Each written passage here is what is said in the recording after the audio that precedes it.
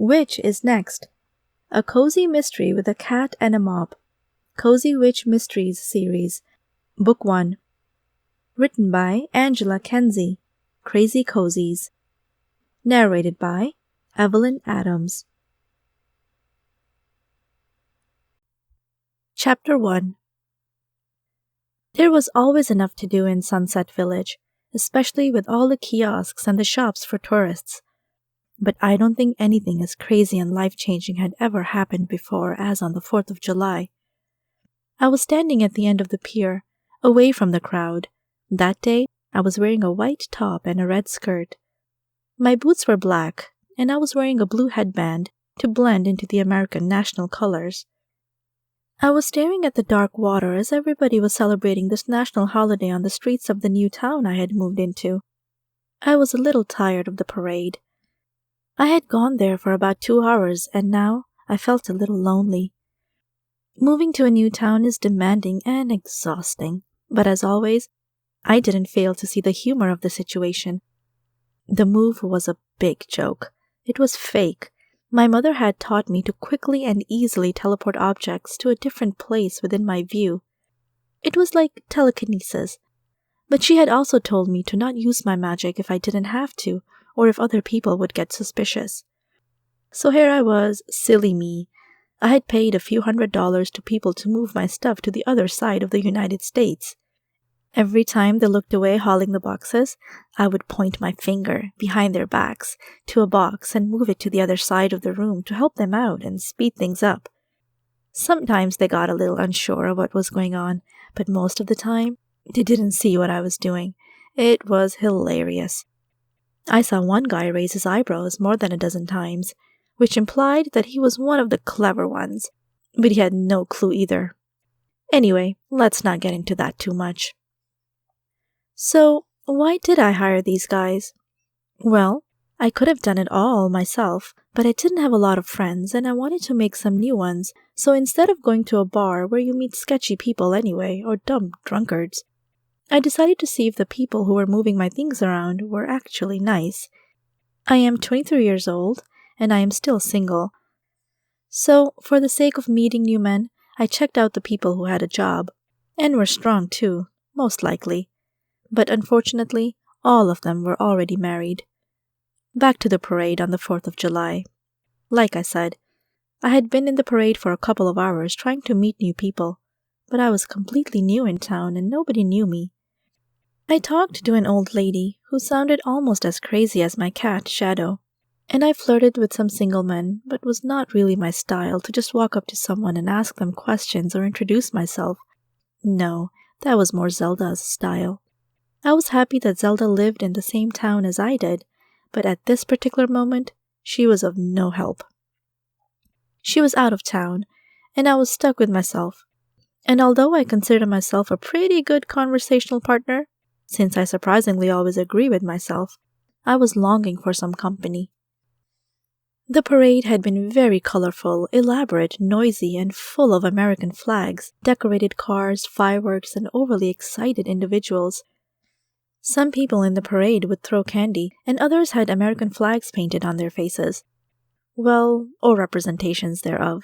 Have you ever tried to paint an American flag that small, with all 13 stripes and 50 stars? Impossible. Poor face painters, they would never reach perfection. Anyway, I didn't remember everything from the parade, but I did remember the man with the beard and the bald head, a hat that was way too big for him, so it would constantly drop on the ground, and every time it would, his little boy would pick it up and politely give it back to him. He would thank the boy and look as if nothing had happened, putting his nose in the air to maintain his cool appearance, so that people would not think anything of it. Ironically, however, putting his head up like that only increased the likelihood of the same hat to fall off again. I chuckled when I saw it. All the things some people do to maintain the appearance of a big ego. Incredible. But now all of that was over. As I stared at the horizon, the sun was about to set, and it was getting late. I took off my boots and put my feet into the water. I sighed. I looked at the waves and thought of how to paint them on a canvas. Then I heard a voice behind me. "You're done talking, huh?" I looked behind me. It was my black cat, Shadow. I smiled at him and said, "How many cats did you talk to then?" "Oh, I got to know some of them. I just got bored. So, what are you doing?" I got bored too, I admitted. "Can't you do something funny, like cause someone to trip or have some people crash?" "You naughty cat. I am not here to crash the party in that sense." "Come on, Cammy. I'm bored out of my mind. Let's make something go wrong. You mastered the power of telekinesis. Do something with it." "Just be quiet, Shadow. I won't do it. Let's just enjoy the fireworks," I said. That concluded the matter. We sat there. He sighed. I sighed again, too. And actually, the boring turned into something peaceful. But as always, peaceful doesn't last.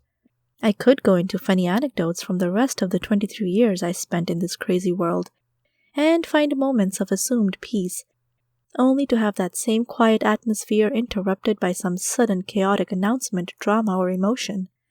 This moment was no different. The quiet gaze at the fireworks and the sun at the horizon that colored the water red, orange, and yellow only lasted for several minutes. "Madam?" I heard a quiet voice behind me say. I looked behind me, and so did my cat, Shadow. It was a little girl, a young child by herself. She was wearing a white dress and had tiny American flags painted on her cute cheeks. Her hair was blonde, and she had a stars and stripes ribbon in her hair. With her blue eyes, she looked at us with an innocent but demanding expression on her face. "Yes, what is it?" I asked politely. "I found something. I think you should see it." "Where are your parents?" I wanted to know. "My dad is watching the parade. I snuck away because I heard something. Everyone else thought they were more fireworks, but I thought it was something else. Want to come see?" I looked at Shadow and he looked at me. I shrugged. "Sure," I said. "What's your name?" "I am Shelley, and I am 7 years old." "Nice to meet you, Shelley," I said. "I am Cammy, and this is my cat, Shadow." "He's cute," Shelley said. Shadow scoffed at that comment. He never liked being called cute. But he knew he couldn't talk back, so he just rolled his eyes and took it like a real tough cat. "Well, what are we waiting for? Let's go then! Come on!" she shouted. The girl took a few steps forward and then tugged on my wrist to lift me up and take me to what she was talking about. In a whim, I was barely able to grab my boots and put them on as I was hopping on one foot to not throw the girl off balance too much. I was okay with following her. I mean, what could go wrong, right? But I was also curious to find out where her father was. A girl her age shouldn't be walking around on her own. We came to one side of the pier that was hidden behind a small shack. Next to the shack, there was a garbage can and a container that stunk like fish. Hooks, rods, and other tools were hanging on the walls inside of it, which I could see through the window. When we turned around the corner, I looked at the water. "There, you see?" the girl asked. I saw all kinds of garbage and mumbled and grumbled inside that people can be so dumb as to throw their garbage in the ocean, even though the trash can was right there, then rebuking myself in my thoughts for assuming that these objects were tossed into the water at this particular spot. I felt like ordering my mop, which I flew on, by the way, to come over and clean up the mess with a touch of magic. However, anything I would do to draw attention to my magic would be misunderstood by the outside world, so I restrained myself. But then I squinted my eyes and saw something fishy, well, actually human, floating between them. "Is that a—" "Yes, I think it's a man," Shelley said. "I didn't know for certain, so I wanted an adult to check it. I am scared. I don't want to go closer." "We need to get your dad," I said. "Go look for him. I'll go over there and see what it is." I approached the person in the water and said, "Sir, are you there? Are you okay?" No answer. Maybe he was dead. I looked at Shadow, who could only shrug. "You're no help," I said. "Sorry, I hate water," he said. I know, it would be good for you to learn how to swim sometime, I complained. Perhaps you should get a dog then, he answered. I brushed it aside and walked into the water. It was a little filthy with all the garbage and all, but I had put my beautiful boots on the side so they wouldn't get wet. When I came close, I touched the body. It was definitely a man, but he wasn't moving. Was he really dead? I touched his face. He appeared to be in his 50s or 60s. And yes, it was a corpse. I put my hand underneath its head to lift him out of the water. It was the first time I had seen a corpse like this up close, even though my mother had told me all about the realm of ghosts, with vampires and witches like me being everywhere. A real corpse. Yes, this was a first. Suddenly, I heard a voice. Madam, are you all right? Shelley told me to come see you. Shelley's father came running at the water, and his daughter was next to him. He was wearing a leather jacket, loose over his white t-shirt, and an American hat to celebrate the 4th of July. Yes, I'm okay, I shouted back. But I don't think this gentleman is. He appears to be dead. I could see he was shocked, but not as much as some people would be when being confronted with a corpse. It was almost as if he knew exactly what to do. He stood on the side and said, Are you bringing him over? Yes, just push him a little this way. As the man went halfway into the water, he pulled on the corpse and helped me get it to the shore. He lay it on the sand and said, Usually you should never move a dead body, but in this case, it needed to be out of the water. Fingerprints are pretty useless too, but we can investigate what caused it. Hold on while I call the cops about this. He reached for his cell phone in his pocket and called the local police. Shelley put her hands behind her back and smiled at me. Thank you for taking a look at it, she mumbled. You're welcome, I replied as I put my boots back on my feet. Shadow sniffed and walked around the dead body. When her father was done, he put the phone back into his pocket and reached out to shake my hand. I am sorry you had to see this, and I want to thank you for helping out. My name is Bruce Colvin, and I happen to be a detective. I don't know why my daughter was snooping around without me, and I apologize for having her dragging you into this, Miss, I said. I am not married. My name is Cammy Whisper, and it's totally fine. I think your daughter is very sweet. Yes, I love her to pieces. Thanks. Anyway, again, sorry to get you involved. You may go if you want. I can take it from here. Actually, I said, I am intrigued. What do you think caused this man to die? Well, it seems simple, Bruce said. It looks like a gunshot to the chest, see? The blood got mixed with the water already, but you can clearly see the wound over here. So what will happen now? I asked. The police will be here shortly. I insisted that they bring a forensics team. We're going to find out everything we can about this. As of now, we don't know much more other than the fact that this gentleman has been shot. I can guess the age, but I am sure they will quickly be able to find his profile so we can identify the victim. How did you find him? I asked Shelley. Like I said, I heard something, but I didn't think it was more fireworks. It sounded different. You have keen ears, her dad complimented. I didn't know you could tell the difference between a gunshot and some fireworks. It sounded like bang bang, not pew or pang, she said, emphasizing her sound effects with some animated hand movements. We both chuckled at the lively spurt of this 7-year-old trying to explain to adults what she had heard. Very descriptive, I commented with a smile. I would probably hear the difference too. Bruce smiled at me. In fact, I think he was even staring a little at me. I mean, I mentioned I wasn't the biggest flirt in the world, but I wasn't oblivious to things like that either. At that moment, I knew he found me at least somewhat attractive. I had no idea what was going on in his head, but it didn't matter. It was flattering, and I liked it. Well, I better get going, I said after a few minutes.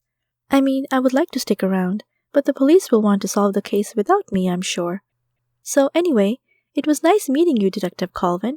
I might see you again. It was good to meet you too, Ms. Whisper. Can I have your phone number? If there is anything you might have seen, if the police have any questions, you know. It would come in handy to call you and see if you can help us with the case. Oh, and please, call me Bruce.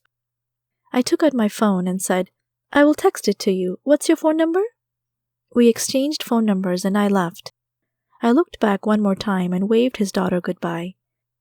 As we walked back to the parade, I saw police cars arrive at the scene. It wasn't any of my business anymore, so I decided to watch the fireworks one more time.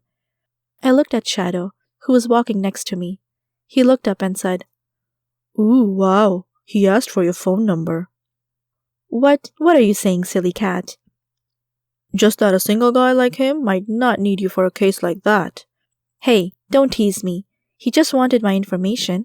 It makes perfect sense. Sure he does. Sure he does, Shadow said with a smirk on his face. Besides, who says he is single? He has a daughter, I added. There is nothing going on. We'll see, Shadow said. We'll see if I'm right. Suddenly I saw a little boy stare at me. He was looking at me as if I was stupid, so I asked, What? Why are you staring at me? Do you always talk to cats? He asked. My mommy says animals can't really talk. Is that true? I didn't know what to say. Was I going to tell him the truth about cat language and the power witches possess to talk to animals? I knew I couldn't do that. It would discredit his mother. Another quick dilemma. I thought for a moment and replied, Your mom is right. I am just a little crazy. My cat likes it when I talk to him. But cats can't really talk, dear. Go on, run back to your mom. He smiled and ran away. That was close. Imagine that, becoming the village idiot in the first week of my arrival. I wasn't planning on moving soon, so maybe from now on, I had to try to blend in more. When I came home that night, a million thoughts raced through my mind. Was Bruce really married? Would I even be interested in a single dad if he wasn't? Why did that girl come to me and nobody else? Did my boots not get too wet with my feet in them? Was my skirt long enough? And what happened to that guy who got shot in the chest? The questions kept me up for a little while, but when I glanced at my cat, I saw that he was already asleep. Inspired by his carelessness, I finally told myself to close the thinking box and go to rest. Chapter 1. There was always enough to do in Sunset Village, especially with all the kiosks and the shops for tourists. But I don't think anything as crazy and life-changing had ever happened before as on the 4th of July. I was standing at the end of the pier, away from the crowd. That day, I was wearing a white top and a red skirt. My boots were black, and I was wearing a blue headband to blend into the American national colors.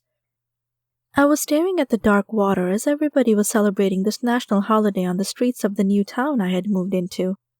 I was a little tired of the parade. I had gone there for about 2 hours, and now I felt a little lonely. Moving to a new town is demanding and exhausting, but as always, I didn't fail to see the humor of the situation. The move was a big joke.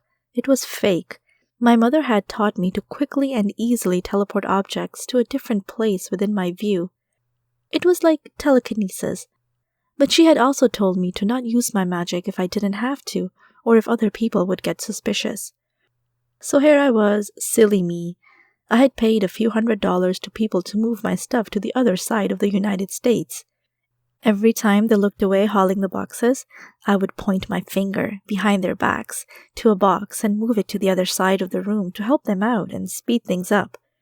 Sometimes they got a little unsure of what was going on, but most of the time, they didn't see what I was doing. It was hilarious. I saw one guy raise his eyebrows more than a dozen times, which implied that he was one of the clever ones, but he had no clue either. Anyway, let's not get into that too much. So, why did I hire these guys? Well, I could have done it all myself, but I didn't have a lot of friends and I wanted to make some new ones, so instead of going to a bar where you meet sketchy people anyway, or dumb drunkards, I decided to see if the people who were moving my things around were actually nice. I am 23 years old, and I am still single. So, for the sake of meeting new men, I checked out the people who had a job, and were strong too, most likely. But unfortunately, all of them were already married. Back to the parade on the 4th of July. Like I said, I had been in the parade for a couple of hours trying to meet new people, but I was completely new in town and nobody knew me. I talked to an old lady who sounded almost as crazy as my cat, Shadow, and I flirted with some single men, but was not really my style to just walk up to someone and ask them questions or introduce myself. No, that was more Zelda's style. I was happy that Zelda lived in the same town as I did, but at this particular moment, she was of no help. She was out of town, and I was stuck with myself. And although I consider myself a pretty good conversational partner, since I surprisingly always agree with myself, I was longing for some company. The parade had been very colorful, elaborate, noisy, and full of American flags, decorated cars, fireworks, and overly excited individuals. Some people in the parade would throw candy, and others had American flags painted on their faces. Well, or representations thereof. Have you ever tried to paint an American flag that small, with all 13 stripes and 50 stars? Impossible. Poor face painters, they would never reach perfection. Anyway, I didn't remember everything from the parade, but I did remember the man with the beard and the bald head, a hat that was way too big for him, so it would constantly drop on the ground, and every time it would, his little boy would pick it up and politely give it back to him. He would thank the boy and look as if nothing had happened, putting his nose in the air to maintain his cool appearance, so that people would not think anything of it. Ironically, however, putting his head up like that only increased the likelihood of the same hat to fall off again. I chuckled when I saw it. All the things some people do to maintain the appearance of a big ego. Incredible. But now all of that was over. As I stared at the horizon, the sun was about to set, and it was getting late. I took off my boots and put my feet into the water. I sighed. I looked at the waves and thought of how to paint them on a canvas. Then I heard a voice behind me. "You're done talking, huh?" I looked behind me. It was my black cat, Shadow. I smiled at him and said, "How many cats did you talk to then?" "Oh, I got to know some of them. I just got bored. So, what are you doing?" I got bored too, I admitted. "Can't you do something funny, like cause someone to trip or have some people crash?" "You naughty cat. I am not here to crash the party in that sense." "Come on, Cammy. I'm bored out of my mind. Let's make something go wrong. You mastered the power of telekinesis. Do something with it." "Just be quiet, Shadow." "I won't do it. Let's just enjoy the fireworks," I said. That concluded the matter. We sat there. He sighed. I sighed again, too. And actually, the boring turned into something peaceful. But as always, peaceful doesn't last. I could go into funny anecdotes from the rest of the 23 years I spent in this crazy world, and find moments of assumed peace, only to have that same quiet atmosphere interrupted by some sudden chaotic announcement, drama, or emotion.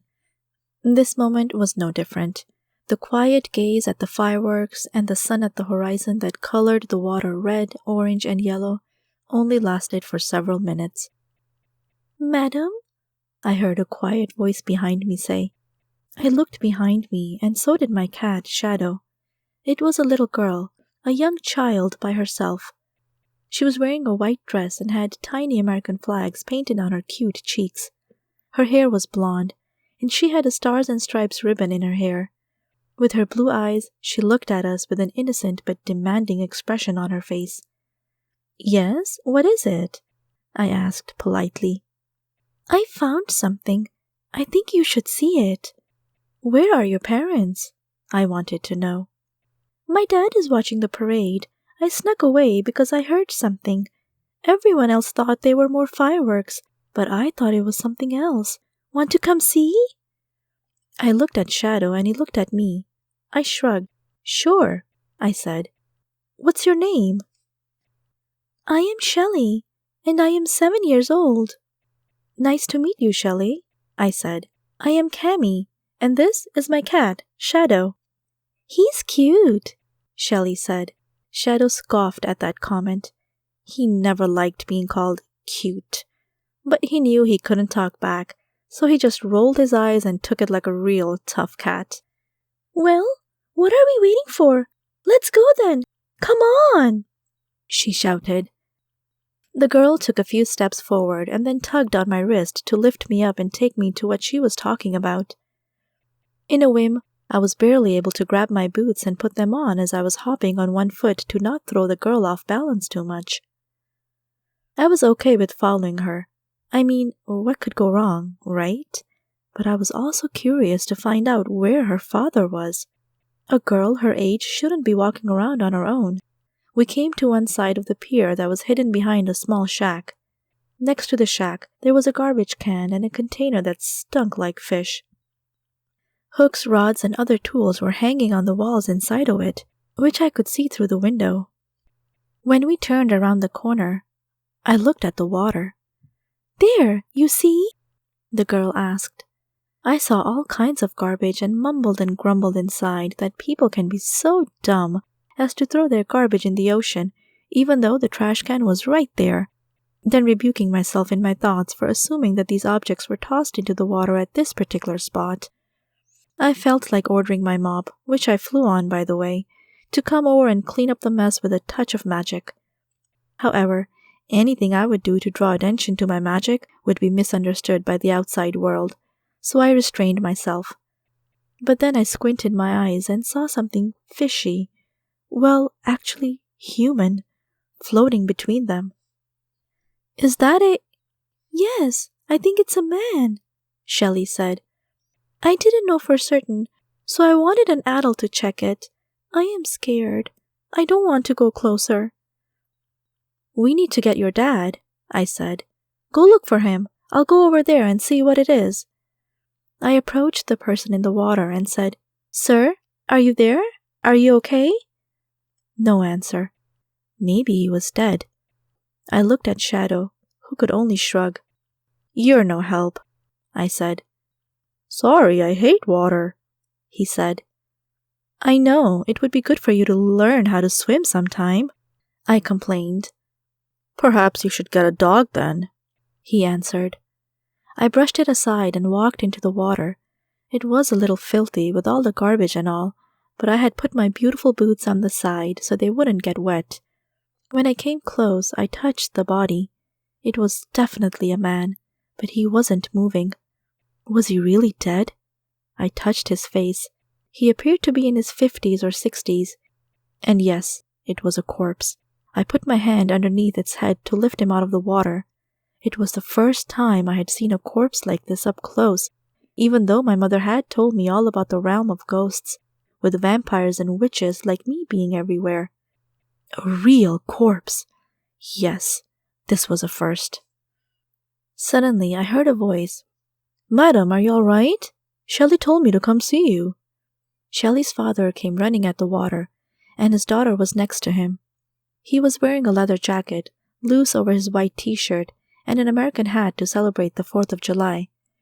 "Yes, I'm okay," I shouted back. "But I don't think this gentleman is. He appears to be dead." I could see he was shocked, but not as much as some people would be when being confronted with a corpse. It was almost as if he knew exactly what to do. He stood on the side and said, "Are you bringing him over? Yes, just push him a little this way."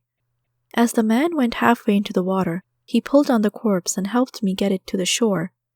He lay it on the sand and said, "Usually you should never move a dead body, but in this case, it needed to be out of the water. Fingerprints are pretty useless too, but we can investigate what caused it. Hold on while I call the cops about this." He reached for his cell phone in his pocket and called the local police. Shelley put her hands behind her back and smiled at me. "Thank you for taking a look at it," she mumbled. "You're welcome," I replied as I put my boots back on my feet. Shadow sniffed and walked around the dead body. When her father was done, he put the phone back into his pocket and reached out to shake my hand. "I am sorry you had to see this, and I want to thank you for helping out. My name is Bruce Colvin, and I happen to be a detective. I don't know why my daughter was snooping around without me, and I apologize for having her dragging you into this, Miss, I said. "I am not married. My name is Cammy Whisper, and it's totally fine. I think your daughter is very sweet." "Yes, I love her to pieces. Thanks. Anyway, again, sorry to get you involved. You may go if you want. I can take it from here. Actually, I said, I am intrigued. What do you think caused this man to die? Well, it seems simple, Bruce said. It looks like a gunshot to the chest. See? The blood got mixed with the water already, but you can clearly see the wound over here. So what will happen now? I asked. The police will be here shortly. I insisted that they bring a forensics team. We're going to find out everything we can about this. As of now, we don't know much more other than the fact that this gentleman has been shot. I can guess the age, but I am sure they will quickly be able to find his profile so we can identify the victim. How did you find him? I asked Shelley. Like I said, I heard something, but I didn't think it was more fireworks. It sounded different. You have keen ears, her dad complimented. I didn't know you could tell the difference between a gunshot and some fireworks. It sounded like bang bang, not pew or pang, she said, emphasizing her sound effects with some animated hand movements. We both chuckled at the lively spurt of this 7-year-old trying to explain to adults what she had heard. Very descriptive, I commented with a smile. I would probably hear the difference too.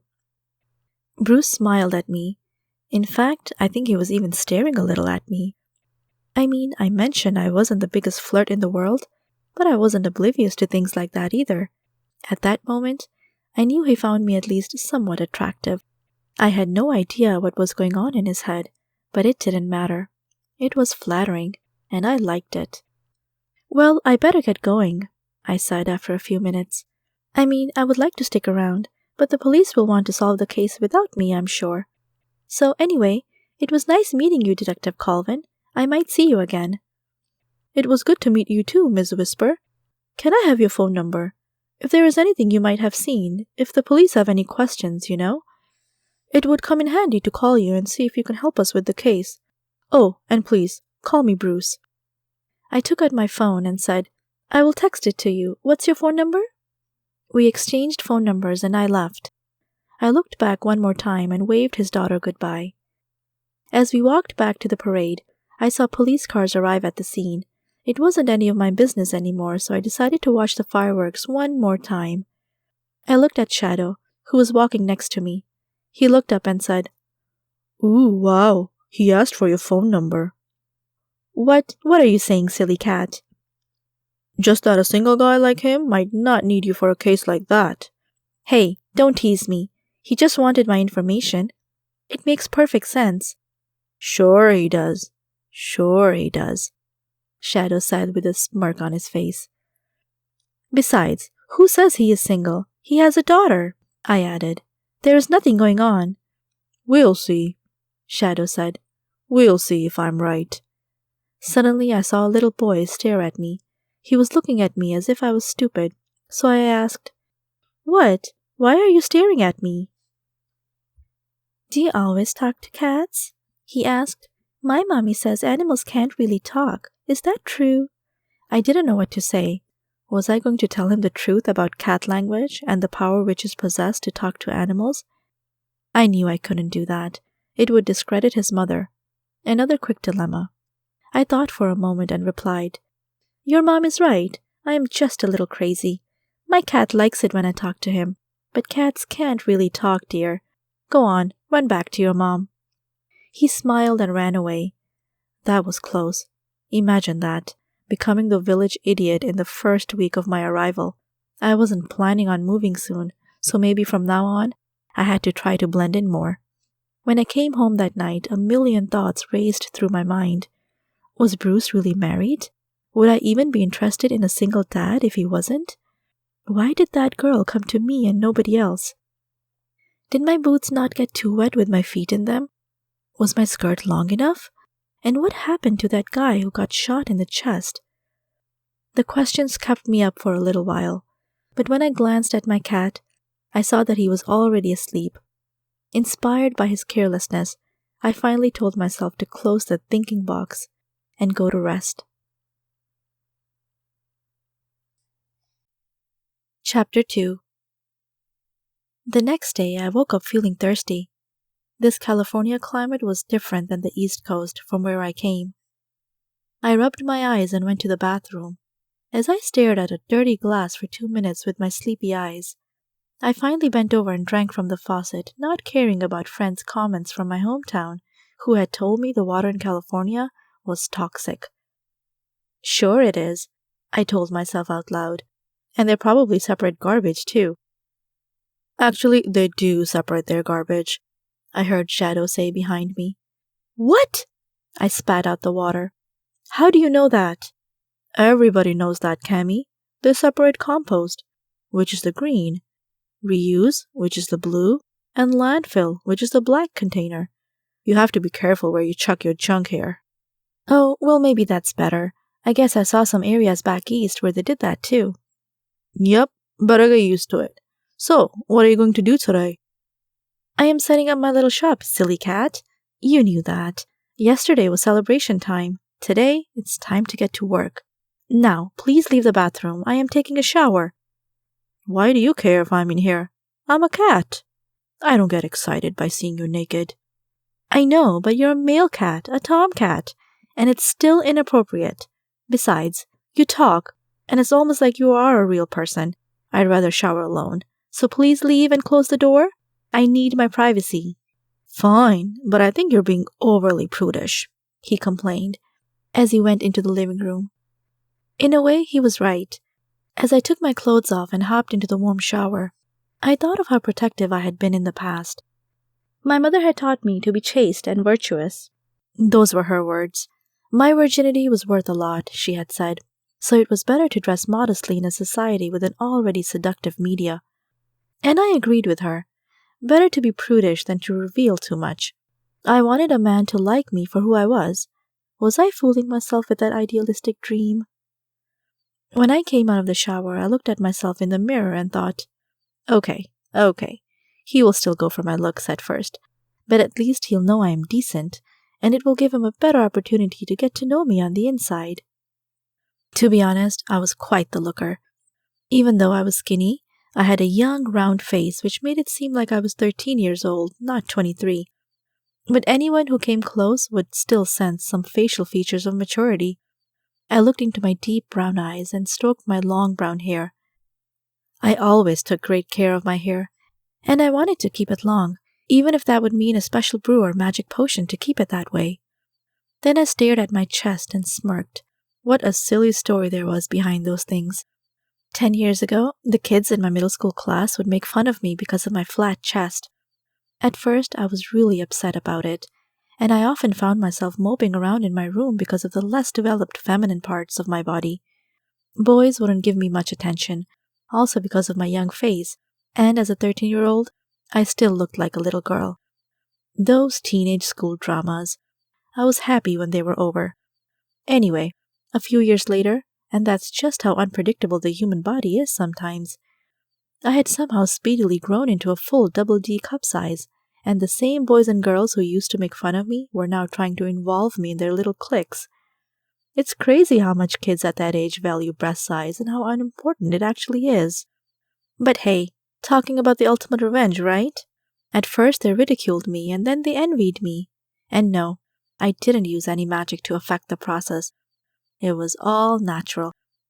I put my clothes back on and came out of the bathroom. When I came downstairs, I looked at what would soon be my spices and aromas shop. I bought this place because I noticed an ongoing trend in tourism and a population spike. In figuring that I could make some good money with my potions, soaps, scents, and other seemingly useless souvenirs. I moved here and went on an entrepreneurial journey, following my passion. However, liquids and smells weren't my only passions. I was also into painting, so perhaps someday I could display some masterworks in my little shop. I knew I still had a lot to learn though, and I didn't feel confident enough to show off any of my previous works, so I still considered that as a mere hobby. I also played beach volleyball, which was ideal for a tourist village like this. I had read about tournaments in Sunset Village, and I was eager to join a team sometime. Shadow had been telling me that it was mandatory to play beach volleyball in a bikini, but I insisted on wearing my modest one-piece bathing suit. Other people could do whatever they wanted, and I wouldn't judge them for it. but I was myself, and that was all there was to it. So yes, summing it up, my attention would be divided here in this paradisiacal tourist destination between my two hobbies, volleyball and painting, and simply selling the potions, aromas, and spices I would brew and combine. It would be a dream come true, or so I hoped. As I went downstairs, I noticed how much of a mess it still was. Some boxes had been opened and others were still taped shut. Spider webs were in the corners of the little townhouse and there was dust everywhere. I smiled. I knew this was part of the business, and frankly, it would be one of the more satisfying parts, since sitting around and waiting for customers was not something I was looking forward to. I was always busy, so as I began to unbox my items, I thought of things I could do when the shop was open, other than chewing gum or staring at the ceiling. I took out glass jars and bottles, packets with seasonings in them, and homemade soaps. Scented candles would go into the corner of the store, and I would burn one each day to lure potential customers in. Conveniently enough, there was a desk with a cashier system where I could accept cash and charge credit cards for anyone interested in my peculiarities. It took me several hours to set everything up, but when I felt like I was almost done, I dusted off my clothes and looked around, satisfied with the results. I opened the door and turned around the sign on the shop. Surprisingly, it didn't take more than a few minutes for someone to enter my little shop. It was a chubby girl with red hair and freckles. She had beautiful green eyes and a cheerful look on her face. "Are you the new girl in town?" she asked. "Yes, I am." "Welcome to my little shop. My name is Cammy." "I am Kate. I live next door." "Oh, good to meet my new neighbor then," I said with a smile. "Please take a look around if you want. I just opened today." "Yes, I saw that. I've been keeping an eye on this place. I was super excited to have a new neighbor." "You were? Sorry to ask, but don't you have anything else to do?" "I do," Kate said, "but I work at the local gas station. I work night shifts. So in the morning, I sleep, and in the afternoon, I wake up." "Ah, that makes sense," I admitted. "Did you have fun last night?" What do you mean?" I asked. She looked at me with suspicion. "What do you mean with what do you mean? I just wanted to know if you had a good time at the parade. I always loved the fireworks." "Oh, of course, they were nice. Well, frankly, I got a little bored last night, so I went to the dock and stared at the sunset a little." "I do that too sometimes," Kate agreed. "It's a nice view from there. Is that your cat?" "Yes, his name is Shadow. Do you want to pet him?" Shadow looked annoyed. He knew I just did that to tease him. He didn't like it when people petted him. He was pretty distant for being a cat. I often wondered if my mom couldn't have bought me a more lovey-dovey one, but then again, we were good friends, so I didn't mind having him around at all. "Aw, he's adorable," Kate commented. I chuckled when Shadow closed his eyes with irritation. "He sure is. I agree," I said as I laughed at him. "He's a cute, cuddly cat," I added as I picked him up and stroked his head a little. Abruptly, he jumped out of my arms and lifted up his bum as he walked away elegantly, ignoring my teasing remarks. I knew I would hear about it later, but I didn't care. We had quite the controversial relationship, him and I. "You have some neat stuff in this little shop of yours," Kate said as she touched some of the scented candles. "Where are the price tags?" "Oh, that's the only thing I forgot." "Well, I guess you can have that one for free," I said. "Just see it as a friendship gift." "Really? You don't have to do that. I'm okay with paying for it." No, really. Just select one item in my shop. You can have one freebie. Maybe you like it so much that you can come back for more." She seemed thrilled. Rubbing her chin, she looked around in the shop. She picked up some special teas, shook one of the jars with magical pills in them, and smelled the homemade soap that was lying on one of the shelves.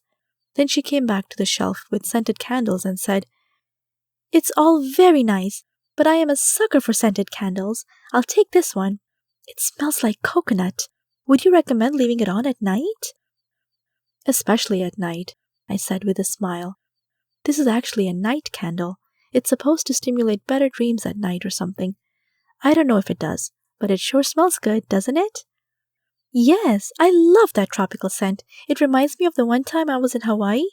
That was one of the best weeks of my life. I loved it there. Too bad I don't have the money to move to a place like that.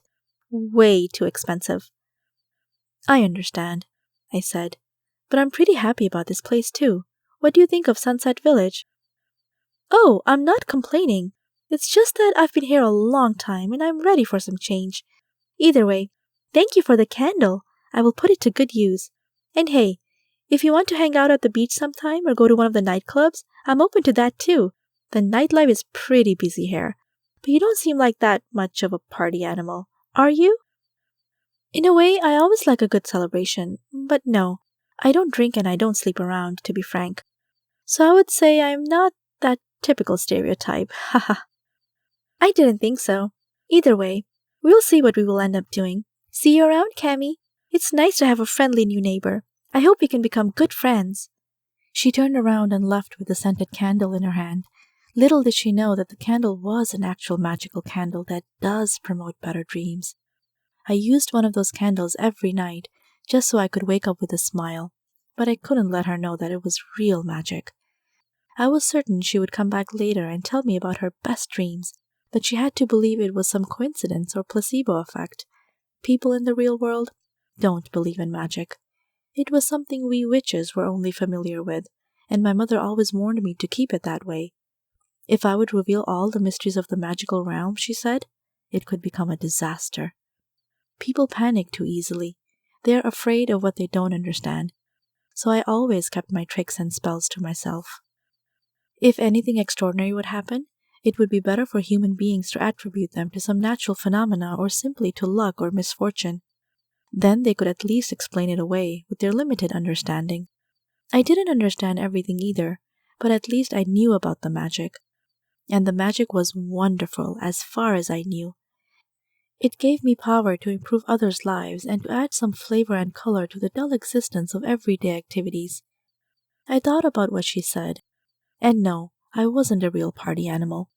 I wasn't shy either. I guess I was somewhere in the middle. The funny thing was that as soon as she left, a real party animal entered the door. Hey there, girl. What's you been doing all this time? It was Zelda. She walked into the shop not long after Kate left. Zelda was a witch, and she knew all about magic. And she was not shy about using it, though, like me, she hid it from the general public as well. She was not stupid. She knew what could possibly happen, but unlike me, she had a way with guys that I never had. With her blonde hair and blue eyes, she seduced a lot of them and then ended up having one boyfriend after another. What was always fun about her is hard to say. Almost everything was. She laughed at my jokes, she had that charisma, and even though I wouldn't say she was prettier than I was, note to self, don't get arrogant or vain, she knew how to show it more. The way she walked, talked, and had that certain way of dressing openly displayed what she was like. Oh, and one more thing, she hates being told what to do, so I always avoided being bossy or even making suggestions about what to do with her life or her many relationships. When she walked in, I was happy to see her. How have you been? She asked loudly. Good, just setting up my shop. I can see that. Nice job. Look at you getting all salesy and stuff. Salesy? Oh, don't deny it. You're in it for the money, the cash, the Benjamins. I can see right through you, girl. I didn't think she understood my true intentions, but unlike my cat, she was usually wrong about me anyway. It was fine, because Zelda was just a fun, bubbly personality to be around. How was your trip? I asked. As usual, men are so stupid. All I had to do was smile, cross my legs, put on some perfume, and convince them to take me on a vacation to Cancun, she explained. So that's where you went? Yes, at first I was just in Los Angeles, but I, upgraded my vacation a little, let's put it that way. I chuckled. You're so sneaky, Zelda. I could never do what you do. Suddenly she became very serious. Don't, she said. You don't want to be like me. Sure, I have a lot of fun, and that's what keeps me going, but you're still so innocent and calm. You're a deep thinker, and that's what I like about you. Don't ever change for me, okay?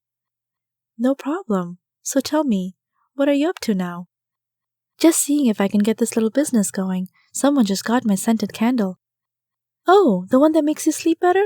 I love that one. It's like melatonin on steroids, but with the dream effect and everything. Love it, love it, love it. Good for you. Well, gotta go. Talk to you later. Wait, I said. Where are you going? I have a date with a guy in town. You wouldn't believe some of the places he's been. Let me guess. Antarctica? I said skeptically. No, silly. He's British, from Europe, remember? The continent with all the castles and palaces? It's pretty cool. I think I might talk him into taking me there one day. I didn't really know what to think of it. On the one hand, she was using these poor guys to travel around the world for free, manipulating them into paying for every pleasure they would seek on the way. On the other hand, I wondered if some of these guys didn't mind. Some guys might like a pretty girl next to them when they meet and greet. It's like having status when you show off a beautiful woman to your peers, even in the highest circles. Maybe even especially in those circles. Well, good luck, I said a little sheepishly. I hope you find what you're looking for. I will, girl. Ciao, gotta go. Kings and castles are calling my name. She left in a hurry. As I watched her leave the shop, I wondered, good for you, when am I going to find what I am looking for? And at that very moment, my phone rang. I tapped the button on my phone and answered the call. The voice on the other end said, Hey Cammy, this is Bruce. I wondered if you had some time to join me for dinner.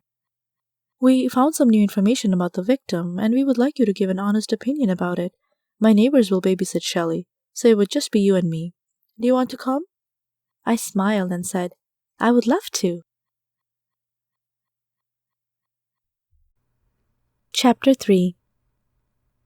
I knew it was an investigation, but it felt like a date. I was interested in hearing more about the dead victim, but if I am honest, I have to admit I was more so interested in Bruce and his background.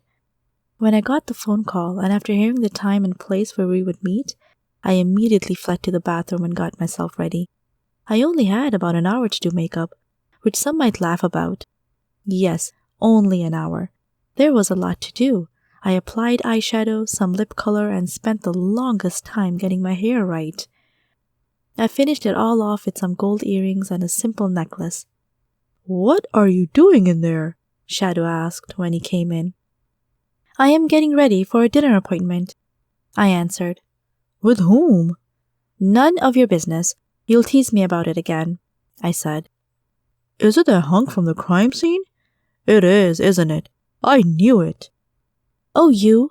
We're just going to talk about what happened at the beach. Which part? The part when you pushed a disgusting corpse out of the water? Or the part when you looked into each other's eyes? I didn't answer. Honestly, I didn't answer because I had no idea. I didn't know anything about this Bruce character, so I was very reserved and cautious not to have any expectations. I mean, really, what was his story? Why did he have a child? And what was he doing here anyway? For all I knew, I was doing the Zelda thing, getting a free dinner by looking pretty. That's a fancy dress, very appropriate for a murder investigation, Shadow said when he saw the purple dress I was about to put on. I don't know if that was sarcastic or not, and I don't want to know. I sneered back. I am just going to have dinner with a detective, and that's it. A handsome detective, Shadow added. Okay, that's it. One more comment and I will throw you out the window. You always land on your feet anyway, I said. He was silent after that, although I think I caught him secretly making some kissing sounds when I wasn't looking. I didn't care. I was about to have some fun. When I was done with my face, my hair, and the dress, I called my mop. Mop! Mop! I shouted. Where are you? In an instant, my mop came flying in and floated in front of me, about 2 feet above the floor. I opened the window, lifted up my dress, and sat sideways on the mop. I still don't know why you use that thing, Shadow criticized. You look ridiculous on it. Imagine if the neighbors notice you. First of all, I defended, they won't, because nobody stares at the back window of a house all day waiting to see a witch fly out. And second, if you're referring to the fact that it is a mop, you are more wrong than you ever could be. I know a lot of witches use broomsticks, but that stuff is so old school. Mobs clean a floor way better.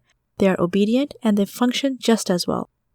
Anyway, I don't have time to explain it all over again. If you ever become a witch, you can choose a broomstick. Happy?" He rolled his eyes with a smirk on his face and waved me goodbye. Cat score, 0. Cammy score, 100 points. I won this smarty pants discussion. Whoosh! I flew out the window into the dark sky. It was a beautiful sight. Every time I got on that mob, I enjoyed myself thoroughly. It was like leaving the world behind and looking at it from a different angle. Seeing all the little homes, streets, and cars was something I would never get enough of.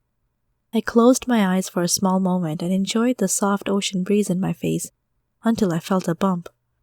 I opened my eyes and looked back, trying to figure out if I had accidentally hit something. I put my hands on my mouth in shock when I realized my mop and I had just hit a seagull. Oops. I noticed it was still flying, so at least the poor bird was okay. I concluded after that it was better to watch where I was going. And even though air traffic on a mop is not comparable to the everyday cutoffs, cuss words, and frustrations of a Los Angeles highway, I was suddenly aware of the fact that even flying on a mop took some concentration. "Sorry, seagull!" I yelled, hoping he'd understand. Oh, I was such an animal lover. Here I was being cautious and apologetic to some dumb seagull that wasn't watching out for witches on mobs while flying, whereas I was also thinking at the same time about ordering chicken, shrimp, or pork in a fancy restaurant. The irony of it all. Better not think about it. But yes, I was hungry, and I was definitely no vegetarian. The view of the small town was so gorgeous. It was worth getting late for, since it was my first time flying above Sunset Village. But then again, I didn't want to disappoint Bruce and give him a bad first impression of me. I arrived. It was a fancy place.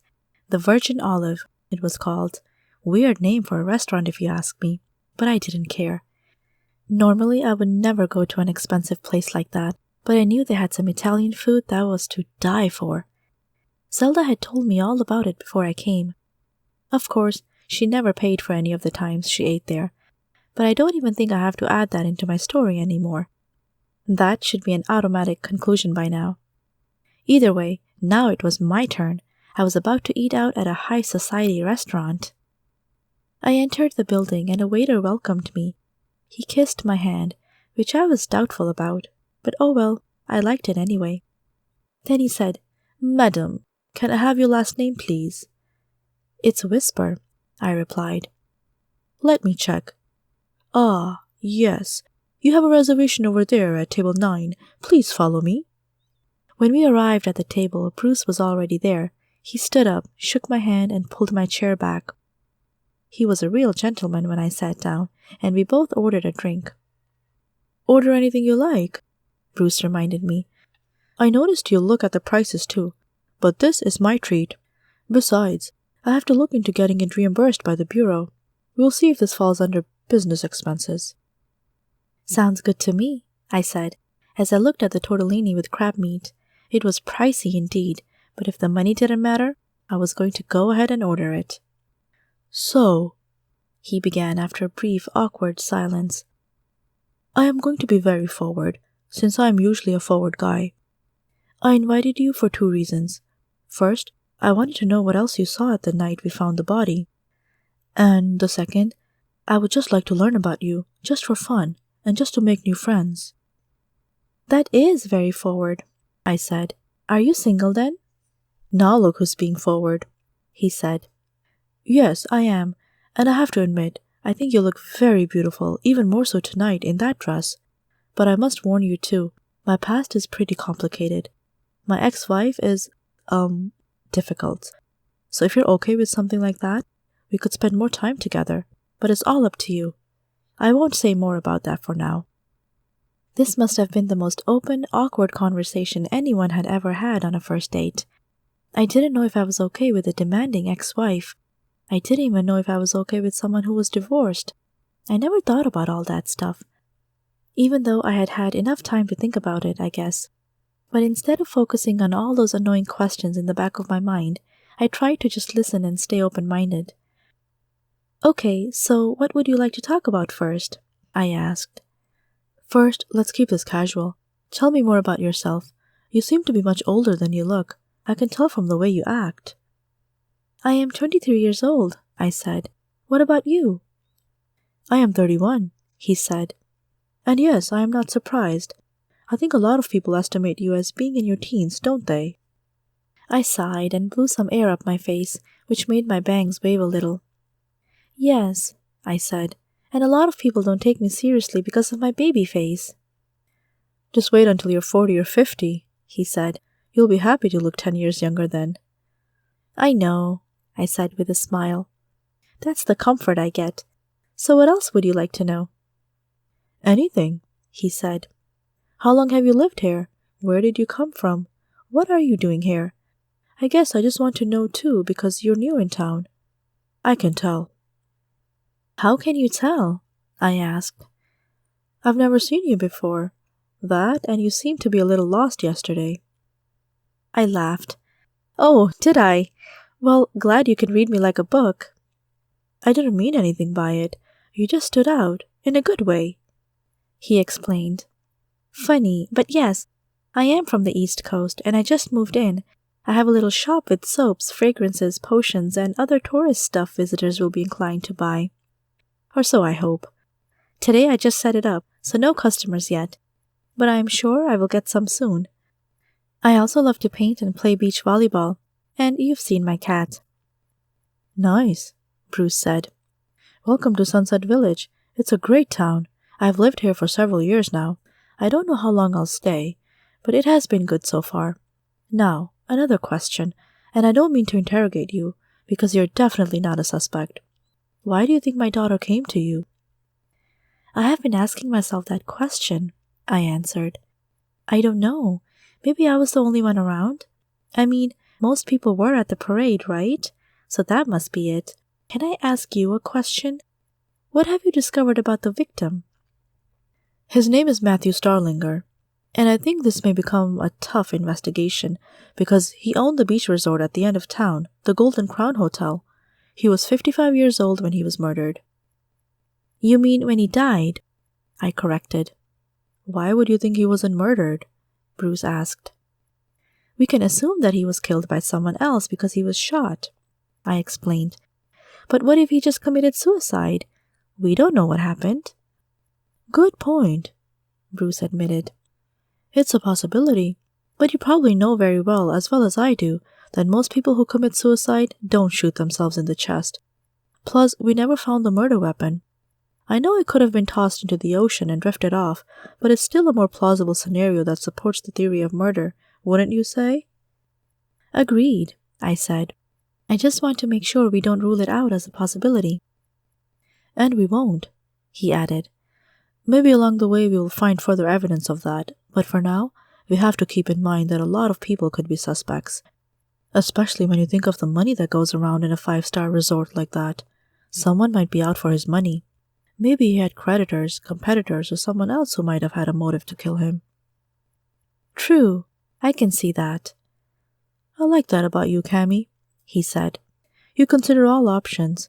I already sensed something like that when I first saw you. You're observant. And I think you could help me solve the case." I raised one eyebrow. "I have never helped anyone out in a murder case," I said. "Why would you need help from me?" "Well, you can reject the offer if you want, but you will come in handy when we question certain individuals, especially since you're new and you don't know anyone yet. If you had been living here for a while, you might have been biased. But to you, everyone is a suspect, and that's another benefit." I could come in handy. Well, that sounded less flattering. But I knew what he meant. I wasn't sure anymore, by the way he talked about the case, about me, or about his crazy ex-wife, whether or not he was a good candidate for me to date. But my curiosity about the case was sparked nonetheless, and I was very interested in doing this. I thought for a moment, staring at the glass with 7-Up I had ordered. I took a sip and dipped my finger in the drink. I know, childish, but I couldn't resist it. I glanced at Bruce, who was busily eating his pesto spaghetti by now and not paying a lot of attention to me, so I went for it. I put my wet finger on the tip of the glass and moved it around in circles. "Hey, what was that sound?" Bruce asked. I put my hand back on the table and mumbled, "It's real crystal." "What?" he asked. "It's real crystal. The glasses. They're made out of crystal. You know, if you move your finger on the edge, you can hear it zoom." He chuckled, almost choking on his spaghetti. "I used to play that game all the time when I was a kid. Unfortunately, the restaurants I went to never had any real crystal glasses. Here, let me try." I laughed when I saw the child come out in this grown man. He was testing out the crystal glass as well, and he kept doing it until he got a stern look from a grouchy old man at the table next to us. "Yes, what were we talking about again?" Bruce asked. "The investigation," I said. "Ah, yes. Do you want to join me then?" he asked me directly. "The salary will be pretty good, so you won't miss out." "What about my shop?" I asked. "I have to get that going, don't I?" "Yes, you can definitely open that during the day, and in the evenings we can go out there and do some research. What do you think? If you don't want to decide right now, you can tell me tomorrow too. But I have to get started soon, so tomorrow is your last chance." "Well, I think—" But before I could finish my sentence, one of the waiters tripped and clumsily dropped his tray with 4 glasses of wine, which all ended up on my dress. I screamed briefly and softly and began to shiver because of the cold drinks. As soon as I realized what had happened, I stood up immediately. The wine was all over the floor. Bruce looked concerned and asked, "Are you okay?" "Yes, I am fine. It's just that I don't like the smell of alcohol," I said. "And now my dress is all wet." "I am terribly sorry, madam," the waiter said. "I will make sure this will be taken care of soon." He rushed to the kitchen and came back with a small white cloth, which soaked up a small portion of the liquid and turned crimson red in an instant. "What are you doing?" another waiter asked. "We need more than that to clean it up. Go to the kitchen and get a mop. Hurry up, these guests are waiting."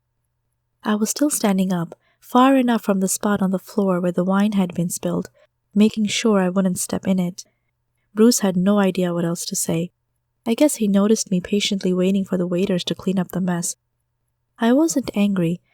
I wasn't going to blame them for an accident, although I thought it was very frustrating. After a minute, the waiter came back and said, "We have no mop. We have nothing. Where did it go? I thought every kitchen is supposed to have a mop."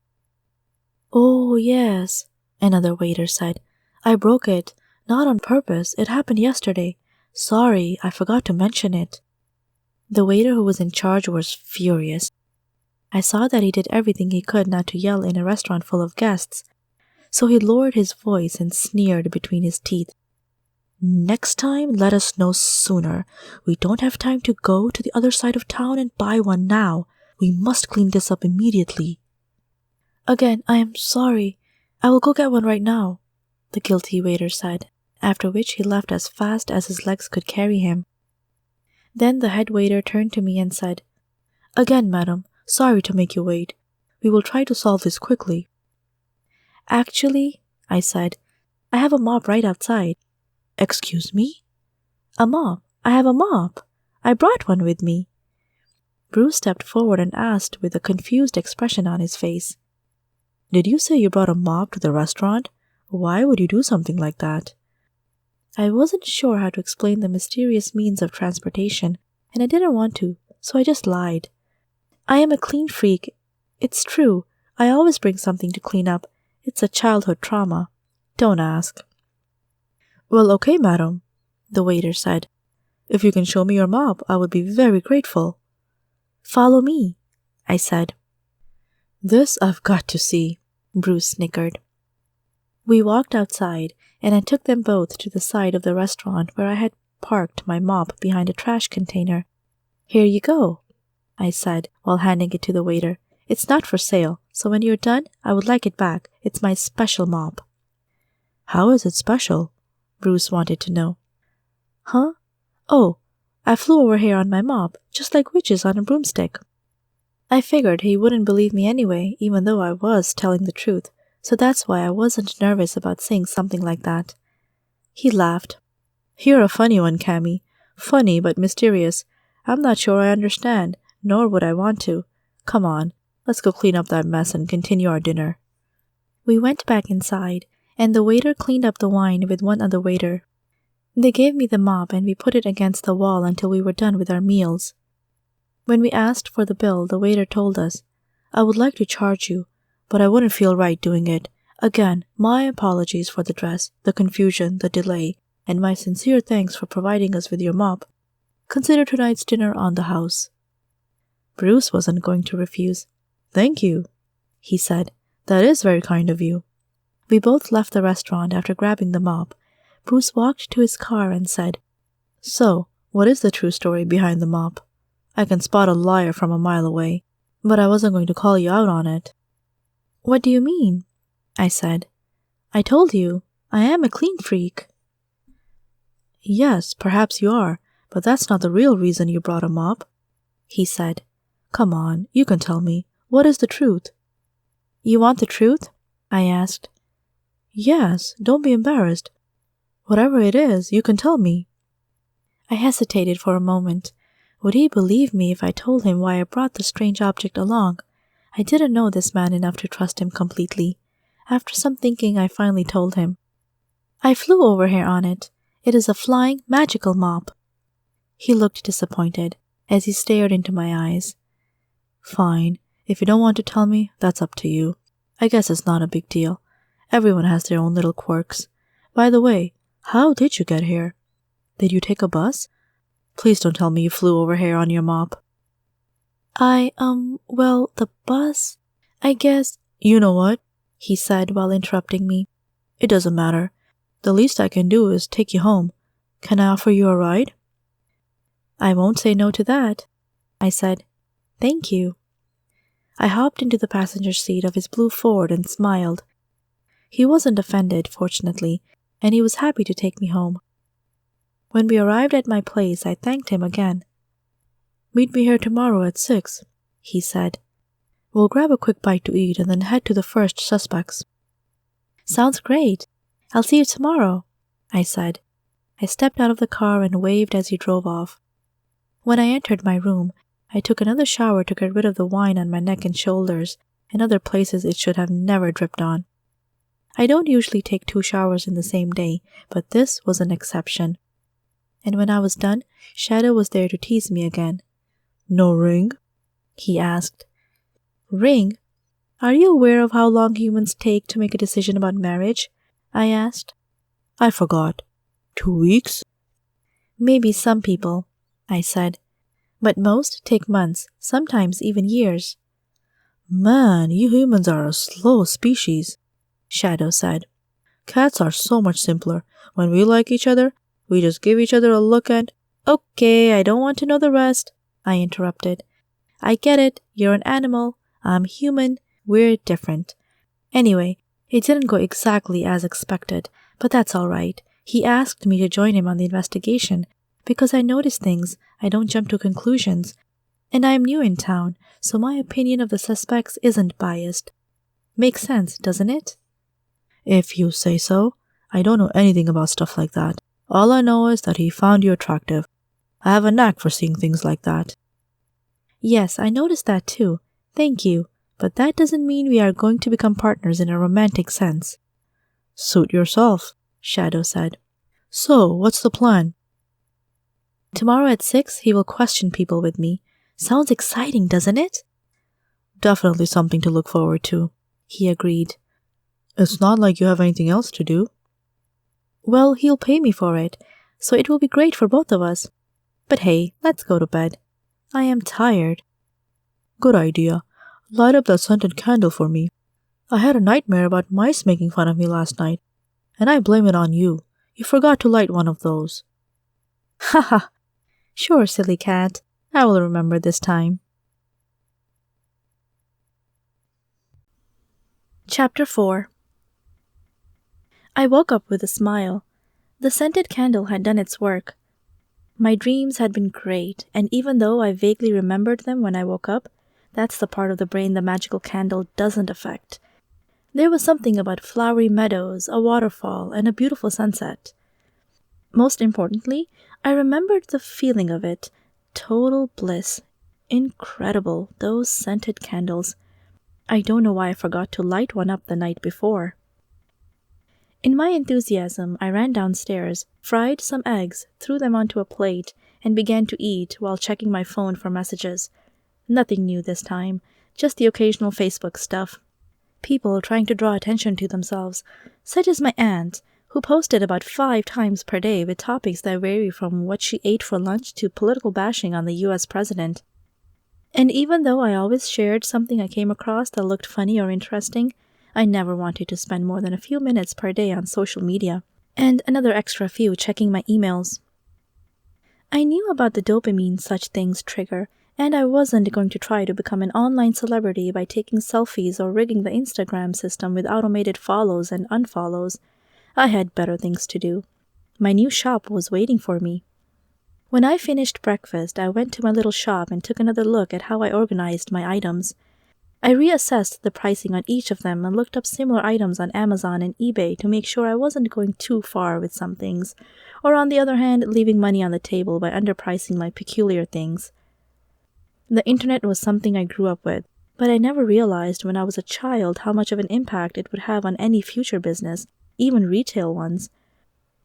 It was one of those things my grandmother didn't understand, or didn't want to at least. Whenever I talked about things like this, she would bring up the time when cell phones didn't exist yet. But that's okay. I completely understand anyone who is not into these kinds of things.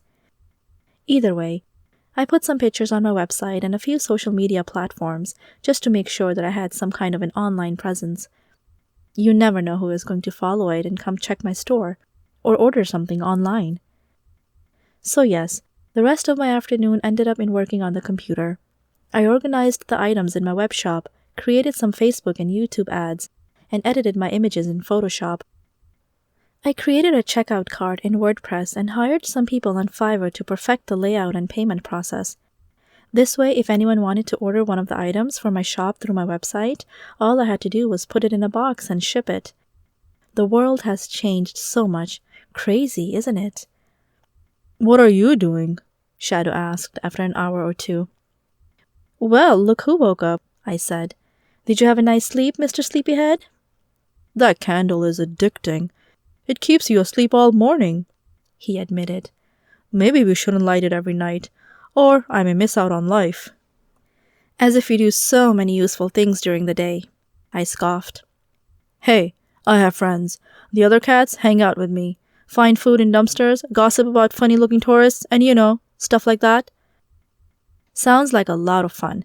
Now, could you let me focus? I'm trying to install some kind of plugin in WordPress for my website. It's complicated. I don't know how any of those computer geeks do it. It frustrates me, these kinds of things." "Fine. Hey, what about tonight?" he asked. "What about it?" "You're going with that detective, aren't you? To question suspects and find clues?" "Yes, I am. He didn't cancel. It's still happening, as far as I know." "Why don't you create a truth serum?" Shadow suggested. "A what?" "A truth serum, the kind of thing that makes people tell the truth, even against their will. Then you don't have to do all the guesswork. Wouldn't that speed things up?" I thought for a moment and said, "You're right. You're right. For the first time in... Never mind. Good idea, Shadow." He smiled and nodded. He was proud of himself. But then I had some doubts. Don't they already have something like that at the Bureau? I mean, that's a real thing, no magic involved, right? Truth serums exist and they're man-made, aren't they? "Maybe they are rare. Maybe they are not allowed. But think about it. If they don't know you're using it and they can't figure out what it is anyway, then it's a sneaky technique to get to the truth. And to find the real murderer. What do you think?" I had to think again. "I can see that," I said after a while. "It's not like I'm using a real truth serum. Instead, I'll use my own brewed potion to get to the bottom of it. That wouldn't hurt. I'll have to make it right away, though." "That's the spirit," my clever cat shouted out. "Let's get started." "Okay, I will be there in a few minutes. Let me finish up this one thing I was doing on the computer." Once I was done and turned the computer off, I went upstairs and looked into my closet, where I had hidden the book of spells my mom had given me. I flipped through the pages and found exactly what I was looking for. "There it is," I said excitedly. "A truth potion. It comes in the form of a few drops that you can put in someone's drink. How about that?" "Excellent," Shadow confirmed. I couldn't do it, though. It was too complicated. If you think that recipes for magical potions contain a handful of ingredients to stir into a cauldron, you're wrong. There was a whole list. To make something magical, you have to get everything right. And after heading to the supermarket and coming back, I knew I was still lacking some important ingredients. "A rhino's hair?" I said desperately. "Where on earth am I going to find that?" "The zoo?" Shadow suggested. "And Red Barrel, what is that?" "Look on Google. Google knows everything." I picked up my phone and looked it up. It seemed to be some very rare stone that looked crimson red, mixing with a hint of pink. Well, that was just great. Where was I going to find that? The internet told me what I didn't want to hear. Red Barrel is presently found at only 3 locations in the world: the Thomas Range and the Wawa Mountains in west-central Utah, and the Black Range in New Mexico. Utah, New Mexico. I couldn't go to any of those places. Those were far. I was a witch, and to brew a teleportation potion would take even more effort than the truth potion. I sat down and stared at the window. Then I turned to Shadow. "My mop?" I said. "There is no way. Can you imagine how long that would take?" "Well, put all the other ingredients in and we'll find the last 2 later," he encouraged me optimistically. I followed his advice and began my brew. I always put my witch hat on when I made some kind of potion. It gave me more of that magical feeling I was looking for, to feel creative and inspired. It smelled pretty good because of the lavender I had put in. I kept stirring and stirring the small pot I made it in with a wooden spoon. Suddenly I heard a knock on the door and a voice. "Knockity knock, can I come in?" "Ah, is that our beloved Bruce?" Shadow asked. "Be quiet, you. Yes, it is. Wow, I can hardly believe the time. I guess I must have forgotten about it when I was so focused on this." I raised my voice and shouted in a gentle tone, "Just a minute!" I took off the hat, put on something decent, and ran downstairs, almost tripping over my own feet. When I saw him, he greeted me and beckoned me to follow him. I went outside, and he opened the door for me. What a gentleman. I sat down in the car and we drove off. "First, we head to the Golden Crown Hotel," he said as he evaded a car on his left that was speeding. "The best place to start is at his job and in his own family." "I agree," I said. "So will the hotel be our first stop?"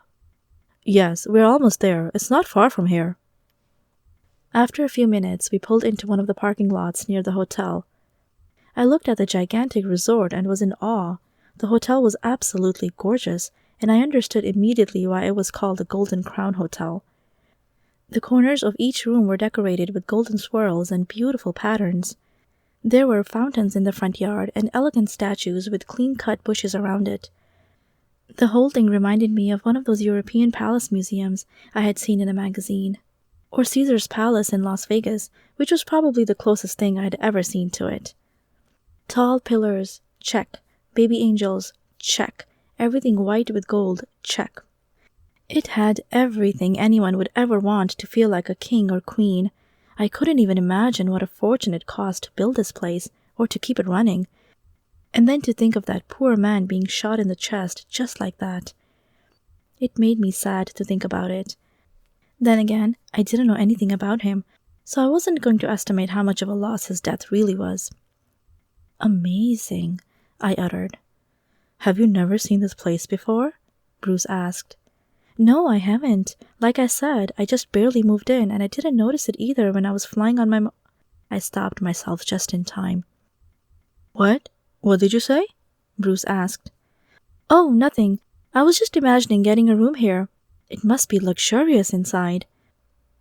"It sure is. But no matter how much of a vacation vibe this place gives you, remember why we are here." "Of course, no problem. Finding the perpetrator. That's it. I am all in." Bruce chuckled at my military tone when I said it. "Come on," he said. "Let's go inside." When we entered the hotel, it didn't surprise me anymore how stunning everything looked. The mirrors, the carpets, the marble pillars, the Roman statues, and the Renaissance paintings and shiny gems in the ceiling reflected the same beauty one would see when glancing at the exterior. Everything was made to wow guests and provide an experience of high-class, expensive luxuries. It was interesting to see that Bruce already had a list of people he wanted to interrogate. He walked up to the desk and asked the lady there to allow him, me, and the first individual on his list to have some privacy in a separate room. Obediently, the lady at the desk arranged everything, and before we knew it, we were sitting down on some of the most comfortable chairs I had ever sat on. We were offered a drink, and within several minutes, a scruffy employee with a hotel outfit came in. "Are you Fabian? Please sit down," Bruce said as he beckoned the employee to sit across from him. "What is all of this about?" Fabian asked. "Is this about Mr. Starlinger?" "It sure is," Bruce said. "Are you aware of the fact that Mr. Starlinger was murdered 2 nights ago?" "I am well aware of that," Fabian answered. "But I didn't do it." "You didn't do it?" Bruce asked. "No, I didn't. So can you let me go, please?" "Not so fast," Bruce said.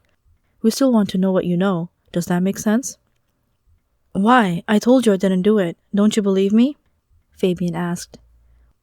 "Well, yes, we do. That's not it. We're just trying to get to the bottom of this. Where were you at the night of the murder?" "I was at the hotel. 3 people can confirm this." "I see. And can I ask you how your relationship with Mr. Starlinger was?" "Haha, relationship? I wasn't in a relationship with him. I have a girlfriend, bro. I am 100% straight." I couldn't help but giggle a little bit, even though it was a simple misunderstanding. "That's not what I meant," Bruce corrected. "Not a romantic one. I mean, how did you relate to each other? Were you good friends?" This time, Fabian laughed even louder. "Ha! Friends? Friends? You're kidding, right? That jerk got what he deserved. I mean, I didn't do it, but I don't care that he is gone. No, we weren't friends. More like the opposite. I know I shouldn't hate on people, but I think the world is better off without him." "Please explain." "You have no idea what was happening here, do you? He treated his employees like dirt. Not only were the paychecks too low, but he made so many here work overtime without paying them a dime extra. And if that weren't bad enough, the guy was often insulting us, telling us things like, "Hey, useless slaves, work harder. I don't pay you to stand around." He was often bathing in his own swimming pools with 2 or 3 hot chicks in his arms, and I saw him take some to a different hotel room every night. If you're looking for a suspect, you might want to interrogate his wife. I am pretty sure she knew all about him cheating on her. And if she didn't, then she was plain stupid." I was shocked from what I heard. Was this really true? Would a guy like that be so selfish? Bruce raised his eyebrows. He didn't know what to say for a moment, so I added my own question. "Why would anybody put up with things like that?" I asked. "Doesn't that result into a lot of people leaving?" "You must be new in town," he concluded. "Yes, but what does that have to do with anything?" "Look, I don't know you, miss, but I guess you don't realize how high the unemployment rate here is. Some people are just desperate, especially many of the Mexicans. They have no other place to go, and some of them are illegal immigrants. So they have to take it, or he will turn them in. Got it?" "That makes sense," I admitted. "So you said you didn't kill him?" Bruce asked. "Yes, sir. No, I did not kill him. I don't even own a gun, but like I said, I didn't like him for one bit. So whoever did it, did us a favor. The next manager is way more respectful to the people who work at the hotel." "And who might that be?" Bruce asked. "Ah, the little daddy's rich boy. His name is Sander. He inherited everything, along with his mother, of course. He is taking over the hotel for now, probably until he finds someone else to run it for him, so he can become a lazy bum too and hide from real life in the swimming pools. Trust me, I've seen it all before.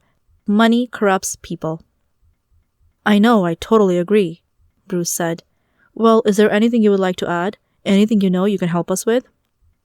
"I wish I did," Fabian said.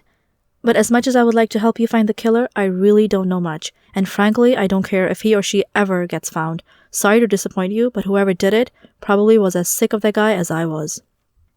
I saw Bruce had to bite his tongue to refrain from making a snarky comment. He was obviously annoyed by this kid. However, he stayed patient and said, "Thank you for your cooperation. You may go now." We both stood up and followed Fabian to the hallway, so we could be ready to call in the next suspect. As we stood there, a young woman with black hair walked by. She was wearing nothing but a yellow bikini and a flower in her hair. I couldn't help but notice that Bruce stared at her body for a few seconds, and I rolled my eyes when he did. "Are you guys talking about Matthew?" she asked in an exaggerated, high-pitched voice. Yes, we are. Do you know anything about his death?" Bruce asked. "He is dead? Oh, the poor thing!" "You didn't know about that?" Bruce asked. "No, I mean, I knew him, but I didn't know he was dead. That's sad to hear." I wasn't sure how honest she was. She didn't even care to ask how and when he died. She was extremely flirtatious and walked in a way that I didn't particularly liked. But then again, maybe that was how she always behaved. "What is your name, and how did you know Mr. Starlinger?" Bruce wanted to know. "I am Trisha, and I'm a good friend of his. You could say I got pretty close to him." "I see. And did his wife know about you and him spending so much time together?" "Of course she knew about it, but what was she going to do, divorce him? He owned the hotel, so she piggybacked on his income. I'm sure she had her own lovers too." "Right. Do you know if Mr. Starlinger had any enemies we should know more about?" "No, I can't help you with that. I know there were some people who didn't like him, but what was not to like? He was a nice guy, super rich, generous, and he had an okay body for someone his age." "Where were you when he died?" "At the hotel. I'm leaving next week. It's been nice here, but it's too bad that he died." I had a skeptical look on my face. I didn't like Trisha at all. Some people just give you the wrong vibe, no matter what they say. And I didn't know if she should be a serious suspect or if she was just shallow and unlikable. I looked at Bruce.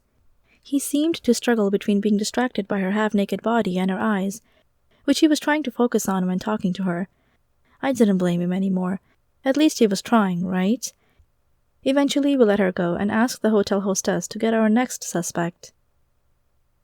The next person who arrived was someone named Miranda. She greeted us politely and sat down in front of us. Her skin indicated that she must have had some Latin American background or family. With a slight accent, she introduced herself as a maid in the hotel. "How long have you worked here?" Bruce asked. "About 5 years," was the answer. "And how was your relationship with Mr. Starlinger?" "I didn't like him that much, so I usually stayed out of his way," she said. "I never really talked to him much. Actually, I have to admit that I always pretended I only spoke Spanish." "So you lied to him?" Bruce asked. "I didn't lie. He never asked. I just always pretended I didn't know what he was talking about. Most times, he would just leave me alone and give up. But sometimes, if it was important, he would get a translator to explain to me what I had to do." "Well, okay, I would call that a lie. But whatever, semantics. What else can you tell me about him?" "He was in the hotel rooms a lot. I knew because I had to clean up after him. Sometimes it was okay, but at other times the room was a mess.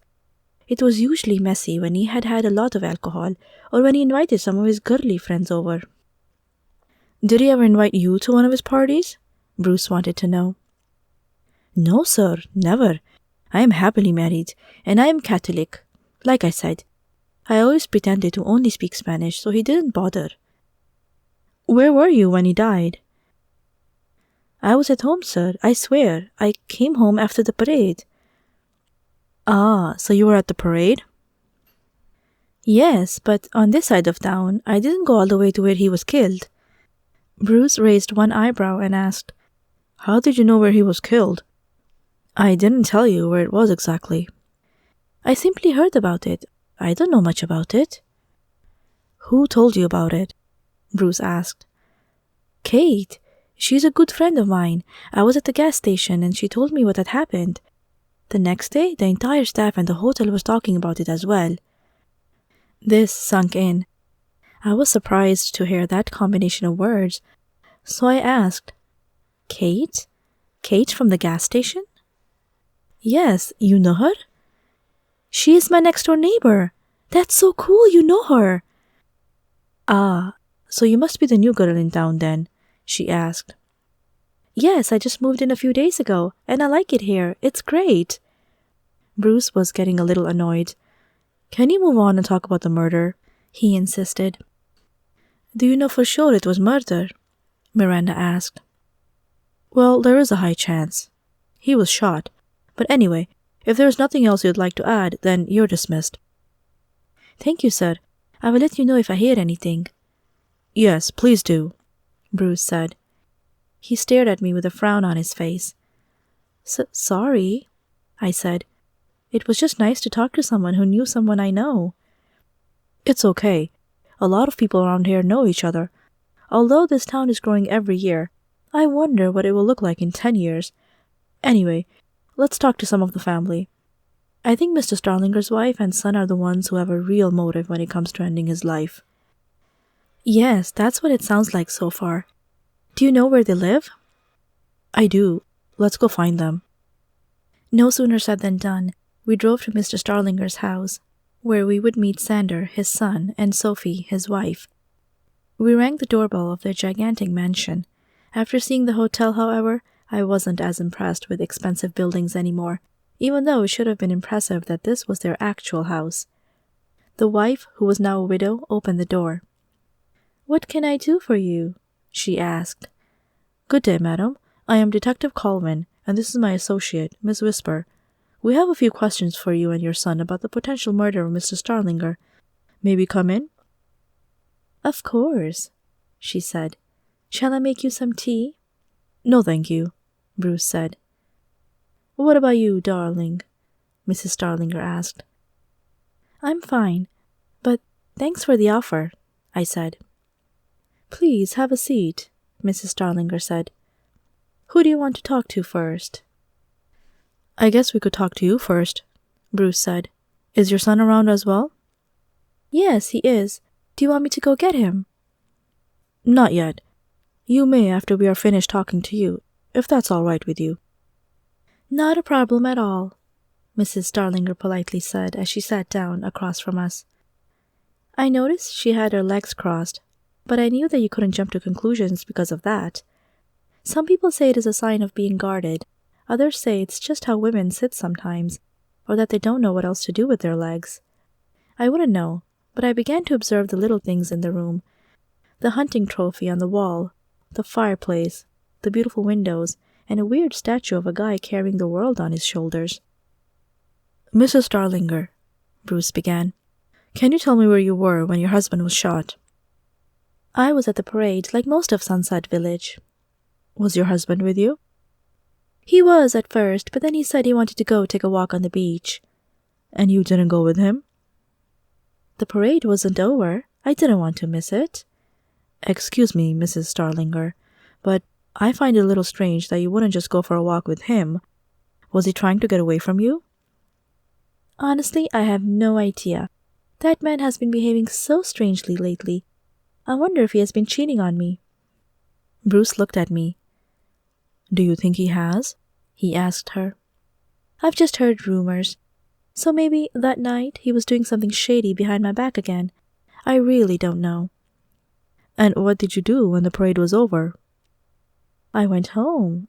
I was tired." "But you didn't look for your husband?" "No, we came in separate cars. You should know that." "True, Mrs. Starlinger. We found his car on a small parking lot close to the main street where the parade was held." "Yes, so I just assumed he would meet me at home. Eventually I came home, but he didn't show up. I was exhausted, though, so I fell asleep, and the next day, Mrs. Starlinger got tears in her eyes. The next day I heard he was dead. It's so awful." "We feel for you, Mrs. Starlinger. Things like that don't happen every day. It's very unfortunate. We completely understand." As I was trying to figure out how sincere her tears were, another guy walked in. He was wearing a fancy blouse and a casual pair of jeans. The watch on his wrist looked cheap, and he had sunglasses on his forehead, not covering his eyes. With a smile on his face, he walked towards us and stretched out his hand. "Hi, how are you?" he said. "My name is Jake." "Detective Colvin, and this is my associate, Miss Whisper." "Pleased to meet you both," he said. "Are you here to investigate the murder?" Yes, we assume it was murder. Most people don't shoot themselves in the chest. No, I wouldn't think so either. I hope you catch the criminal who did this. Mr. Starlinger still had some time left in his life. It's unfortunate it had to end like this. May I ask your relationship to Mr. Starlinger? Bruce inquired. I am his brother, Jake said. I'm his only brother, so you can imagine that I am very upset about this. Hey, what's going on? We heard a voice say from the staircase on the right. We turned around and stared into the eyes of Sander, Mr. Starlinger's 23-year-old son who inherited the entire hotel. He was wearing a basketball jersey and wore his hat backwards, which made him look like a high school student. We have some questions for you, Sander, Bruce said. And since we're all here anyway, I guess I can ask them right now with everyone else. Cool. Yeah, I don't mind, Sander said as he hopped down the stairs. He sat down with his feet on the table and slouched back. Go ahead. I am an open book. I was surprised by his uncaring attitude. Didn't his father just die? Or was it just that he was happy to inherit so much money and he thought his father was old anyway? Hey, he suddenly said while looking at me. How old are you? I am 23, I said. Really? You look a lot younger. Nice. That means we are the same age. Want to hang out sometime? Yeah, maybe, I said. I mean, I just barely met the kid. I knew nothing about him, so I was hesitant to just say yes to that. After my answer, he leaned back and grabbed some cashew nuts from a bowl, waiting for the first question. Where were you the night your father died? Bruce asked. I was at the hotel, actually, he said. I found some guys who wanted to play basketball at the outside court behind the hotel. Have you seen that place? It's super awesome. I have noticed it once or twice while driving by, Bruce confirmed. Is that where you stayed the whole time? Yes, it is. What time did you leave? I left around midnight. My curfew is gone, now that I'm a bit older, he said proudly. I got the feeling that this kid wasn't very mature yet. He was acting way below his age. I may have looked younger, but he was acting younger. Those are two different things. And did he just wink at me? Wow. Like father, like son, I would say. Needless to say, I pretended I didn't see it, and I didn't wink back. When they were all focused on Bruce, I sneakily made a circling movement with my finger, which triggered a telekinetic motion that knocked over Sander's bowl with cashew nuts. I chuckled when it happened. I mean, I was definitely taking all of these things seriously, but I couldn't stand his attitude. So as a witch, I think it's justified to have a little fun and tease people sometimes. Hey, he said. I was eating those. How did... Sander, let's stay focused here, Bruce said, interrupting the boy. Is there anything else you can tell me about the night your father got murdered? Honestly, I have no idea, dude. Nope, can't help you out. Maybe my mom knows more about it. Actually, I may have an idea about someone who might be involved, Mrs. Starlinger commented. Do you know Amelia Johnson, Matthew's ex-wife? His ex-wife? The detective asked. No, I didn't know he had an ex-wife. Where do I find her? I have her address. I'll give it to you, she said. Why do you think she's involved in the case? I asked. Well, I saw her at the parade, and then she simply vanished. She is a nasty woman. I know he was cheating on her during their marriage, so that's why I have my suspicions about our own relationship. But with a woman like that, I don't blame him. It's almost like she pushed him into my arms.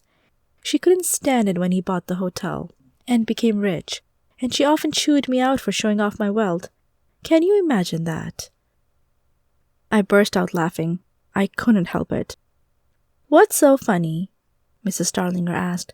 Are you even taking me seriously? Sorry, I said while trying to stop laughing. No, I mean yes. I can imagine that she thinks you're showing off your wealth, but that's not a legitimate reason to judge you. I'm sorry, Mrs. Starlinger. You are right. She should not accuse you of doing so. What you spend is your own concern. Do you think she was jealous? More than anyone else, Mrs. Starlinger shouted. She wanted the life we had, so I would say she has a very good motive to kill my husband. You better look into it. The green monster might just be what you're looking for. Bruce got up to leave and said, Very helpful. Thank you for that information. We will interrogate her too. Perhaps she can help us solve this case. Wouldn't that be great? Yes, of course. I want to know which evil criminal brought this on us. It's heartbreaking. Bruce gave Mrs. Starlinger a hug, and after we received her address, we said goodbye to her, her brother, and her son. Sander made a first and last attempt to get my phone number, but I wasn't interested. Grow up first, I thought, then we'll see. Fortunately, no matter how much I loved shopping, going on vacations, or the feeling of donating to charities, I had been taught by my wonderful mom to not choose money over maturity. And this kid was far from being responsible. I wondered how much longer the hotel would be profitable. He would have to hire a good manager if he wanted the business to last. We went back to the car. It was late. Bruce was a gentleman, as always, and he drove me home. When I came home, all the answers from all the suspects raced through my mind. I was really getting into this. All the little details I had noticed that day had to have a reason for being there. I tried to tie it all together, wondering if Miranda could have lied, since she had lied to Mr. Starlinger anyway. I wondered if Fabian hated Mr. Starlinger enough to actually kill him, and I wondered if the seductive bikini girl with the black hair could be worse than she seemed to be. I went over the family's answers and the objects I had seen in their living room. Eventually, I fell asleep. Chapter 5. The next day was the same as the day before in the sense that I was working on my website, putting the final touches on the potion, except for the rhino hair and the red barrel I still needed. I actually had some new visitors, and 2 customers who bought $50 worth of stuff. It was a start.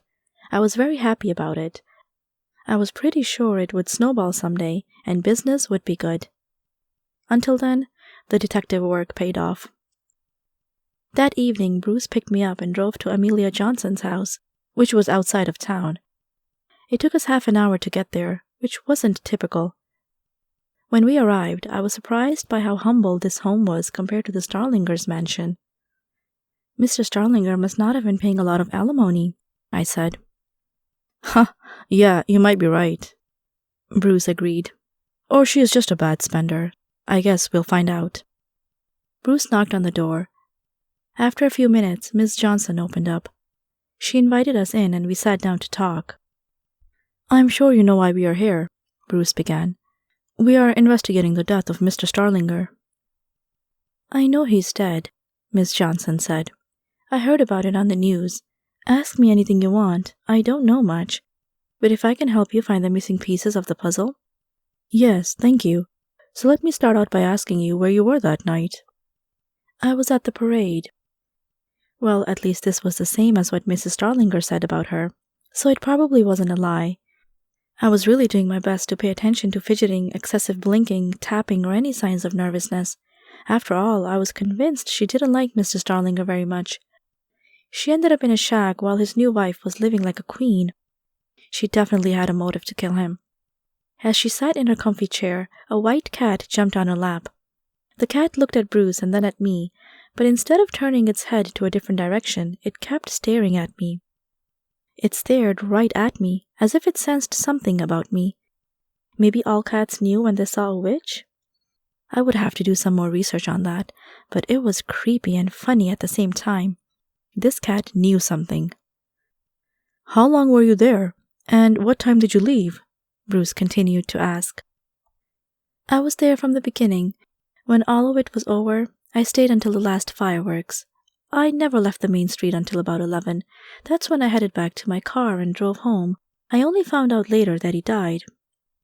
How often would you see Mr. Starlinger? How often would I? Listen, detective, I never wanted to see his disgusting face again. Do you realize that he cheated with 3 different women while we were married? And one of those was a minor. I divorced that guy as soon as I had the chance. It was a big mistake to marry him, and I regret it ever since.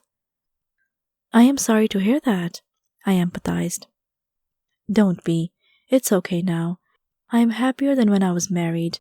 I have my cat. I have my day job. And I have a nice home. I know I will never get my millionaire mansion like that mean wife of his, but at least I won't have to be married to a cheater. And now she doesn't have to anymore either, right? I asked. Yes, I think she has it all made. I mean, her son inherits the hotel, but the way he is, I wouldn't be surprised if she would take over in a heartbeat. So if you're asking me who killed her husband, I think it was her. You think she would kill her own husband? I asked. Well, he was probably cheating while he was with her too, so why not? She does have motive, Bruce acknowledged. We already asked her certain questions. For now, we are just taking in all the information we can get. We will draw conclusions when we have gathered all the testimonies and facts we can. Of course, I understand. Is there anything else I can help you with? No, not for now. May I take a look around in your house? Bruce asked. Yeah, that's fine with me. I have nothing to hide. Do you own a gun? I asked. I don't believe in those things. We're in California, you know, and I am 100% Democrat. I chuckled. It reminded me of a time I looked at the United States map with a geographical overview of political divisions. Most of the Midwest voted for Republican presidents, and most of the coastal areas voted for Democrat ones. It made me realize how awfully divided our country was, and how strange it was that there were only two parties who stood a chance to win the elections. Personally, I didn't want to get involved too much. Call me a bad citizen, but I had better things to do than putting my mind into opinions about how to rule the country. We looked around the house. It was a tiny home full of little things. I would classify her as a hoarder, not an extreme one, but I think she fit that label. Stacks of newspapers were in the corner, random forks and spoons were all over the floor, and the TV area was conveniently cleaner than the rest of her house. I figured that this was where she spent most of her time, watching TV. In her living room I saw the ugliest couch I have ever seen. It was brown with red lines on it and yellow flowers. The bright orange dots between them made me sick. Such disgusting colors. It was hideous. Why would anyone accept a piece of junk like that in their home? It didn't even look like it was that comfortable. Did she find that thing at the dumpster? Who would make such a couch anyway? And have the nerve to sell it? Okay, sorry. I've been going on and on about this couch, which doesn't relate to the story at all. But I just had to get that off my chest. Man, was that thing ugly. Anyway, moving on. Has Mr. Starlinger paid you any alimony since you divorced him? Bruce asked as he picked up a few knickknacks from the windowsill. That's the most ridiculous thing about it, Miss Johnson said. He had a really smart lawyer. They settled for some kind of agreement, and with all his money, he somehow got away with paying me no more than $100 per month. I can't live on that. Could you live on that? It's insane. That greedy man should have paid me at least a few $1,000s per month. So yes, I had to get a day job. I work as a waitress at the local Denny's. If you don't get tipped, your salary is a lousy one. Yes, I heard about that too, I said. Jobs like that heavily rely on tips. I'm sorry to hear that, Miss Johnson. It doesn't sound fair. It's not, but that's the way the world works, isn't it? You can buy almost anything with money, even when you have to bribe judges and, well, I'm just complaining. Don't mind me. After seeing nothing that looked remotely suspicious, we said goodbye and went outside. The door closed behind us. We were about to walk to the car when we heard a voice. Hey, puss! Over here! We looked both ways. On our left, a head was sticking out of an opened door. It was an old lady. Are you a detective?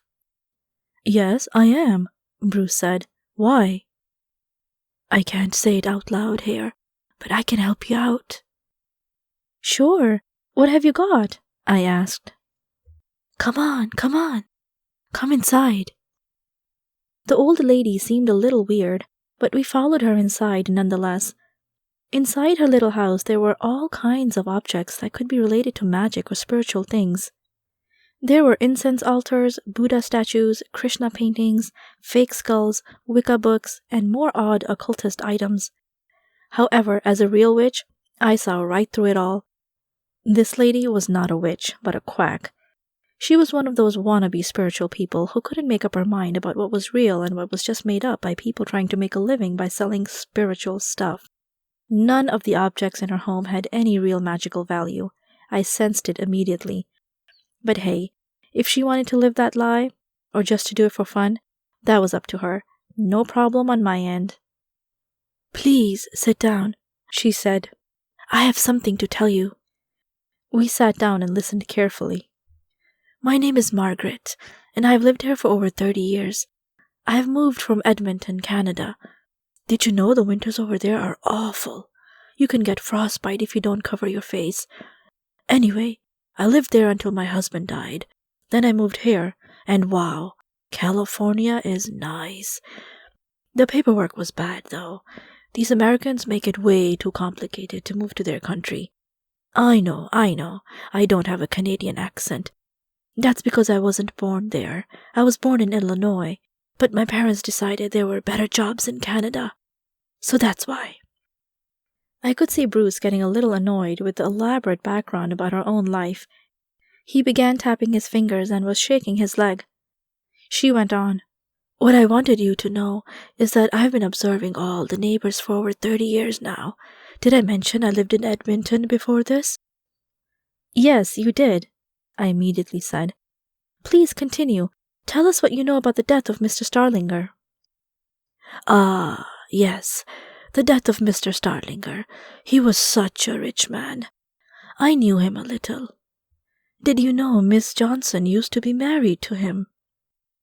"Yes, that's why we went over there," Bruce answered. "Well, I heard from Agatha, who lives next door, on the other side. Not on Miss Johnson's side. That she could not afford to pay the mortgage last month, so she must have had a reason for going to town. She obviously needed money." Bruce sighed. "What are you suggesting, Margaret? That she robbed Mr. Starlinger?" "I am not suggesting anything. Why would you think that?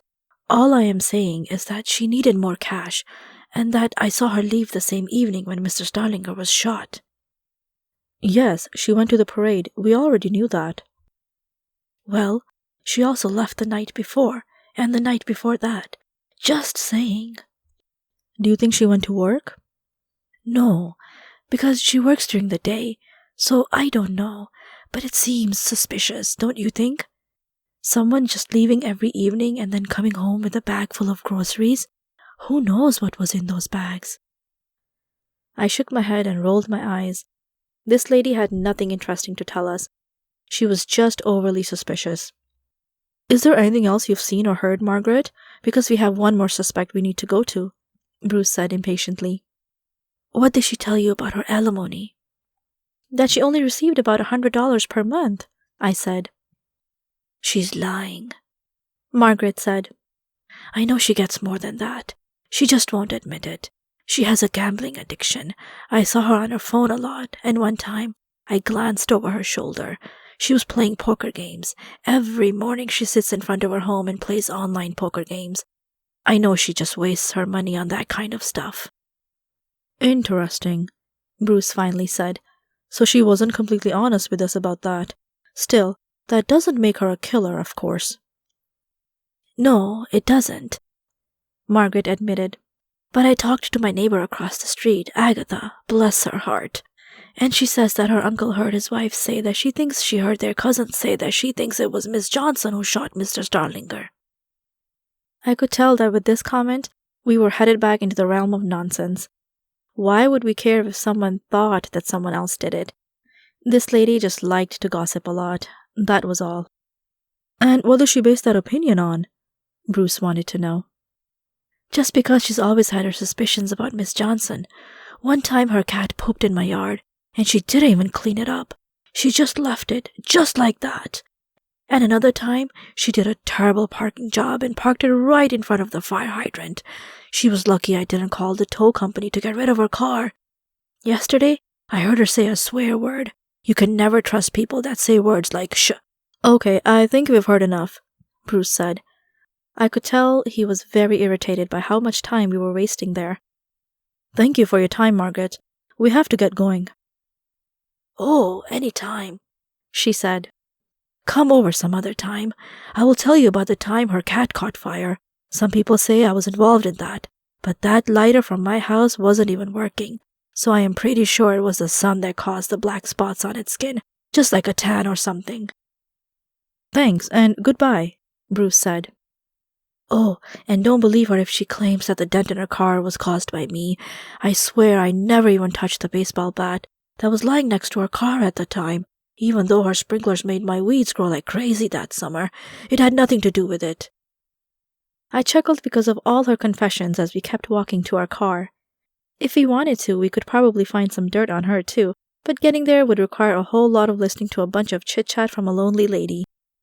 I guess the only interesting thing she said was that the alimony numbers didn't add up, and that Miss Johnson had an online poker addiction.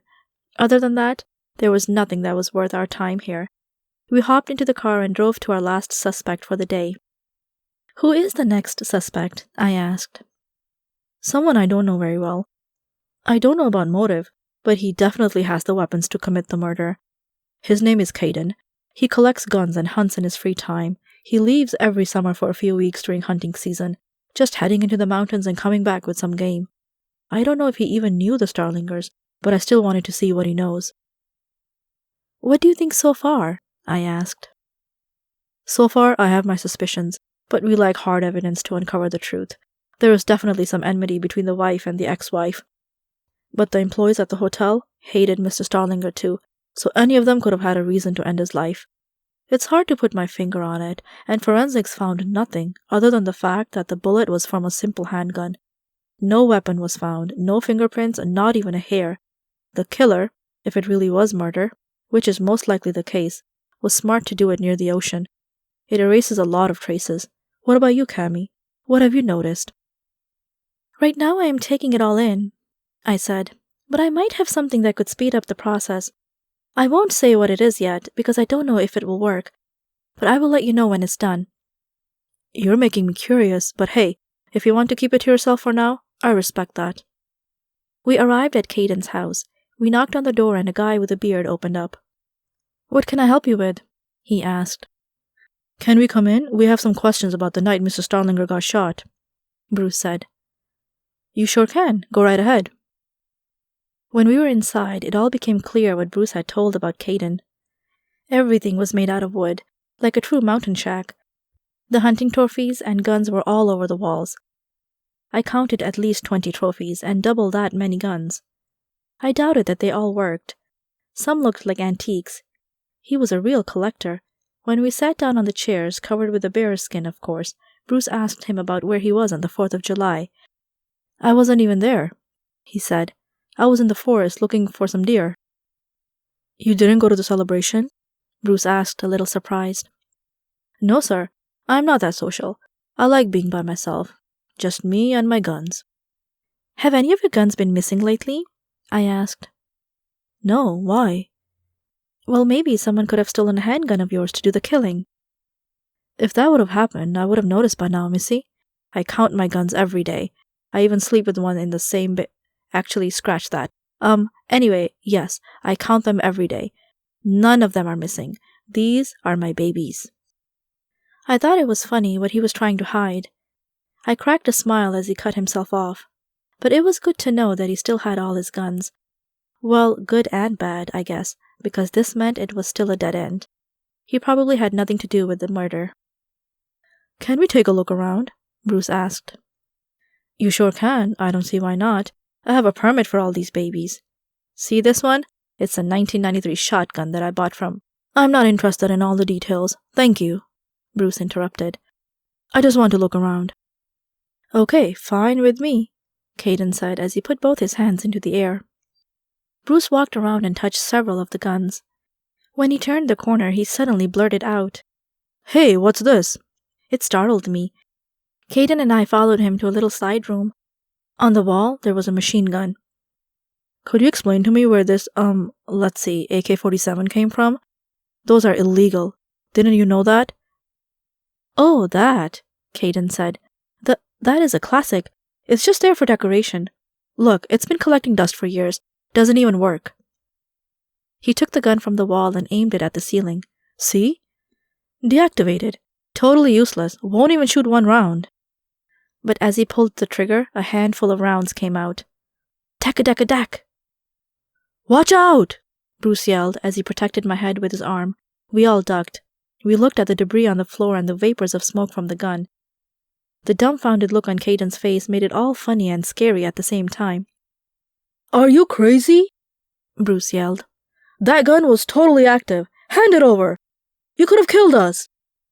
"Oops," Caden softly said as he gave the AK-47 to the detective. "Sorry about that. I guess I forgot it still had rounds in it." "Are you okay?" Bruce asked me. "Yes, it just scared me," I said.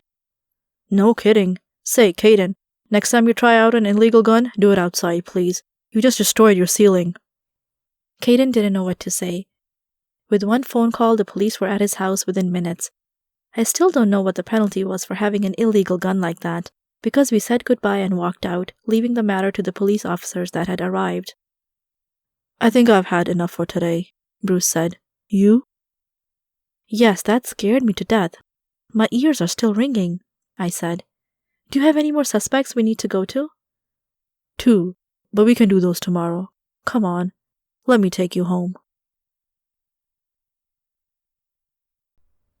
Chapter 6. It was morning. I got up, stretched, and rubbed my eyes. On my legs, Shadow was lying down. I shook him off, as I wanted to go to the bathroom. This woke him up. "Hey, you didn't talk to me last night about your date. Did you have fun?" he said. "It wasn't a date, silly. It's a murder investigation. And yes, it was kind of fun, but it certainly wasn't fun being shot at." "What? Someone shot at you?" "Well, he shot at the ceiling, but it scared me a lot." "Why would anybody want to do that? Sometimes I don't understand you humans." "Never mind. Either way, we have some more suspects to question tonight. I think we'll figure it out eventually." "Especially with that truth potion. How far are you with that, Cammy?" "I told you I only need the rhino hair and the red barrel. If you know where to get them, let me know." "I'll ask around if any of the cats know anything," Shadow said. "Speaking of cats, I saw one yesterday. It was white and it was staring right at me. I'm pretty sure it recognized me as being a witch."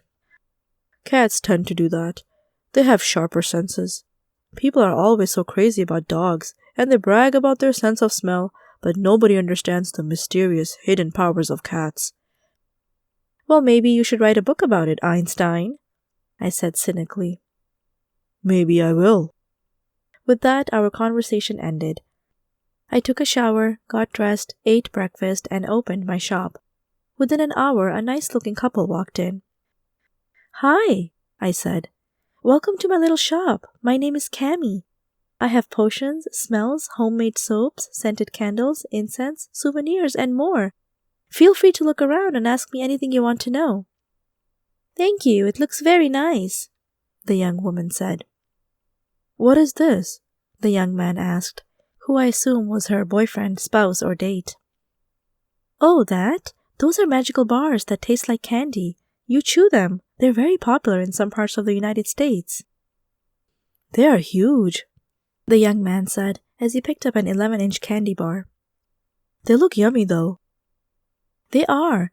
That's why they come in all different colors." "How much are they?" the young woman wanted to know. "The price is on the back," I answered. The young man tipped the bar around and had a shocking expression on his face. "That's pretty expensive for a candy bar," he said. "Why is it so pricey?" "Like I said, they are magic. I can't tell you. It's a secret. Some people hate it, others love it. It depends on your personality." "So what does it do?" the young man insisted on knowing. "I don't care what it does," the young woman quickly said. "I want one. Can you get me one?" "But honey, don't you think we should—" "No, I want one. I want one now," the young woman shouted in his ear. I was a little surprised. It was like a Dr. Jekyll, Miss Hyde experience. I couldn't believe he put up with someone that spoiled. I promised myself right there and then that I would never order my partner around like that. I wanted to be smart and sweet. That was my ideal. A little discussion followed between the two lovebirds, but it didn't take long before she walked all over him and demanded the purchase of the candy bar. I almost felt like giving it to him for free and telling him that he alone was allowed to eat it, but then I remembered the effect. A smirk emerged on my face. I wanted to see this. "The pink one! The pink one!" she said. "It's going to be mine anyway. You don't care about stuff like that anyway." "Okay, I will get it for you," he replied obediently. He took out his wallet and paid me the full amount. I didn't feel bad asking the price I did. I knew it would taste delicious, but it also had a side effect they probably weren't expecting. Time would tell if they were into something like that. The girl snatched the bar away from her partner, and as they walked out of my shop, she stuffed the entire candy bar into her mouth. I quickly ran to the front door and closed the shop for lunch, so I wouldn't be confronted with the consequences. Shadow came down the stairs. "Why did you close so early?" he asked. "I am not sure how they will react after eating that," I said, pointing through the window. "Is that the color bar?" he asked. "Yes," I giggled, "but they didn't read the small print at the back of the wrapper. It clearly states you should take small bites, but she just stuffed the whole bar into her mouth." "Haha, yes, I would take a lunch break for that too. Let's go up the stairs and look at them from our bedroom window." "Good idea," I agreed. We both ran up the stairs and watched the scene through the window. As we peeked through the curtain, we heard the young woman scream. "Eee! What is this stuff? It was so delicious, but it's blurring my vision. What's going on?" "I don't know. What is going on, honey?" the guy said. "Let me see that bar again. Oh, it says here that you should take small bites. If you eat the whole bar, the magical effect will last 72 hours. 72 hours? What? 3 days of this? That's insane!" "But what is going on? Are you feeling okay?" the young man wanted to know. "No, I am not okay. Everything is pink. You are pink. The car is pink. The streets are pink. I like pink, but I don't like everything to be pink. I am not a Midas." "Calm down, honey. It says it will go away eventually, and at least you see different shades of pink, so you can still see where you're going, right?" "Oh, shut up," she said as she walked to my shop. "Closed for lunch? What? Come out and give me my money back, you witch!" Fortunately, she didn't see me and my cat peeking through the curtain upstairs. The shop was locked, and I don't think she realized that I was a real witch either. I am just glad she didn't call me something else that sounds like it. It was funny to watch, and no, I didn't rip them off. Her whole world was pink now, after a scrumptious bite of candy. And like I said, some people like it, but if you're an unpleasant character like she was, you're most likely to be upset about it. Not only that, but the effect of a small bite should only last for about an hour. Her gluttony became the cause of her pinkness for the next 72 hours. After having a good laugh and waiting until the psycho girl with the poor puppy guy was gone, I opened my shop again and served several customers, worked on my website, and hung out a little for the rest of the afternoon. I ate Thai curry with chicken for dinner, which I had learned to cook from a TV show. I was always into spicy food, and I loved the idea of visiting that magical tropical country someday. Bruce came, and he asked me to visit the last 2 suspects with him. "It smells good in here. What is that?" he asked. "Thai curry. I cooked myself some." "That's good stuff. I visited Thailand a long time ago. Lots of tourists. Very hot. Worse than here. But the food was delicious. You should go there sometime." "I am planning on it," I agreed. "It sounds like a fun place." We got into the car and he explained to me where we were going. "His name is Walter. He is a loan shark, if you know what I mean." "A loan shark? I didn't know sharks could get lonely." "No, not lonely. Loans. For mortgages and cars and businesses." "Ah, so he gave Mr. Starlinger a loan?" "Yes, and our records show that he didn't get his money back. He must be bitter about that. Creditors with a grudge often find a reason to get back at their debtors." "That makes sense. I wouldn't like it either if someone owed me money and wouldn't return it." We talked a little longer, and within several minutes we arrived at Walter's place. It was a nice house, not too big, but it seemed expensive. Everything looked well done, and even though I wasn't a contractor, I could sense he probably put some cash into fixing that place up. After ringing the doorbell, Walter opened the door and invited us in. "I understand you must have some questions about Mr. Starlinger," Walter said, getting to the point immediately. I looked around, noticing the minibar, the fancy furniture, and the abstract paintings on the wall. This guy had class, but it looked like he was single. He wasn't too old yet, so he probably had plenty of time to find a young woman to accompany him. He also looked like a sharpshooter with his tacky sunglasses and his halfway unbuttoned shirt. This would be the type of man I would imagine could strike a deal quickly and smooth-talk people into getting a loan or buying something they didn't need. I would say the term sleazy car salesman was below him, but I didn't think it was impossible that he could have been one as a teenager. "What do you know about the murder?" Bruce asked. "Nothing. Absolutely nothing," he said with a smile. "Except that it happened during the parade at the beach with a bullet in his chest." "Yes, you could have read all that on the news. So where were you when it happened?"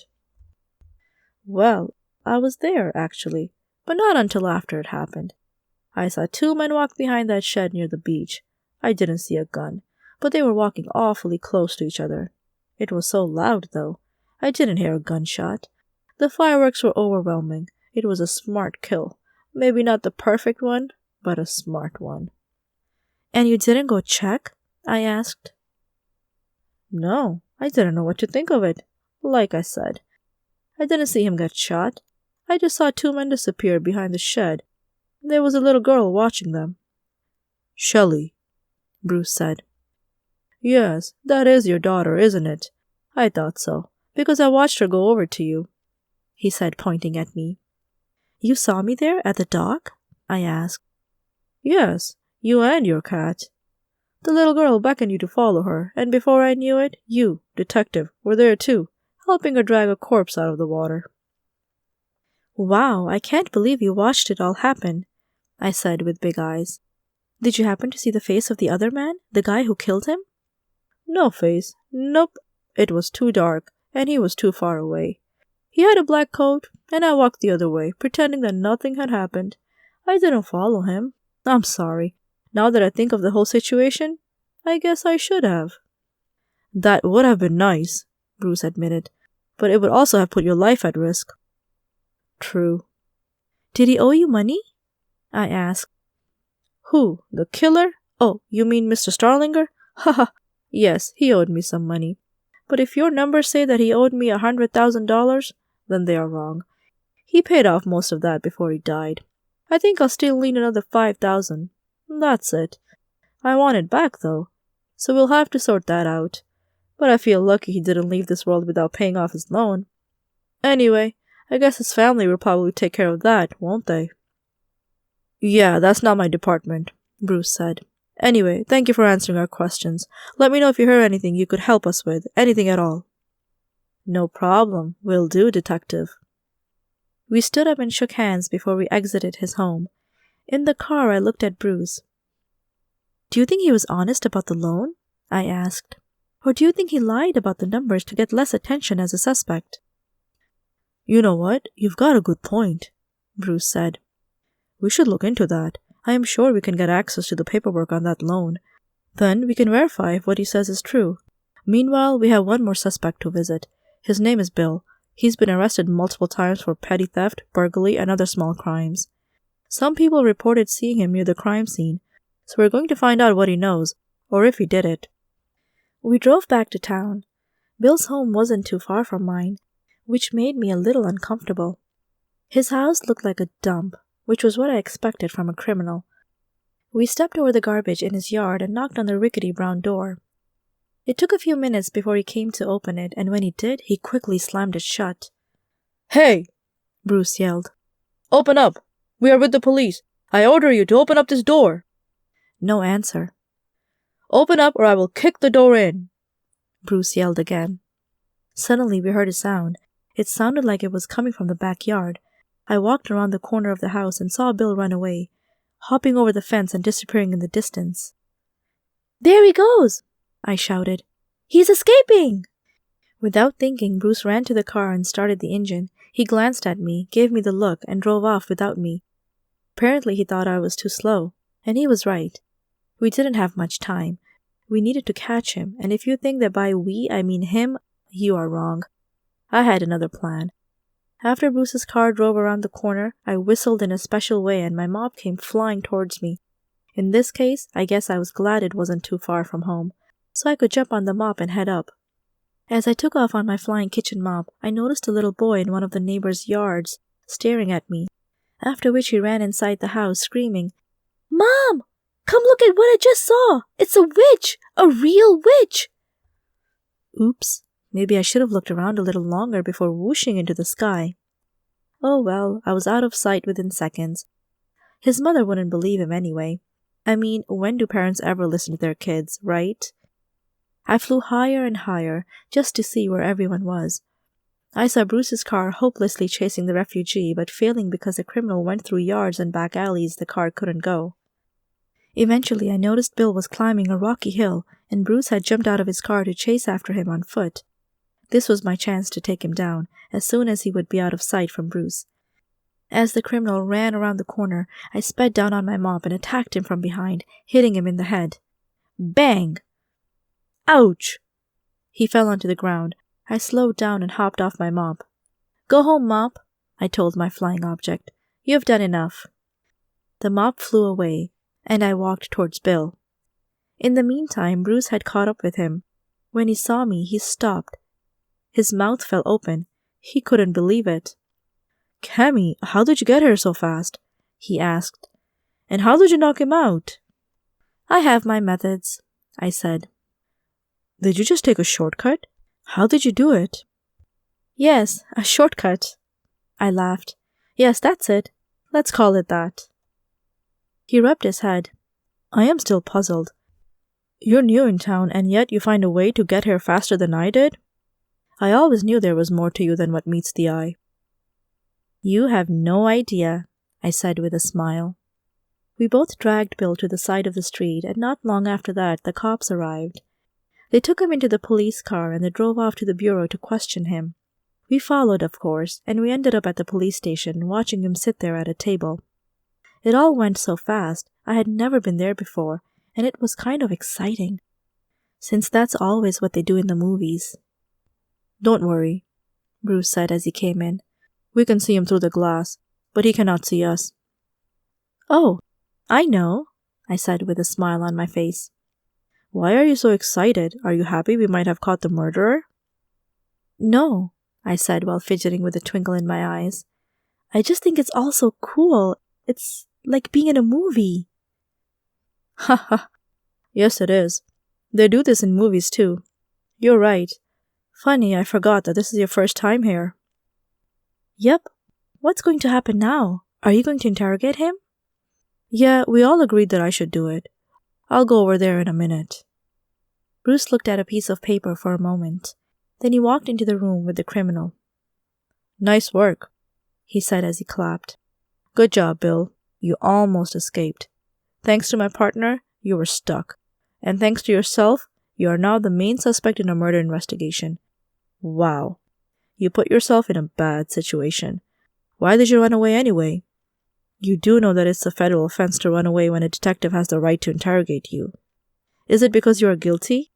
Is it because you killed Mrs. Starlinger that night? Why did you do it, Bill? Huh?" Bill just stared at him. "I didn't do it," he said. "Oh, and I'm supposed to believe that? Then why were you so eager to run away?" Bill thought for a moment and said, "I have done other things that you probably wouldn't be happy about, but I did not kill anyone."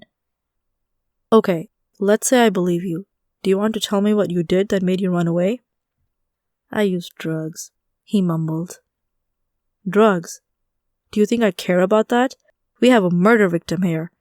We have more important things to do than monitoring a few potheads. Let me ask you this, tough guy. Where were you at the night of the murder?" "When was that?" "I don't watch the news." "You mean you're telling me that you don't even know when it happened? Are you that forgetful, or do you just have a selective memory?" Bill was silent for a moment.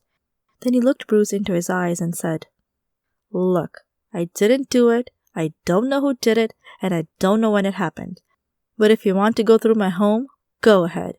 I don't even own a gun. I guarantee you that you won't find anything aside from some drugs and a big mess. So go ahead and waste your time with that." "We sure will. You're not going to get away this easily. We are going to hold you for now, until you start talking. Don't mistake us for rookies, Bill.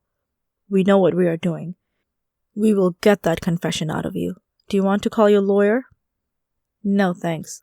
I'll wait. He sneered.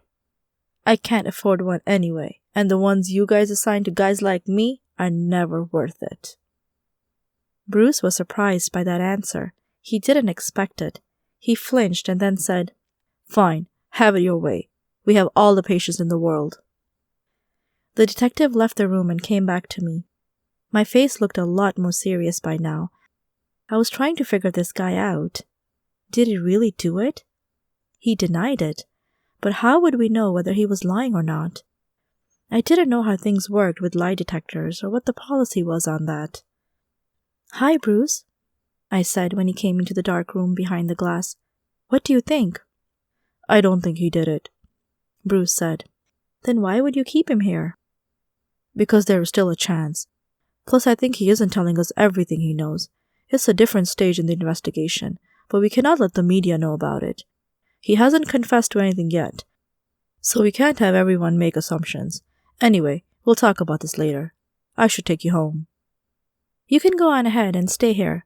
I think I'll walk tonight, I said. Are you sure? I wouldn't mind taking you. I know. It's just that sometimes when I'm walking, I can think more clearly. I hope you understand. I do. Go ahead. I will call you tomorrow. I'm going to help the bureau out with some paperwork. We have to do a thorough background check on this guy. I think we missed parts before we went over to his place to ask him questions. Okay, I'll be on my way then. Bruce gave me an awkward hug and waved me goodbye. As I walked home, I thought long and hard. It was too simple. For some reason, part of me didn't want to accept that the solution could be so easy. There was more to it. There had to be. What about all the people who benefited from his death? What about the people who hated this Mr. Starlinger? There were so many suspects, and yet we arrested a stereotypical criminal who smuggled drugs and ran away from us. I guess sometimes the solution is that simple, but I still had my suspicions. I walked on the path along the beach. The evening was warm, and there was a cool ocean breeze in my face. I loved it. It was such a nice little town, and now it had been stained with a murder case. Oh well, it could have happened everywhere. As I approached my house, I glanced at the tourists on the beach. Most of them were packing up since the sun had just set. I watched a teenage kid who thought he was funny by splashing bikini girls with ice water. None of them liked it, and they all yelled and cursed at him when he did. After his immature prank, he would go back to the bathroom stalls, fill up his pitcher, add ice cubes, and do it again. But this time, I put a stop to it. From a distance, I moved my finger in a circle and exercised my magic, causing him to levitate his arm and hold the pitcher with ice water above his own head. Hey, what the? He uttered. I'm not doing this. Who is making me? He couldn't finish his sentence. Splash! Hee! He ran off, and because he was looking back, he bumped into a fat guy. Hey, watch where you're going, punk! I laughed. He got what was coming to him. If you want a girl's attention, you should just go over to her and show sincere interest, not start with practical jokes. I hoped he learned his lesson. As I kept walking, I suddenly heard someone comment, I knew you were naughty too. I turned to where the sound was coming from. On my right was Zelda, standing on the beach with her hands on her hips. Are you like the silent Punisher, the vigilante from the witch world? She asked. Come on, Zelly, I said. That kid totally deserved it. I am just messing with you. You are right. He did. It was funny. So what have you been up to, girl? Aside from teaching teenage boys a cold lesson? Well, I joined a detective in finding the perpetrator in a murder investigation. Mr. Starlinger got killed a few days ago. Do you know anything about that? Heard it. Don't know. Don't care, Zelda said with a nonchalant face. Why? Don't you care that he is dead? I asked. Listen, Cammy, I'm glad you got something to do, and of course it matters to find the killer. But that guy was such a lowlife that I didn't even consider hanging out with him to get some free hotel time or free dinners out of him. I talked to him once, but unlike the other guys I used to get free stuff, the other guys I date all the time, he disrespected me from the beginning. Something was wrong with that man. I know you think I'm a slut sometimes, but even I have my standards, and he crossed the line." "What did he do? What did he say?" "He made pervert comments about my body before he even knew my name. He was 55 years old. What would I do with that anyway? But yeah, I hated him. Never talked to him again." I laughed. "Hey, by the way, have you heard of that volleyball tournament on the South Beach? It starts at 2. "Really? And is everyone allowed to come?" "Yes, I can sign you up if you want. We need another team player." I like the sound of that. "Of course, I love volleyball." "I will go sign you up right now. I know you've been a good player in the past, but no using magic." I felt sheepish. "What makes you think I would use magic?" I asked. "Don't act like you don't know what I'm talking about. You mastered the art of telekinesis. You could easily make the volleyball go wherever you want. Don't do it. It wouldn't be fair." "Sure, I promise," I said with a smirk on my face. "I will play like a regular human being. No tricks." "You're such a good girl, Cammy.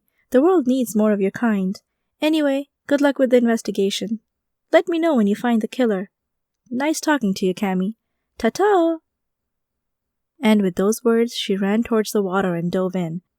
I shook my head at her spontaneous action and smiled. She was one of a kind. Chapter 7. Fortunately, I was able to relax, despite of all the questions that haunted my mind. I was really getting into this detective thing. I thought it was the perfect fit for me. I loved the thrill and the puzzle element, but I was also happy to make enough with my little shop. My website had been launched a few days earlier, and the first orders from the internet were beginning to come in. So that morning, I put my long hair into a ponytail and changed into a slightly more revealing outfit than usual. A white tank top and some really short shorts. Admittedly, I hadn't thought of putting on a sports bra, so when I left my home with the package in my hand, it wasn't as pleasant as I had hoped. I began to jog for a minute, and my double D cup-sized breasts kept bouncing against my upper body. Don't get me wrong, I was happy with them for beauty reasons, and I wasn't going to go downsize them through surgery, but when I was running, it was an annoyance. I went around the block and walked back home. "Back so soon?" Shadow asked when he noticed I had only jogged for 1 minute. "You're out of shape, aren't you?" he teased. "No, silly cat. You wouldn't understand. I am totally in good shape." "Then what? You got tired?" I took off my shirt and went into the bathroom to change my bra. I came back, jumped up and down a bit, and felt better. "Yes, this is what I needed," I said. Shadow looked confused. He was a male cat. How would he understand what I was talking about? "See ya!" I shouted as I ran down the stairs and out the front door. Jogging became a better experience with that sports bra. It felt tighter and more comfortable. I ran and ran, but suddenly I stopped.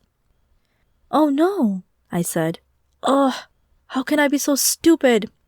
I turned around and ran back into my shop, up the stairs, and into my bedroom. "Now what?" Shadow asked. "Don't tell me you need to change again."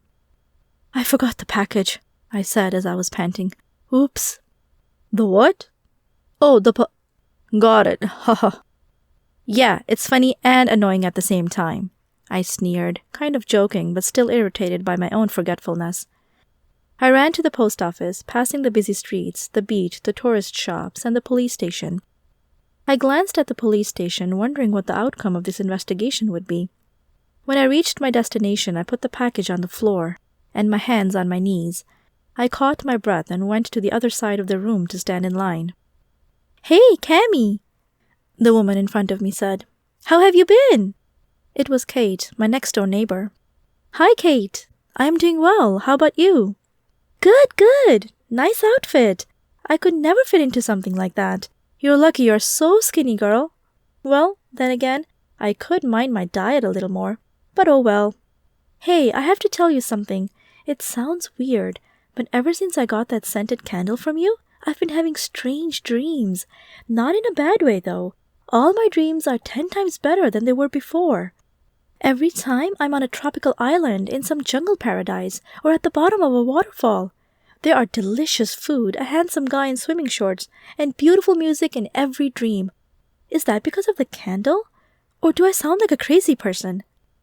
You're not crazy, I said. The smell has been said to have an effect on people like that. I don't really know what it is. They have done scientific studies about it.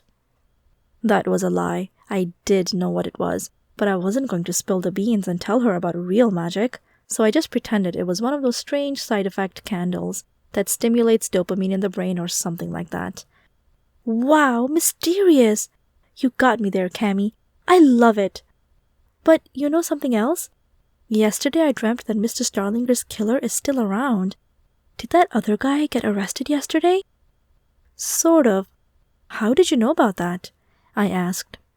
People talk, Cammy. It's okay. I have my own gossip network. Haha. But seriously, it was the weirdest thing ever. I don't think he did it. In my dream, a vision came to me that pointed out the killer is still free. I raised my eyebrows. I didn't understand. The scented candle wasn't supposed to have a psychic effect on someone. Was it just a coincidence, or did she really sense something beyond the human realm of comprehension? Or did she say this because she secretly knew who was the murderer, but she didn't want to tell me? I just nodded and tried to make her feel I believed her.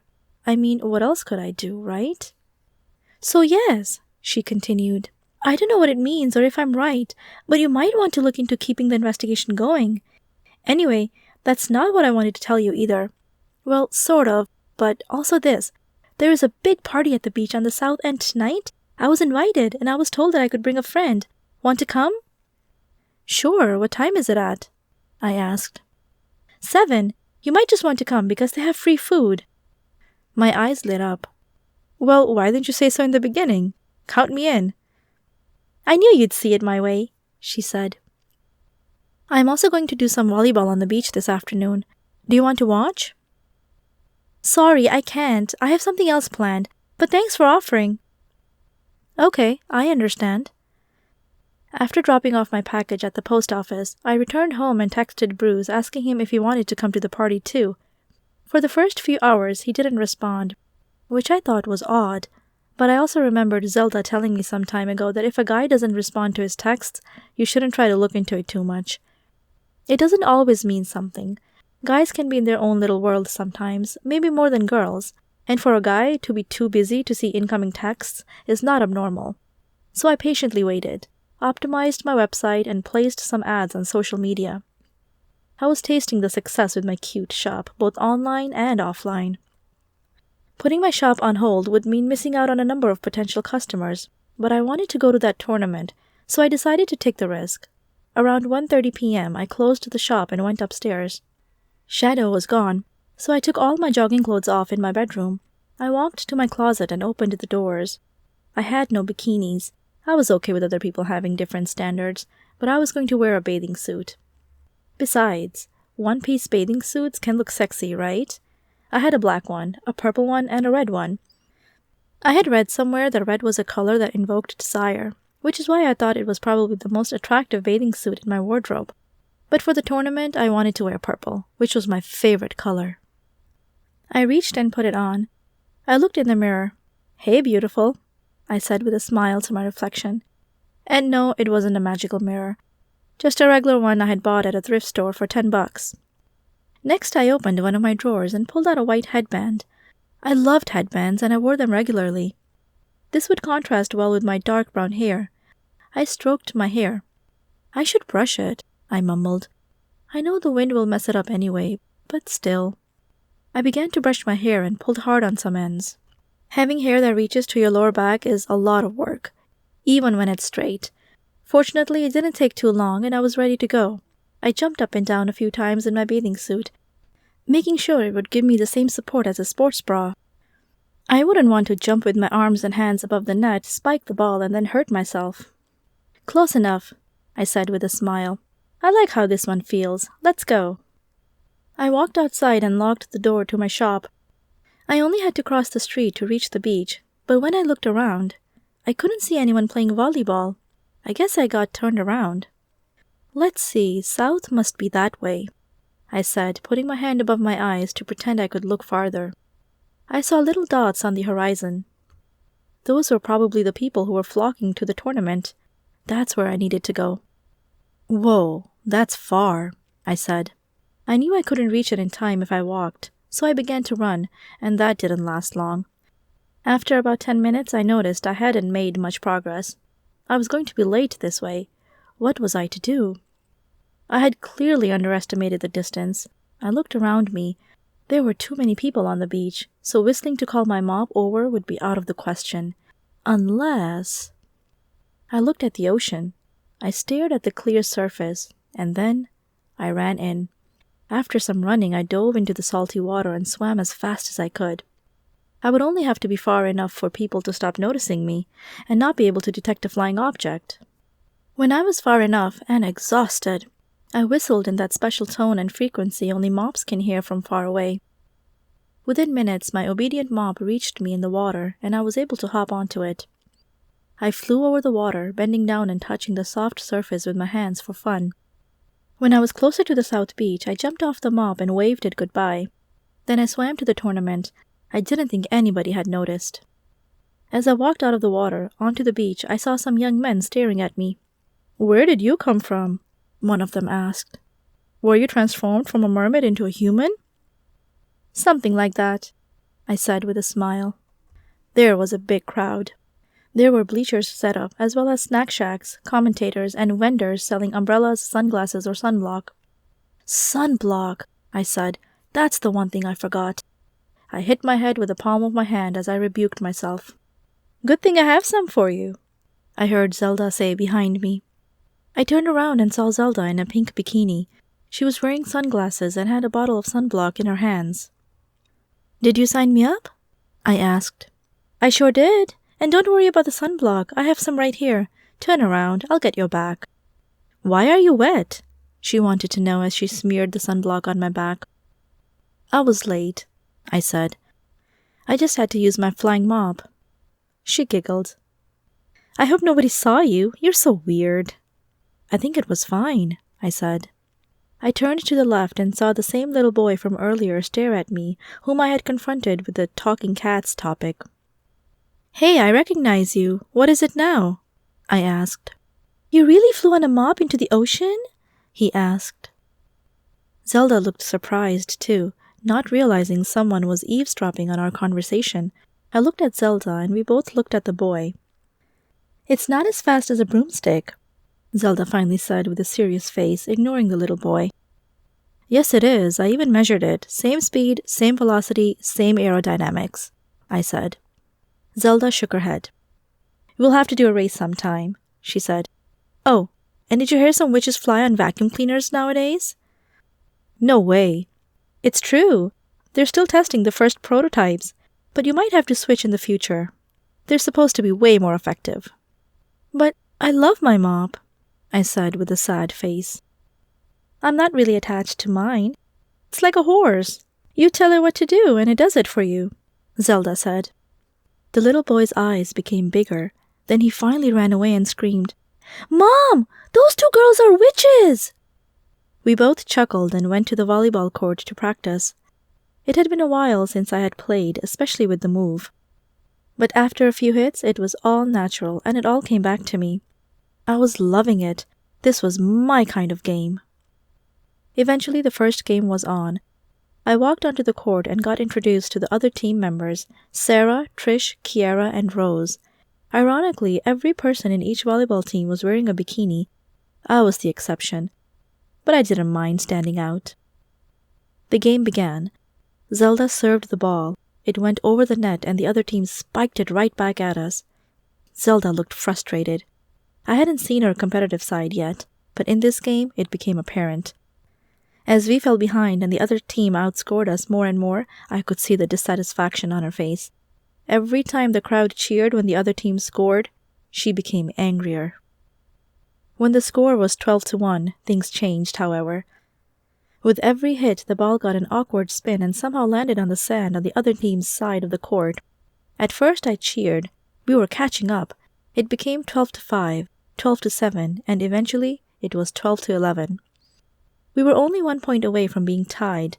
The ball went up into the air. One of our team members, Sarah, hit the ball over the net, but it wasn't a good hit. The ball could easily be stopped. Then I noticed what was going on. It was the same as with the previous scores. The awkward spin was something that didn't look natural. Again, the ball hit the ground on the other side of the court. My team cheered. Some spectators on the bleachers cheered. But when I looked at the grin on Zelda's face, I saw something I didn't particularly like. I looked surprised, and she winked at me. What? Was she cheating? Was she using magic to make the ball turn direction even after telling me not to? What a hypocrite! No wonder we had caught up. At that moment, I froze. I didn't know what to do. I couldn't tell everyone about it because, first of all, nobody would believe me anyway. Second, they would disqualify us if they could. And third, they would panic if they would find out such powers would even exist. I had to keep my mouth shut, and she knew it. I glanced at her again, and she put her finger on her mouth. She knew that I knew, and she beckoned me to keep it to myself.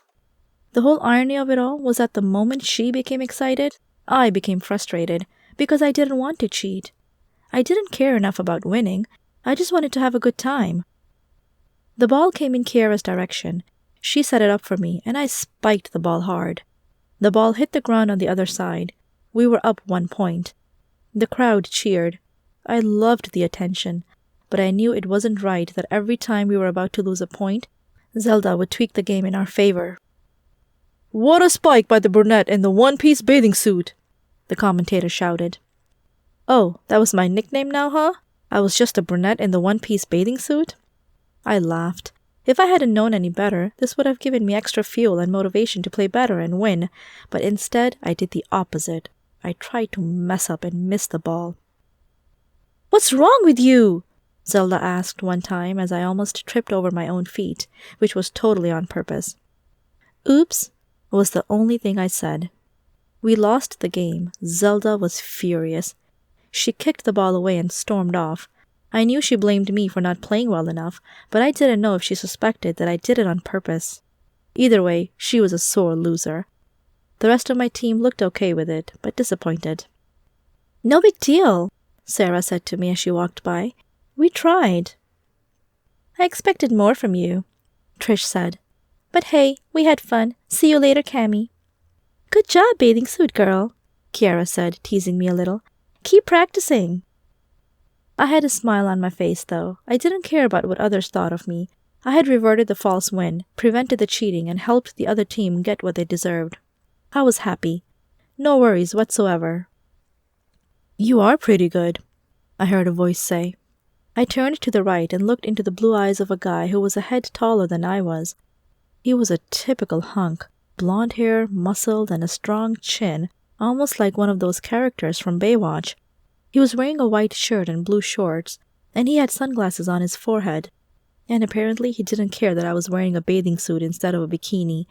He saw I was attractive and like a real dude decided to go for it. I felt flattered. "Thank you," I said shyly. "My name is Cammy. What is yours?" "I am Trevor," he said. "I saw you play and I noticed you played a lot better in the beginning, so the talent is definitely there, but at the end you seem to give up or get clumsier. What happened, if I may ask?" "I just got distracted," I said. "I don't think I've ever had a crowd this big before." "You didn't get distracted by a certain someone, did you?" "No," I said with a smile. "Why would you think that?" "Nothing," he said abruptly. "Hey, I was wondering if you would join me for a drink at the tiki bar." "What's that?" "Just a place over there where you can get some, refreshments." "Haha, you can just call them drinks, silly." "Okay, fine. The fancy high-class talk doesn't work for me," he said. "Either way, wanna come?" "Of course," I said enthusiastically. "But I have to be somewhere at 7. "No problem. It won't take that long to get a drink." I followed him to the tiki bar. We sat down and he ordered a mocktail. "Don't you drink alcohol?" I asked. "No, I've always avoided that stuff. But if you drink, I don't judge you for it." "I don't like alcohol either," I said. "So I would like a mocktail too, but not the same as yours. I want to have a taste of yours and then decide which of the two I want." He laughed. "Okay, I'm okay with that. Mine is mango lime. Would you like the pina colada then? Yes, thank you. We waited for the second drink. I took a sip of his mango lime one. When the drink arrived, I tasted the other one. I'll just stick with mine, I said. Thanks for letting me taste yours, though. You're welcome. So hey, let me ask you, where do you live and what do you do? I live on the other side of town. I recently moved here from the East Coast. I run my own little business. I have a tourist shop with soaps, drinks, and smells. I also have a website that gets the occasional sale. Awesome. I think that's cool. Stepping away from the 9-to-5 job mentality. That's the world nowadays, isn't it? Having your own website, trying to get something going for yourself. Jobs aren't that reliable anymore either. You're right. I have a job, but I know that if I even look at my boss the wrong way, I could get fired right away. Everything has become so unstable. What do you do? I wanted to know. I work at the swimming pool at the Golden Crown Hotel. I take care of facilities, finances, cleanliness, and other things like that. Really? I said. That makes me wonder, what did you hear about the murder? Really sad that someone would shoot someone, he said. I don't know who did it, but I'm sure they'll find the killer sometime. Instantly, my curiosity about him turned into a desire to know what he knew, and if he was a suspect too. It became more like an interrogation than a date, although our little get-together hadn't been officially called by either name. Where were you when it happened? I asked. My question surprised him. Why do you care? Oh, I was just curious. I mean, when something happens, you always think back about where you were when it does, and then you wonder what would have happened if you were there. I was at the parade, like most people in town. How about you? Me too, I said. I found the body. Really? That must have been quite, the experience, huh? It was. I got it out of the water after a little girl showed me where it was. Wow. I would almost say you're a detective then. I chuckled. You have no idea. Anyway, what did you think about Mr. Starlinger? Oh, I don't think it was a secret that he slept around with women, and that he was cheating on his wife that way. And then, yes, he was also a jerk to his hotel personnel, but I never got in his way. I just made sure I did my job correctly. Makes sense, I said. So, who do you think killed him? Honestly, I have no idea, he said as he laughed at my questions. But I could imagine his family was pretty angry at him, seeing how he behaved, or maybe someone was trying to get the money he left behind. I don't know. He had a lot of secret enemies. You pick up things when you work at the hotel all day. People don't always realize that you're listening to their conversations. I nodded. I can see that. But let's stop talking about the murder case. I'm actually interested in learning more about you. Tell me more about your life. This made me a little shy. Well, I'm 23 years old. I have a black cat. His name is Shadow. Aside from volleyball, I like art. I'm going to do some painting when I have time left, which is not at the moment. I keep myself very busy. And that is why you're chilling at the beach with me over a mocktail? He humorously added. Yes, I guess so. Ha! So what about you, Trevor? What do you like to do for fun? Well, I work out, I like to play basketball, and I volunteer at a school for underprivileged children. That's nice. Tell me more about that. What, the working out part? Well, you just lift weights and then you gain muscles. As I burst out laughing, I almost choked on my drink. No, not that silly. The other thing. Ah, yes. Well, I can't dunk, but I make most of my layups and I shoot the occasional three-pointer. There is one guy who has a major crossover dribble. You should see it. It's really hard to guard him. I shook my head. Okay, I'm glad you're excited about sports, but tell me, what does a guy like you do volunteering at a school for children? Oh, that! Ha! Now I see what you mean.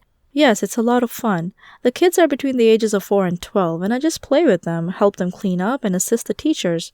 It's something I do to prepare myself for when I have a family. Would you like a lot of kids? I asked. Sure, I think I can handle that. The barkeeper looked at us with a strange face, as if I had just offered Trevor to receive a lot of children from me. We both felt it, and we quickly changed topics. We talked all afternoon, and he treated me to dinner too. It was Mexican food, and not the American kind, with all the breakfast burritos or something. No, it was real, authentic Mexican food, with all the weird flavors I wasn't used to, but that were absolutely delicious. It was nice not having to pay for it, and I understood better why Zelda was pulling that trick on her potential dates all the time. But unlike her, it wasn't me who approached Trevor, and I didn't try to get dinner out of him. It just happened. Eventually he dropped me off at my place. When I came inside, let myself drop down on my bed, resting from the activities of the day. I was in the clouds. I now had 2 men who were interested in me, or so I suspected. It was exciting and puzzling at the same time. Eventually I would have to choose one over the other, right? I couldn't hold on to them forever. My mind already pictured scenarios of a future marriage, children, or a little townhouse for each of the 2 candidates. I knew it was all too early to plan or even fantasize about, but I think every woman in the world knows what I'm talking about. I think we all do it. The evening fell and Bruce still hadn't texted me back yet. Was his phone dead? Did I say something wrong the day before? Did they find the murderer? What was going on? I couldn't help but get annoyed a little. I mean, it has been all afternoon. This was the right number, wasn't it? Eventually I brushed it aside. Maybe it was just that. He was busy, or the battery from his phone was dead. I put the phone into my pocket and dressed lightly for the party. I put on my purple boots, a short skirt, a light top, and a witch hat that I thought was pretty stylish. I knew nobody was going to think anything of it anyway, so I had the confidence to go a little crazy. After all, it was a party, right? I was going to have fun. My new friend Kate would be there, and perhaps I would recognize some other faces. When I arrived, there were hundreds of people. Apparently, it was Mrs. Starlinger's birthday, and she had invited a bunch of people to come celebrate. I was surprised that she didn't just do this at her own place, since it was such a gigantic house, or better yet, at the hotel. But hey, if this was what she wanted, then why not? "There you are," Kate said. "Nice hat. Different, but pretty." "Yeah, I thought it would be a fun idea." "Listen, everyone is dressed up in something fun tonight. Can't you see? It's perfect." We watched some guests at the beach who had goggles on their noses and wore Hawaiian aloha shirts. Others had swimming suits I would never wear except for my future husband in the bedroom, or they had some cowboy outfit, plus hat and mustache. One person looked like he was wearing underpants on his head, but I talked myself into believing it had to be something else. I really didn't stand out that much with my witchy outfit. I liked that I could be myself in a way nobody would ever understand. I walked closer to the circle where everyone was singing. They surrounded a big table with several cakes on it. After the songs were done, Mrs. Starlinger took a knife and cut the cakes. "Which one shall I try first, guys?" she asked. Some people were pointing to one, some to another. "That one! This one!" it echoed through the air. Okay, I will try this one," she said, as she took a bite of a big chocolate cake. She chewed the bite of cake, and everyone cheered, but when she started choking, the guests became a little worried. Thud! She fell on the white beach. The cake on the little plate dropped out of her hands and got covered by sand. Everyone paused for a second. They were shocked, but it didn't take long for panic to break loose. "What kind of a cake is that?" one person shouted. "No, don't touch it! It must be poisoned!" another yelled. "At least check if she is still alive," one of the guests suggested. "Maybe she just fainted." Several people came to help and got closer to Mrs. Starlinger. "She is not breathing!" her brother-in-law Jake exclaimed. "She is dead! Mrs. Starlinger got murdered!" I approached the victim and family member and asked if there was anything I could do to help. "Ms. Whisper, I'm glad you are here. Please go and check the cake. Don't taste it. Don't eat any of the other ones either. Just go and see if there's a card attached to it or something. I want to know who did this." "Okay, shall I call an ambulance as well?" I asked. "Don't bother. We'll cover it. My car is right there. You, please help me lift her up. We'll take her to the hospital ourselves. Then we don't have to wait for an ambulance." I went to the cake and searched around a little. He was right. There was a greeting card attached to the cake. It read, "Choke on that, Sophie. Maybe this way I'll get the alimony I deserve." I read the sentences out loud so that Jake could hear them. He looked outraged. "What? Alimony? Really? That's got to be Amelia Johnson. Mr. Starlinger's ex-wife. She was always bitter that we were living in luxuries while she was barely scraping by. Well, I guess it's not a mystery anymore. Let's call the police. The case is solved. It makes perfect sense now who killed Mr. Starlinger as well. It had to be her. Yes, that's what it sounds like, I said calmly but doubtfully. I will call them, no problem. People were running around in panic, but somehow I was feeling fine. First I called the police, who came in a hurry. Then I called Bruce, but he still wouldn't pick up the phone. Where was that guy when I needed him? This was beginning to get really frustrating. Chapter 8. Where were you? I sneered when I saw Bruce at the police station.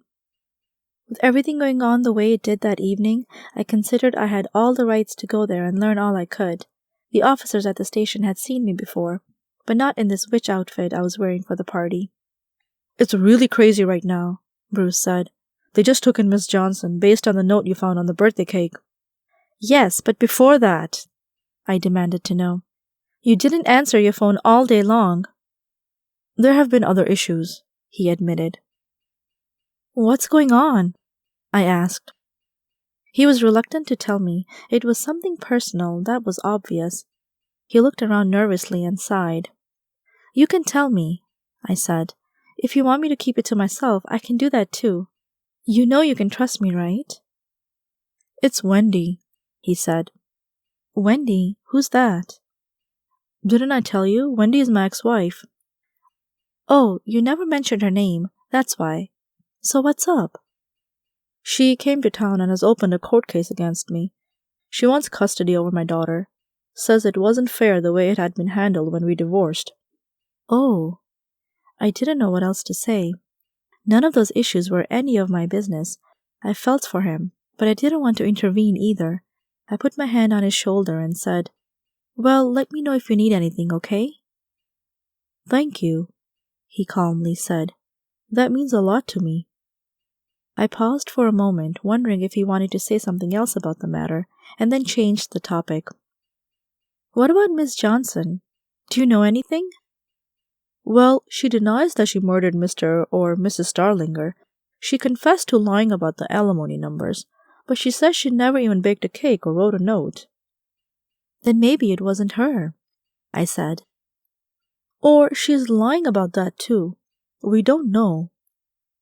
But you don't know that, I argued. She lied about the alimony. She is a liar. So why would we trust her on this? You're right about that. But lying about a sum of money is different than committing a murder, you know. Personally, I think this is all way too simple. I could tell Bruce got a little upset. Listen to yourself. You're starting to base your assumptions on nothing. She is the ex-wife. She is bitter about the money she should have received, the loneliness, the life she doesn't have. She has more motive than anyone in this town. People who break up with other people over nothing are evil lying fraudsters. Can't you see that? I looked at him with big eyes. Is this really about Miss Johnson, or is this about Wendy? I asked. Because if you're just using your own ex-wife as a stereotype to lay the blame on Miss Johnson, I think that your sense of judgment is a little clouded. Tell me, Bruce, what is this really about? He looked at me and rolled his eyes. Man, you're good, he said. What is it with you? You're like a beautiful sleuth, sweet, creative, mysterious angel from heaven, but you also happen to be a therapist. That shut me up. I took the compliments. I guess he really liked me. He looked up to me. And yes, I sort of liked him back too. But I was still skeptical about his family situation and whether or not we were a good match in other ways. Still, I smiled and looked down, feeling shy and flattered. You're right, Cammy, he said. I need to look at this from a rational perspective and not let my own experiences with my broken marriage get in my way. Okay, what is really happening here? What are we to think of Miss Johnson? Well, what if someone was trying to set her up? I asked. Don't you think it's strange that someone would put a note with a poisoned cake that makes all the evidence point to her? It's too obvious. There has to be more to it. His face lit up. And with a smile, he said, "See, I knew I hired you for a reason. You sense these kinds of things. I don't know if you call it intuition, your feminine side, or just an understanding of human nature, but you can see through deception like that. And I'm sure you have a plan to carry out, don't you?" I blushed a little because of all his compliments. Then I answered, "As a matter of fact, I do. Thanks for reminding me. I have somewhere I have to go." And with that, I waved him goodbye and ran home. I only ran for 30 seconds because, again, no sports bra. But after that, I walked at a considerably fast pace and reached my house. I headed up the stairs and took a few things with me. I grabbed a small jar, ditched the hat, and put on a more casual, everyday outfit. "Where are you going?" my cat asked. "To the zoo!" I yelled as I sped out the back door and hopped onto my mop. I was a little out of town, but eventually I reached the zoo. It was getting dark, which was perfect for my plan. I was tired of all the lies and deception. I wanted the truth. This would be the second last ingredient for my truth potion. I would serve it to them in a sneaky way that would force them to speak the truth. Call it unethical. But I think sometimes people should stop hiding behind their lies, especially when it involves murder. When is murder ever justified? Taking someone else's life? Well, I guess there is a whole division between those who are for or against vigilantes, taking out dangerous criminals or death penalty, but let's not go into that right now. The point was, I wanted to know. The curiosity was killing me, but it felt like every time we were put on the wrong track and we faced a dead end. I didn't know how to find Red Beryl yet, but here in the zoo I would sneak in and get a rhino's hair. The zoo was closed. It was after opening hours, so I flew down on my mop and landed on the ground in front of the map. As I guided my eyes with my finger, I saw a drawing that indicated where I needed to go. "There," I said. "That's where the rhinos are. Let's go, Mop." I jumped back on the mop and headed to the rhinos area. They weren't in a cage. I figured if they had been, they could have broken it in a heartbeat anyway. Instead, the rocky grounds where they lingered were separated from the visitor's path by a giant pit, wide enough to keep them from charging at their daily spectators. This way, it was impossible for anyone to reach them, unless they had the key to the back door, meant for the zoo personnel. For me, however, it was easy to land on the other side. Fortunately, the rhino was asleep. "Shh!" I told my mob, afterwards realizing that the mob couldn't talk anyway. I slowly walked to the rhino. And no, I didn't tiptoe. Why do people tiptoe? Does that really create less noise? I doubt it. All you have to do is place your feet at the right spot, slowly and carefully. So that's what I did.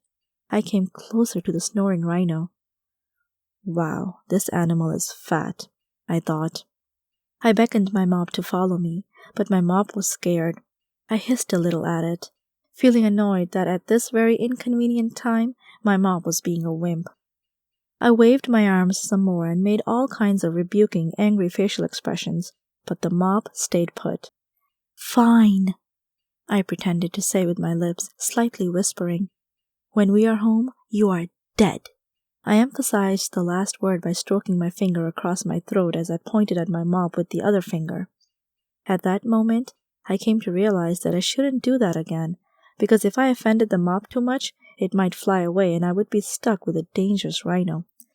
So for that reason, I whispered, Okay, stay there. You're fine.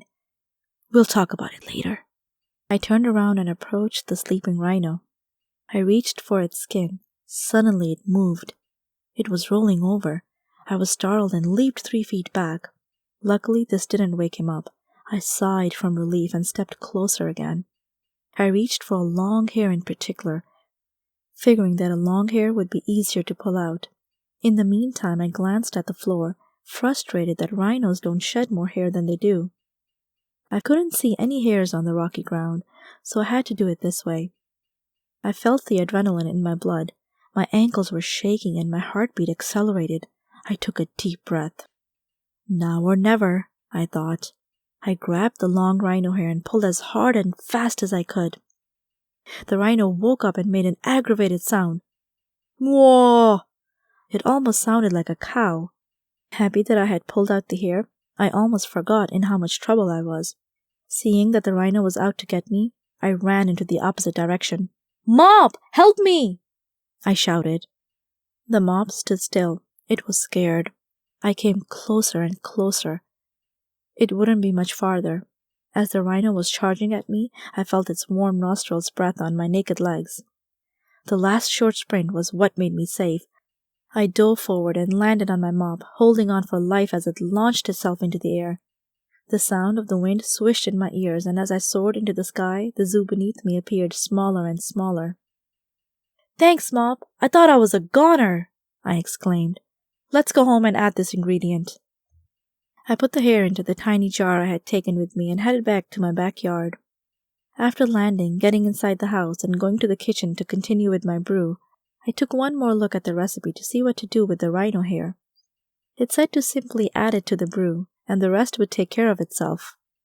I sighed and looked at the list of ingredients again. Red beryl. Where was I going to get that? I didn't have time to fly to Utah. Wait a minute.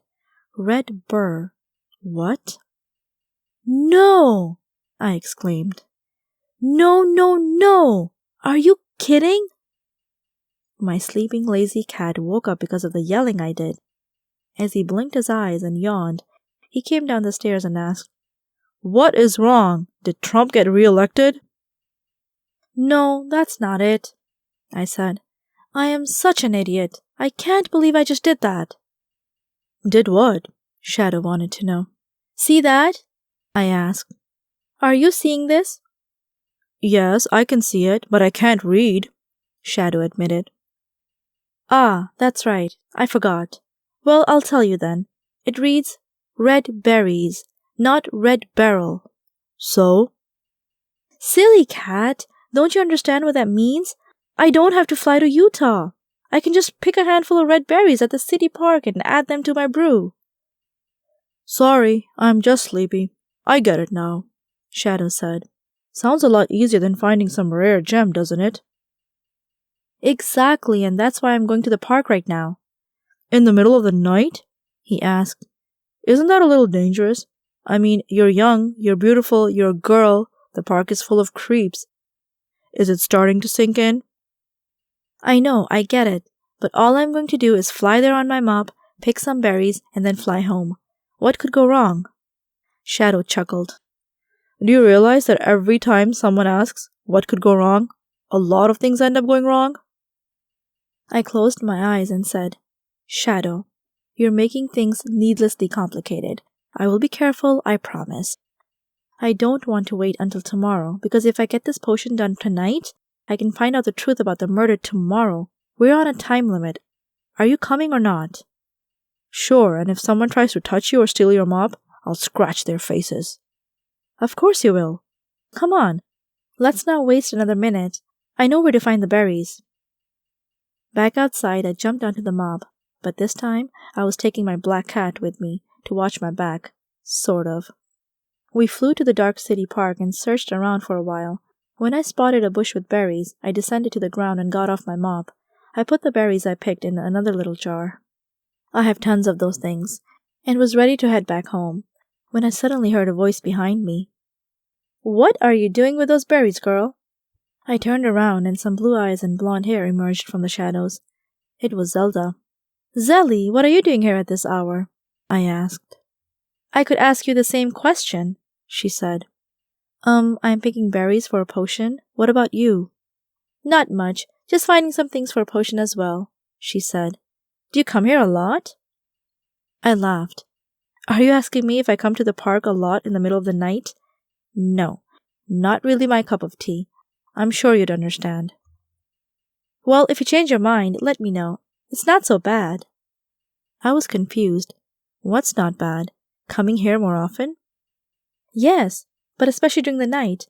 I've always thought of expanding my horizons, and now I have. You should try it sometime." "Are you talking about black magic?" I asked. "You know that would only ruin your life, don't you?" "That's what I thought at first too, but there are realms that have been unexplored. There is so much potential. Keep an open mind, Cammy. You never know what you'll find there." Seeing the dark twinkle in her eyes scared me. Was she really switching over to the other side? The side of magic my mom had warned me about? It couldn't be. Not Zelda. She was my friend. Oh, I finally said. Thank you for the advice. I gotta go now. I looked at Shadow. He looked surprised, too. We both hopped onto the mop and flew home. I had a disgusted feeling in my stomach. It was making me sick. What was that all about? That was probably the most awkward moment I have ever experienced in my life, Shadow commented. Yes, I agree. I don't know what she was up to exactly, but it didn't sound good. You have to be careful with that kind of stuff. We arrived home. I wasn't as excited anymore. I was concerned. Seeing Zelda behave so weirdly was worrying me. I had to think about it for a while as I was stirring in my magical brew. It took some time to let it go and to accept the unknown future. Smelling good, Shadow said. It will be easy to let them drink this. They will love it. Want to try some? I asked. Oh no, definitely not, my crazy cat replied. I have too many secrets. You're not going to get those out of me with your serum. That's okay. I wasn't serious when I asked you. You can just enjoy the scent. That will be enough for me, he agreed. I added the finishing touches and double-checked if I had done everything according to the instructions in the Book of Spells. It looked fantastic. Before I went to bed, I checked my website for orders and answered a few emails. The next day would be the day of truth. We would certainly find out who did it by using this potion. I was excited about it, but I forced myself to think of something else. Not too much longer, I fell asleep. Chapter 9. I woke up by the sound of someone honking at me. I jumped up and peeked through the curtain of my bedroom window. I saw Bruce's car, with him standing next to it. I wasn't decently dressed, so I put on some clothes as quickly as I could and went back to the window. I opened the window and leaned halfway out, shouting, "Just a minute!" What was he doing at my house so early? Couldn't he have called me or texted me first? I was about to go down the stairs when I heard, "Oh, close the curtain, please. I am still sleeping." Not anymore, I said. Time to wake up, silly cat. Yes, I am. I am still sleeping. This is me sleep-talking, Shadow said. You're weird, but oh well, have it your way. I closed the curtain, went downstairs, and opened the door for Bruce. What's up? I asked nonchalantly. I thought you'd be interested in watching me interrogate Miss Johnson. She is at the police station. I want you to look and try to see through her lies. Okay, yes, you mean if she is lying, I said, because we still don't have any proof. Yes, that's what I meant, he said. Let's go. Hold on, I said. I have to grab something inside. I ran in and came back in an instant, holding the potion in my hand. What's that?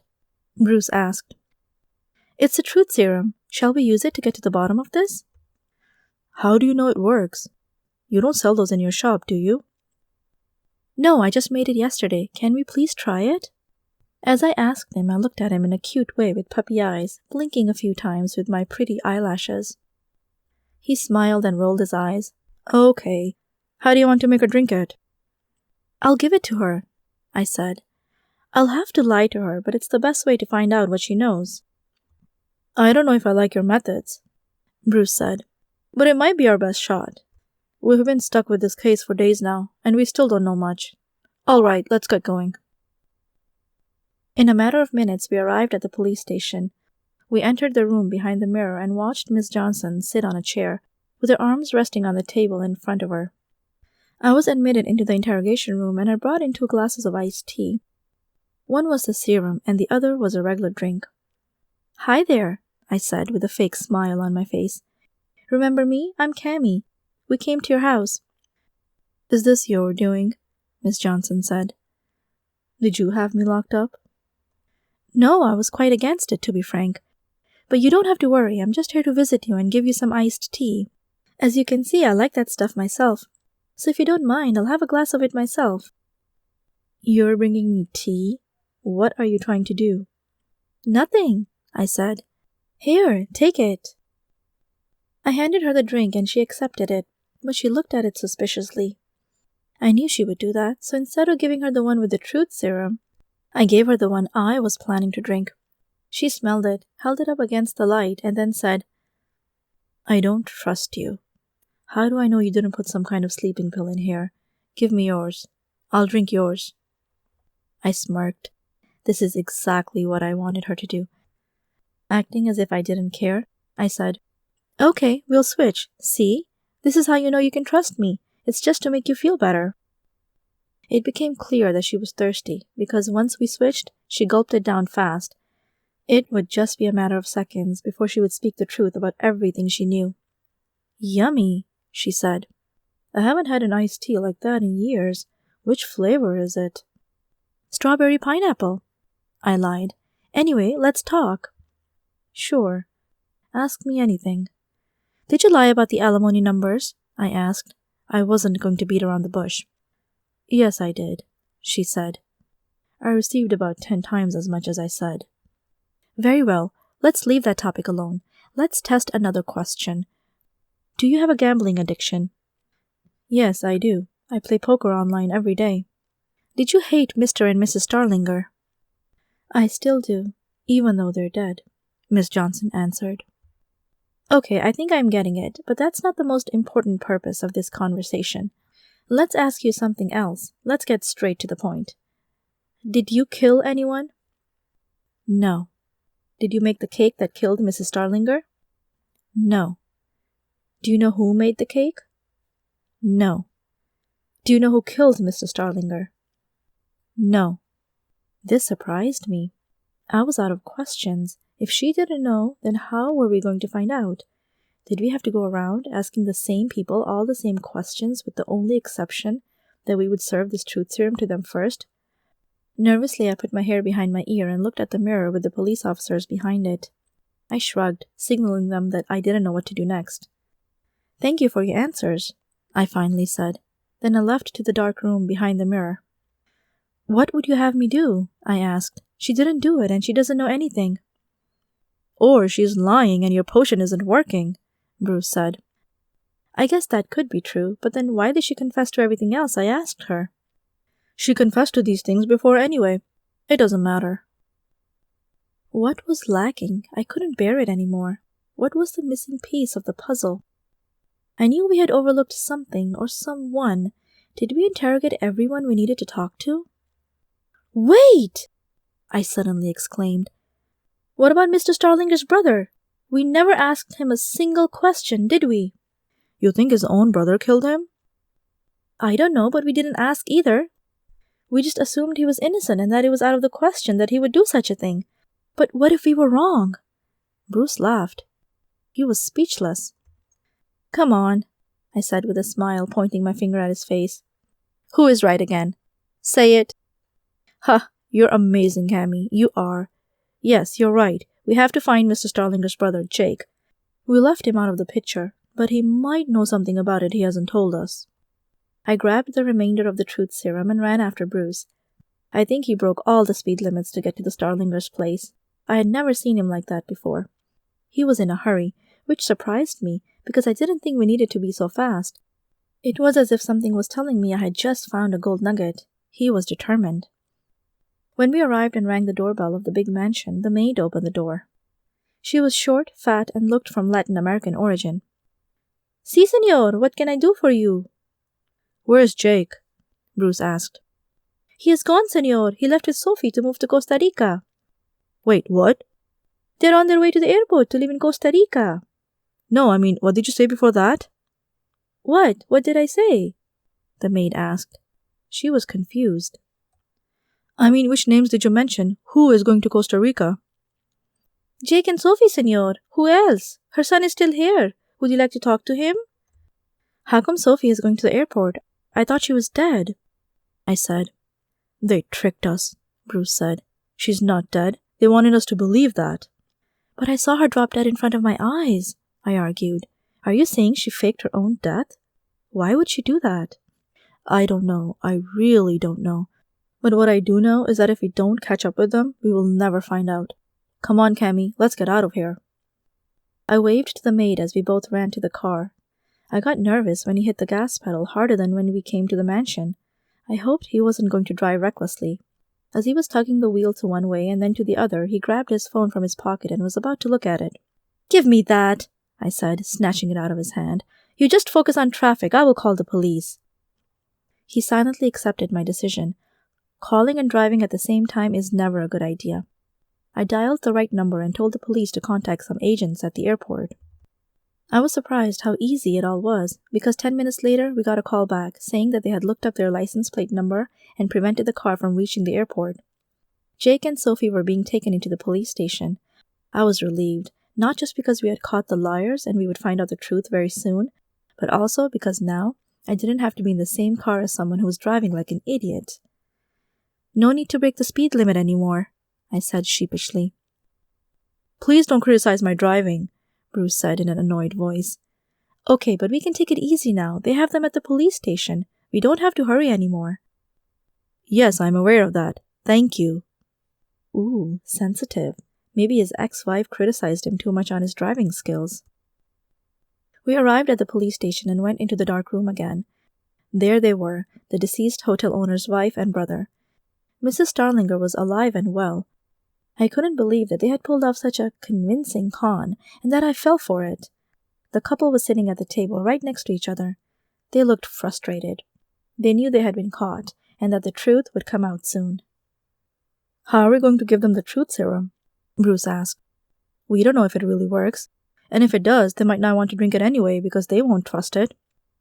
Can you inject it in them? We are not allowed to do that. That would violate their civil rights. What about inhaling it? I don't know about that, but if you think it will work, we can try, Bruce said.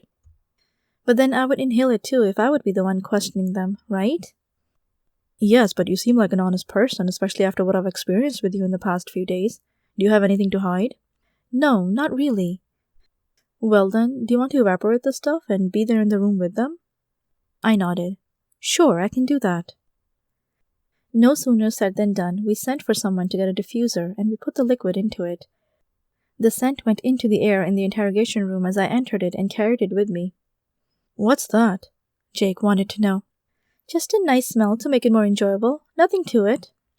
I was glad he didn't ask me a few minutes later, because then I would have been forced to tell the truth about it. The effect wasn't very strong yet, so I could pull off this little lie before asking them questions.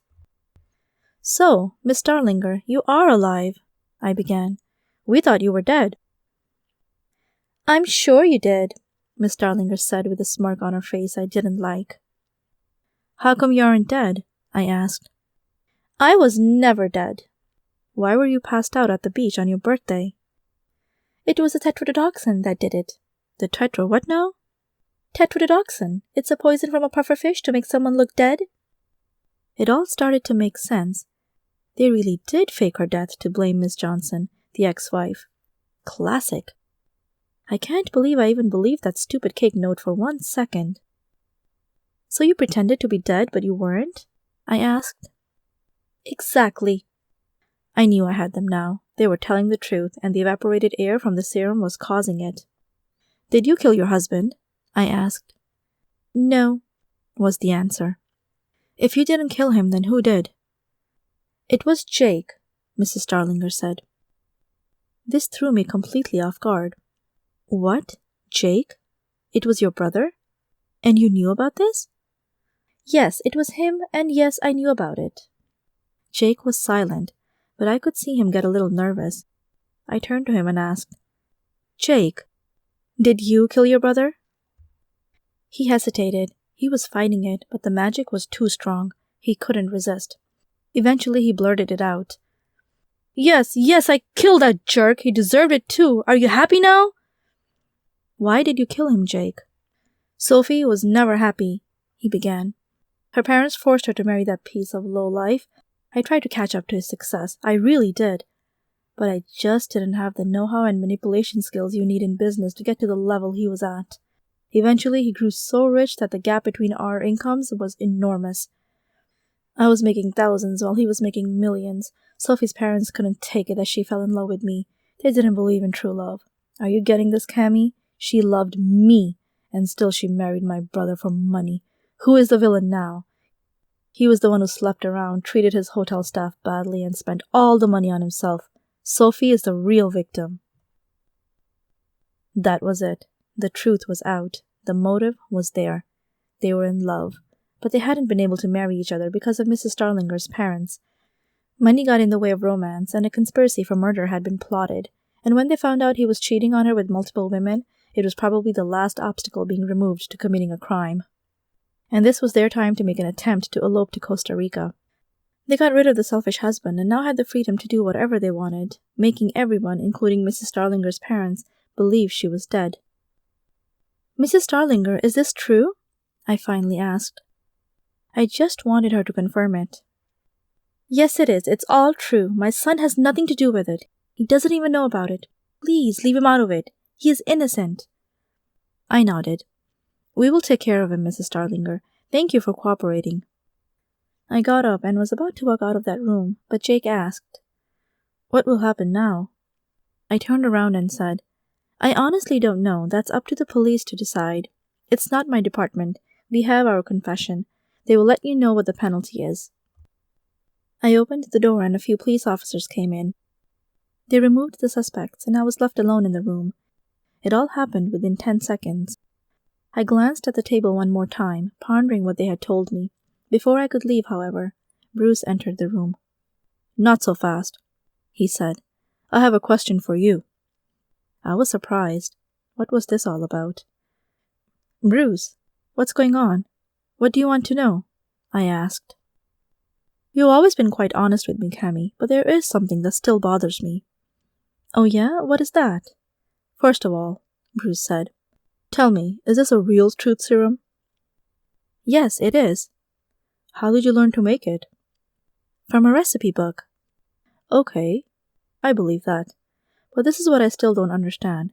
What was the real reason you had a mop with you at the restaurant?" I looked away, counting the tiles at the floor. "You don't want to tell me, do you?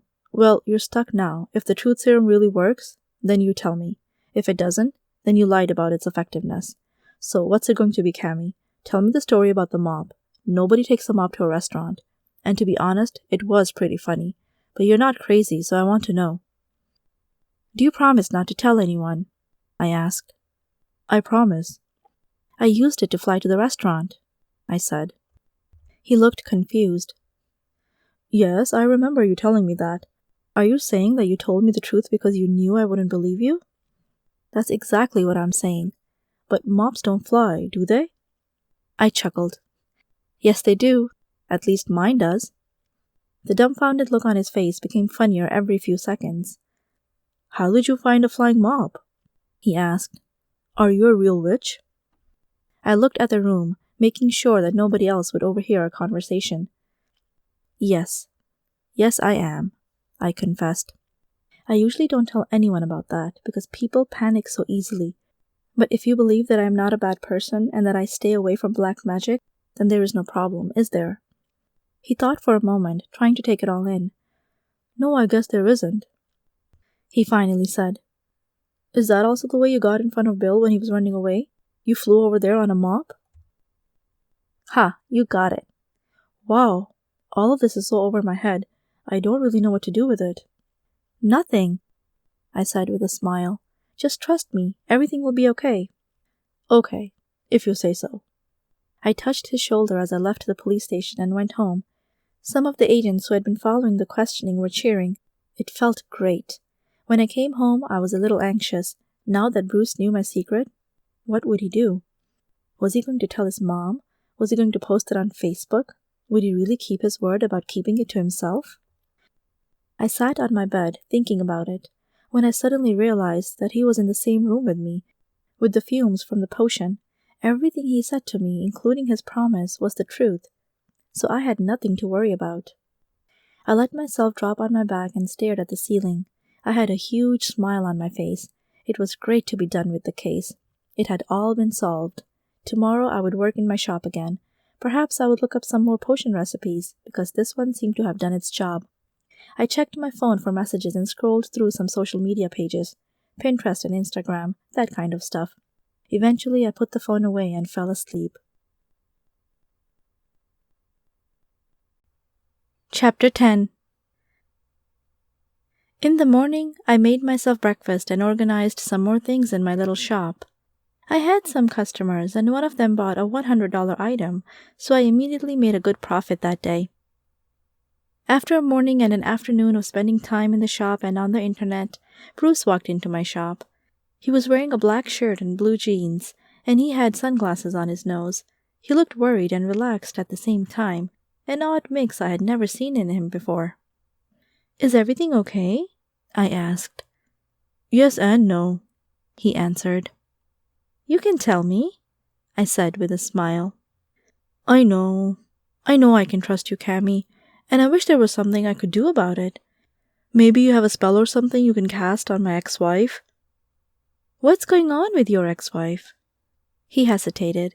It was like there was a battle going on inside his head, with a little devil and a little angel, the one telling him to keep it to himself and the other to reveal everything to me because I was his trusted friend.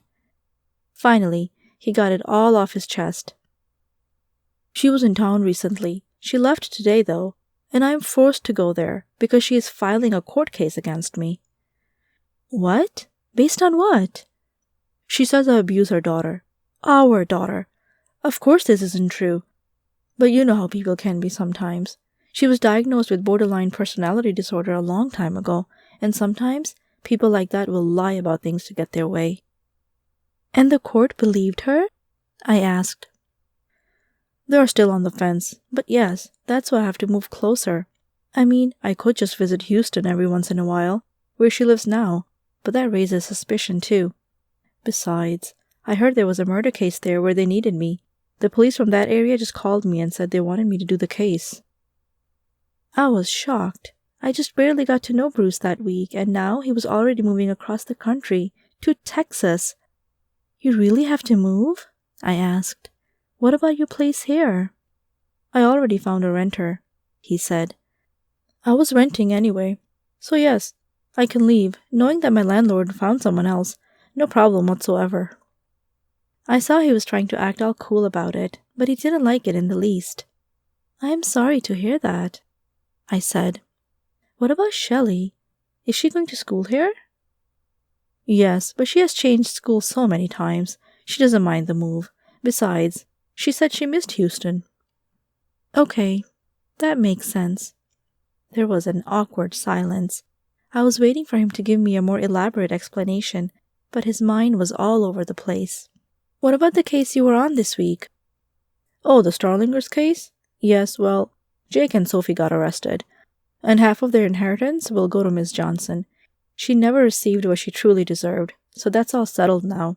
Their son Sander didn't know about anything they were trying to do, with the elopement and all, but the judges didn't think he was responsible enough to handle the complete inheritance, and they rearranged some of the finances in the favor of the hotel. But none of that matters." "Then what does?" I wanted to know. "We solved the case, so that's a good thing, right?" "Yes, but it bothers me to just leave you like this." I was confused. What did he think he needed to do? Babysit me? I was 23 years old. Or did he secretly have feelings for me, and he wanted more than friendship? I wondered if it was the last thing I came up with. All those thoughts, however, were just speculations, so I ignored them and just agreed with him. "I understand," I said, "but you can always come visit me. I am not going anywhere at the moment. I'll be right here. Promise." "Yeah, of course. Anyway, what I also came here to ask is if you wanted to accompany me and Shelley at the beach. She'll love it, and it would give us some time to relax before we head off." "Sure. Want to go now?" I asked. "Actually, that's exactly what I had in mind." He agreed. "Do you want to fly there on your broomstick, or shall I give you a ride?" he asked with a grin on his face. "It's a mop, not a broomstick. And yes, I would love a ride. I try not to stand out with my mop." Suddenly he got curious. "Can I see it?" he asked. "What, the mop? Of course. But I don't know if it can hold your weight." He thought that was funny and insulting at the same time. "Ha! You're saying I'm fat?" I felt awkward. "No, but I just don't know if, Look, Cammy, if you don't want me to fly on it, I totally understand.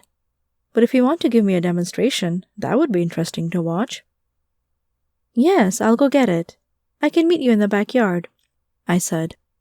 He agreed and went to the backyard as I ran up the stairs. I looked around for my mop. Where did I put it? "Looking for this?" I heard a voice behind me say. I turned around and looked at Shadow. "Yes, I was just going to show Bruce the flying mop," I said. "Do you realize that you have to be careful with these kinds of things? You know that regular human beings don't take witchcraft well, don't you?" "I am aware of that. Thank you," I said as I snatched the mop out of his paw. "Then why are you agreeing to this?"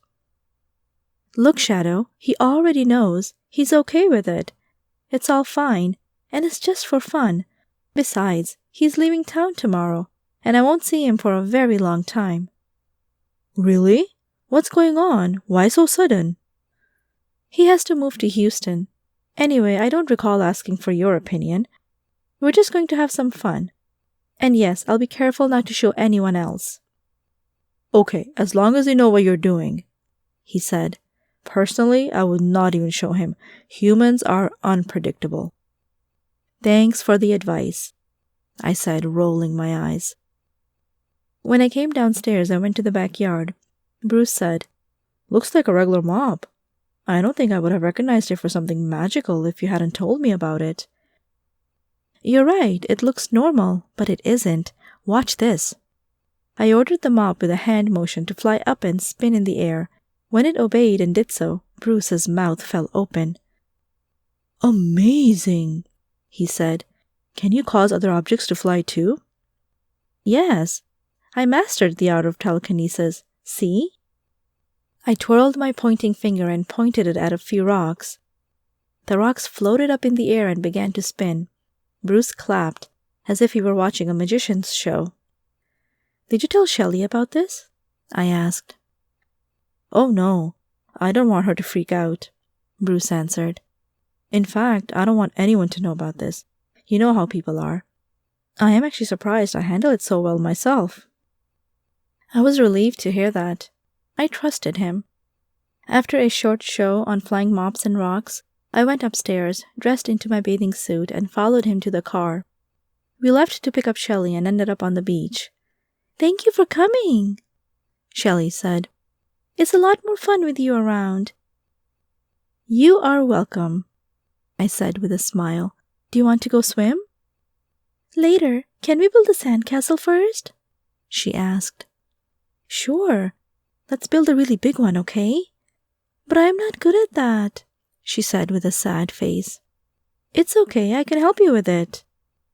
I leaned over and started to gather some sand, mixing it with water from the ocean and molding the mud into shapes that almost resembled towers and castle walls. I wasn't doing a very good job at it, and I noticed that Shelley saw it too. "You're not very good at this either," she said. "It's okay, my dad is even worse. That's why I wanted to build a sandcastle with you." "I am sorry to disappoint you," I said. "You're doing your best. I understand," she said. "Hold on, I have to go to the bathroom." And she ran off. I watched for a second or two, and then stared at the awful sandcastle we were trying to give shape. I looked at Bruce, who was watching me with enjoyment. "Do you like what you're seeing?" I asked. "Do you mean you in your hot bathing suit, or the broken castle you're trying to renovate?" he asked as he chuckled a little. "Both, I guess. Ha!" Then I had an idea. I was going to cheat a little. I looked around and made sure nobody else was going to see it. I put my mouth on my finger when I glanced at Bruce, signaling that he shouldn't draw attention to me. The beach wasn't very populated. Only a handful of people were in the distance. This was my chance to make a kid happy with my magic. I spun my finger in the air and with my other hand made different hand movements as I made the sand fly up, drop into the water as if it was a creature, and then get back into the shape of a perfect sand palace. It had towers, decorations, and pillars. There were winding staircases, windows, and rooftops. The entire object looked like something from a fairy tale. Bruce's eyes were wide open. I looked at him and winked. He burst out laughing, realizing what I was doing. When Shelley came back, I was already done, pretending to do everything with my hands and adding the final muddy foundations. "There," I said. Just added a few details to it while you were gone." Her mouth fell open. "Wow! You're amazing! How did you do that? I was only gone for a few minutes." "I just had to get used to it again," I lied. "It has been a while." "Wow, Daddy! Daddy! Look at what Cammy made!" "I see, it's very nice, Cammy." "You can have it," I said. "Or you can knock it over, ha." "Why would I ever knock over something so beautiful? You're amazing. Thank you. See, Daddy? She is really good at building sandcastles. I just knew it." Bruce put his thumb in the air and smiled. That night, we swam, we drank some tropical smoothies, and we played with the beach volleyball. It was a lot of fun.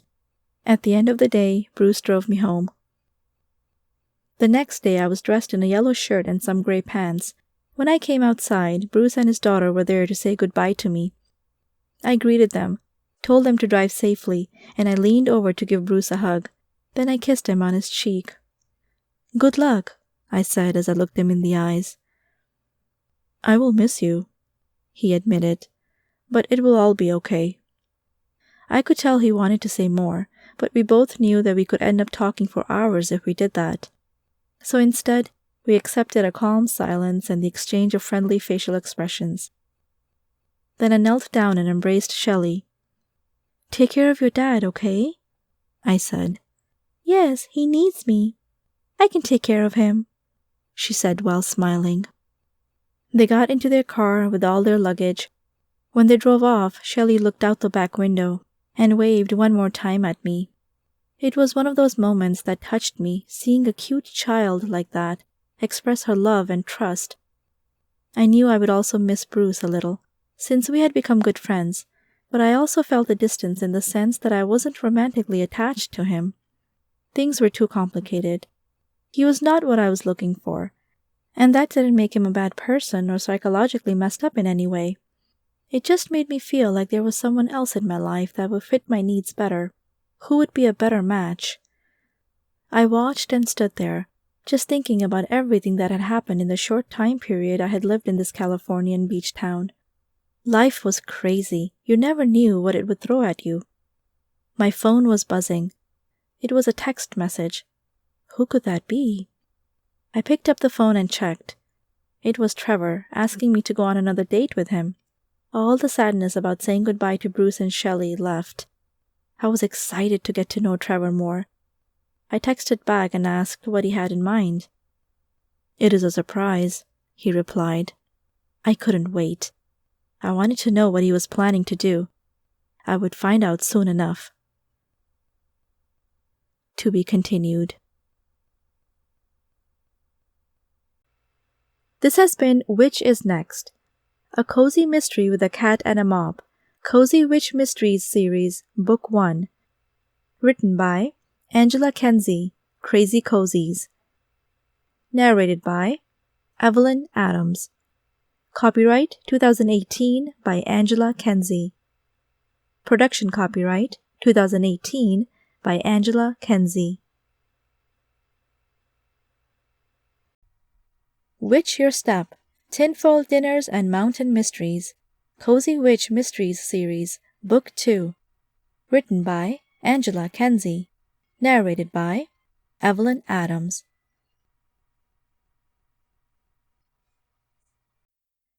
Chapter 1.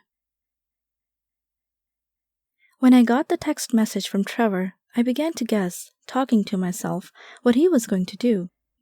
The surprise he texted me about would be a date the next day. Trevor was a hot guy I met at the volleyball tournament that week. He was straightforward, he had blonde hair, was very muscled, and he had a strong chin, almost like one of those characters from the movie Baywatch.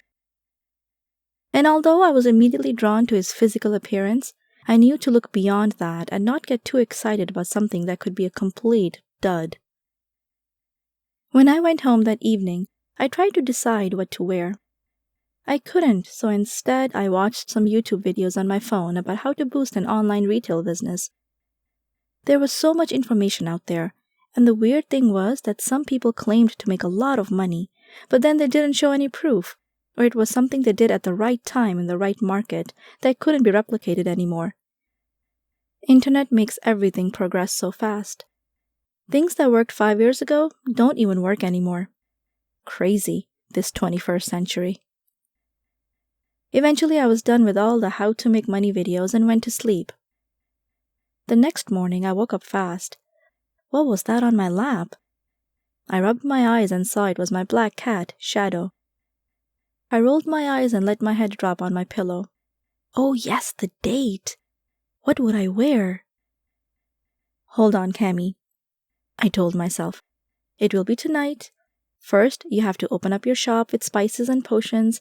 Some of those tourists in this little California town will come and buy something, so I can pay the bills. My shop had all kinds of potions, smells, candles, candies, soaps, and other interesting souvenirs. But the difference between mine and other shops was that I was a witch. So as a consequence, my claimed formulas actually worked. And of course, customers didn't know that or believe in any of that. I mean, who would, right? Fortunately, my talking cat didn't wake up to make fun of me when I was talking to myself. With much subtle precision, I slid from underneath the cover and walked to the bathroom.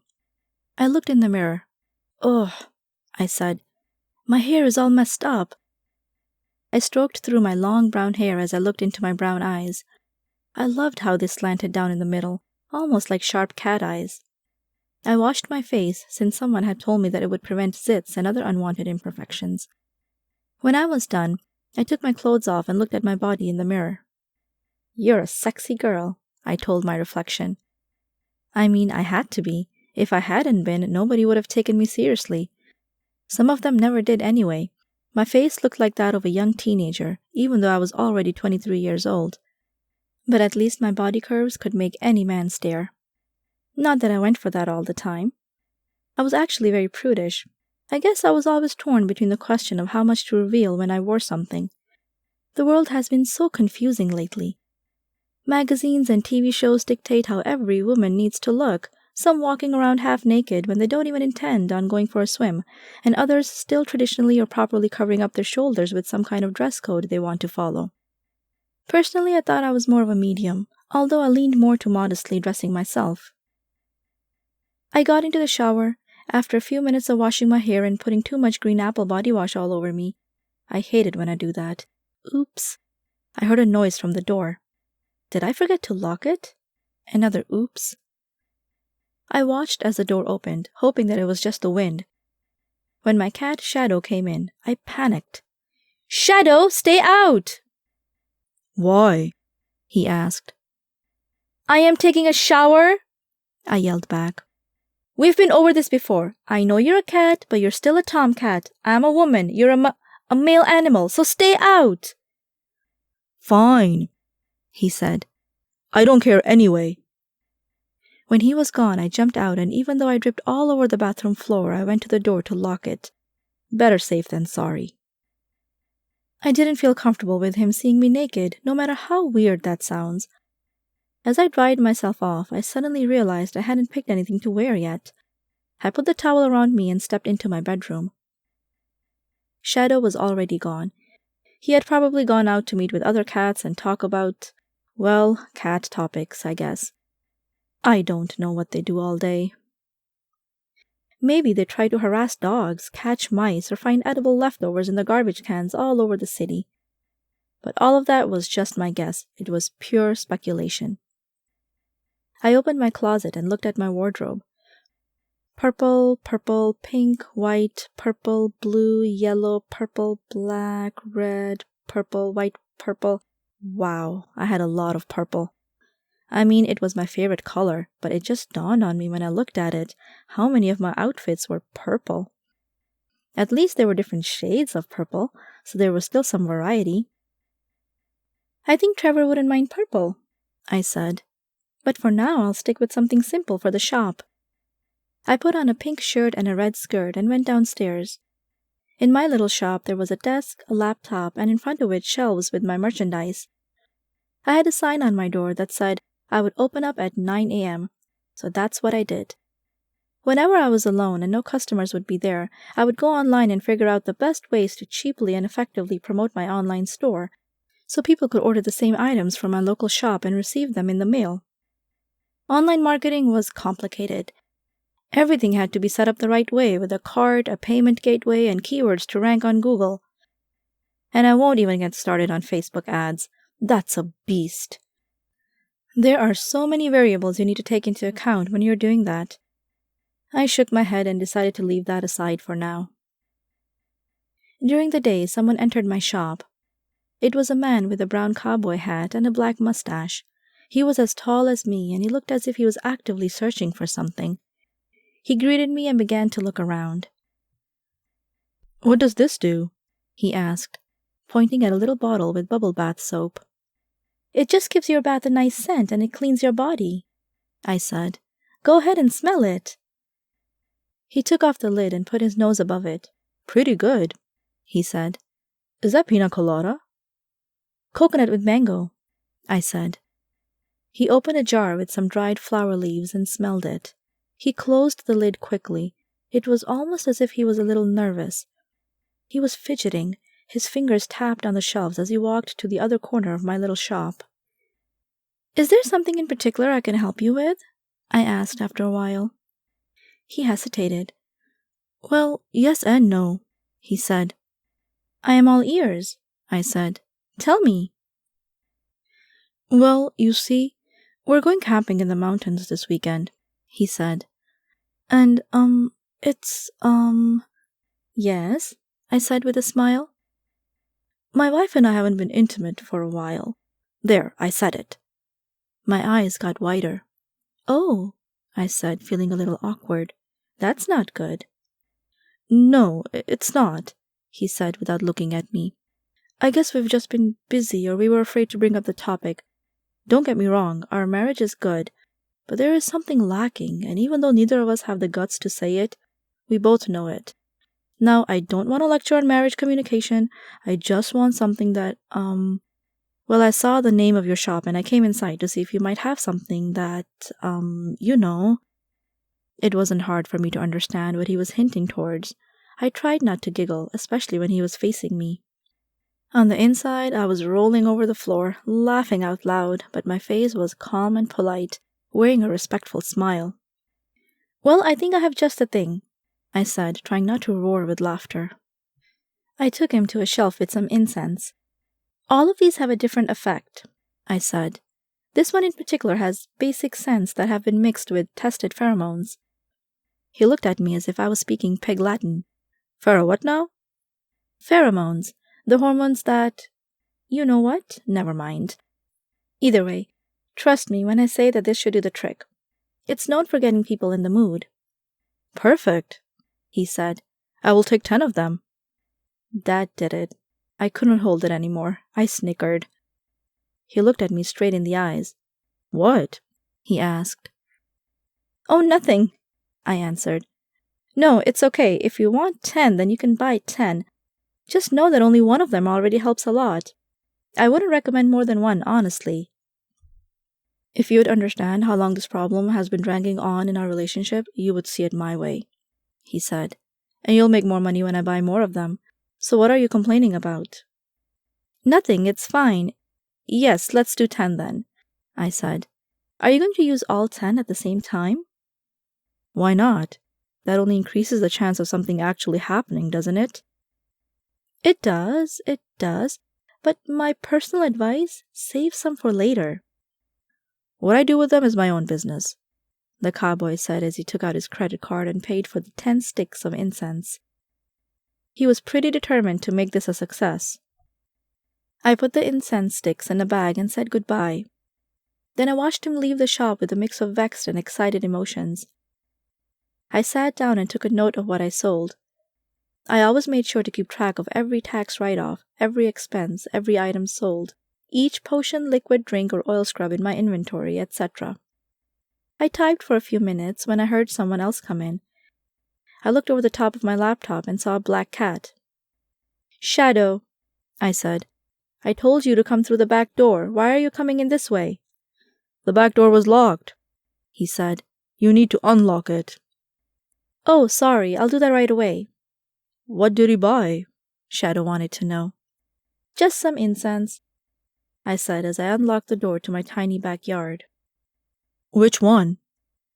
The one with the pheromone mix? The sexy smell? Shadow asked as he chuckled a little. Why? To boost his love life with his wife? Nice rhyme, I said. And yes, he wanted more intimacy with his wife, but he wouldn't listen to my advice. He said he was going to burn 10 at the same time. 10? Is he crazy? Does he even realize how strong that stuff is? Well, he doesn't know that it's real magic. I never tell my customers that.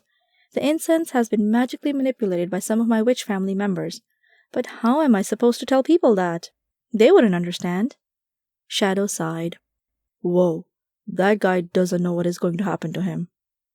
They're going to have the time of their life, I said as I snickered. Jealous? Shadow asked. What? No, I'll find the right guy sometime. I can wait, no problem. In fact, silly cat, I have a date with Trevor tonight. Trevor, huh? Show me on Facebook again. I don't remember whether I saw his face or not. Sure. You're so nosy, but hey, I'll humor you. I looked up Trevor's name and clicked on a few of his photographs. What a dude, Shadow said. That's a handsome guy, Cammy. I say go for it. Yes, he is, I said with a smile. But looks aren't everything. Ease up, Shadow. I will find out what he is really like. Cammy and Trevor, sitting in a tree. He began to tease. Oh, shut up. What are you, 8? Grow up. He laughed. He loved getting under my skin, especially with these topics. As he walked away, he kept singing. K-I-S-S-I-N-G. I rolled my eyes and went back to work on the computer. The time flew by, and the moment of my surprise date was getting close. I shut down my laptop and ran up the stairs. When I opened my closet, I forced myself to narrow it down. Okay, let's choose hair. Not this one, not that one. Okay, maybe that one. Let's pick the top 3. I think you should pick the black one, I heard behind me. Shadow was back. Ah, there you are. The black one? Really? I asked. Yes, it would look good on you. It would be like going to a funeral. Actually, it kind of was like a funeral. It was my aunt who raised the dead at a graveyard, remember? That's the occasion I got this dress for. That zombie would have lost its head no matter what, Shadow mentioned. Yeah, how was I supposed to know that rake on the floor would chop it off so easily? I agreed. Did your aunt punish you for that? No, I was too little. My mom protected me, said it was just an accident. Wow, what a liar, Shadow said laughingly. The things you do for your kids. Hey, I am more careful with what and whom I experiment now, Shadow. I am a different person now. I don't try out chopping zombie heads off with a rake anymore, just to see what will happen. A grown woman with the face of a 12-year-old, the body of a Hollywood model, and the heart of a mischievous little boy, Shadow said. Trevor will have his hands full. Little boy? Poof! I scoffed. And no, I won't pick the black one. And not just to bug you, but because I look better in purple. You always do, he said as he rolled his eyes and walked away.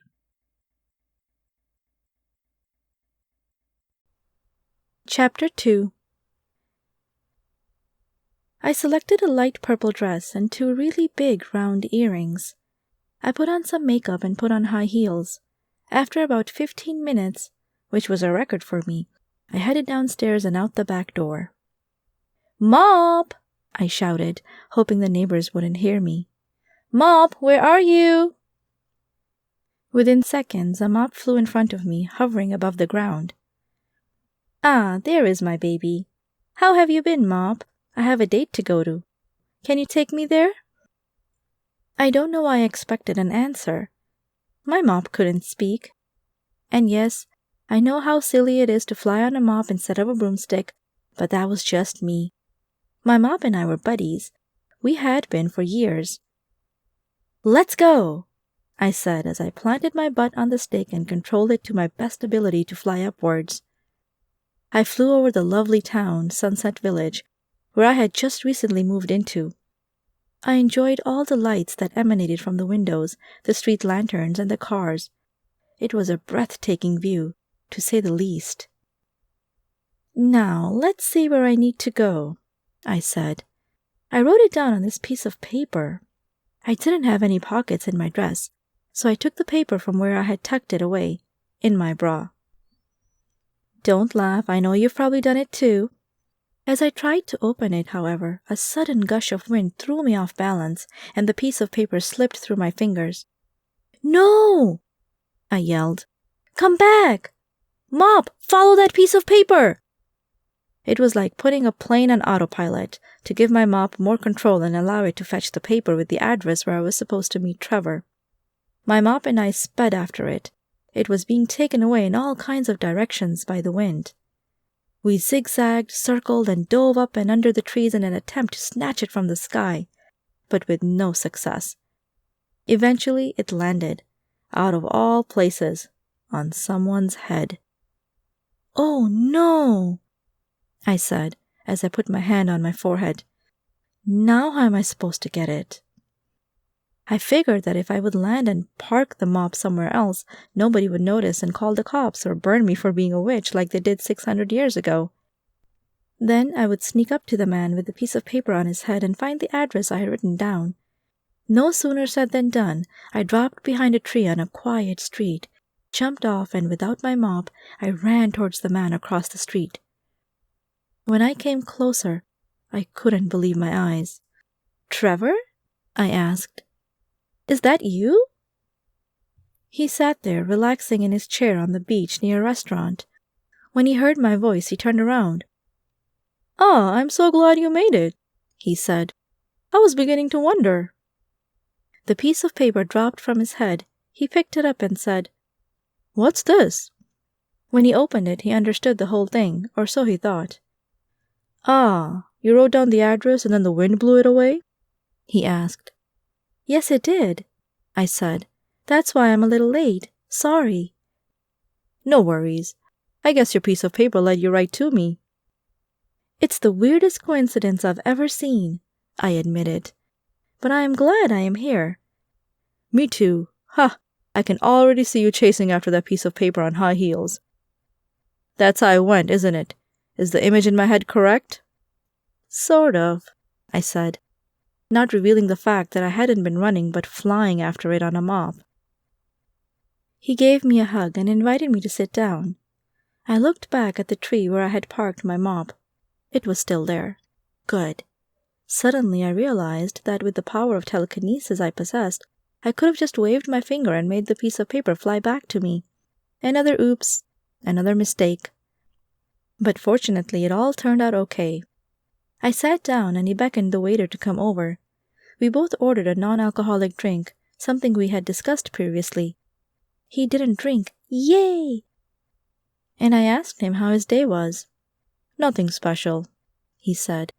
"What about you?" "I just sat in the shop, worked on the computer, and helped a few customers," I said. "Nice and quiet," he said. "Sometimes you need days like that." "Yep. So what is the big surprise?" I asked curiously. "You would like to know that, wouldn't you? Well, it's coming in a few minutes." I couldn't wait. I mean, I literally couldn't wait. So I went to the bathroom, did what I had to do on the toilet, and came back, hoping that this had moved time forward enough for me to see what he had planned. The waiter came back. He took our orders.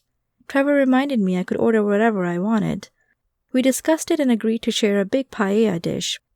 It had mussels, shrimp, squid, and other seafood mixed with delicious Mexican seasonings and rice. The location on the beach was perfect. It was a little terrace in front of an authentic Mexican restaurant, one of those classy ones, not the street food ones. The breeze from the ocean was perfect. The sunset was breathtaking, and I don't think he could have chosen a better spot or time than this. After eating several bites from the scrumptious paella, he suddenly said, "Cammy, I usually don't do this, but I think there is something special about you, and a special person deserves a special treatment. So sit back and enjoy the show."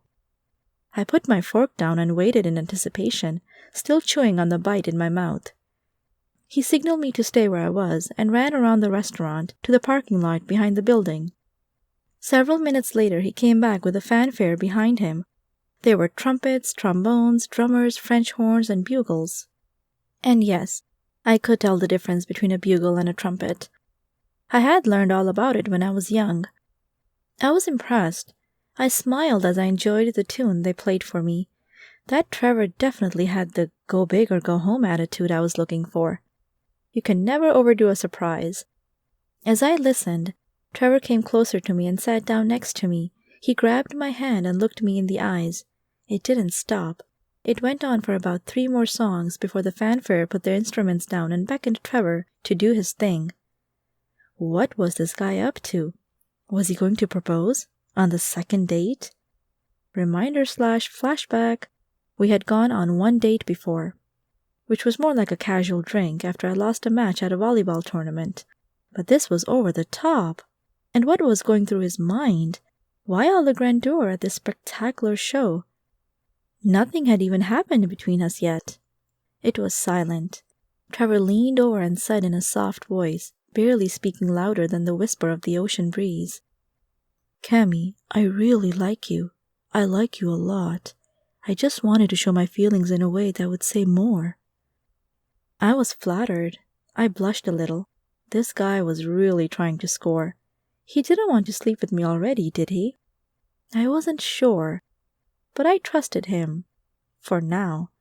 Or does that mean I didn't completely trust him? I don't know.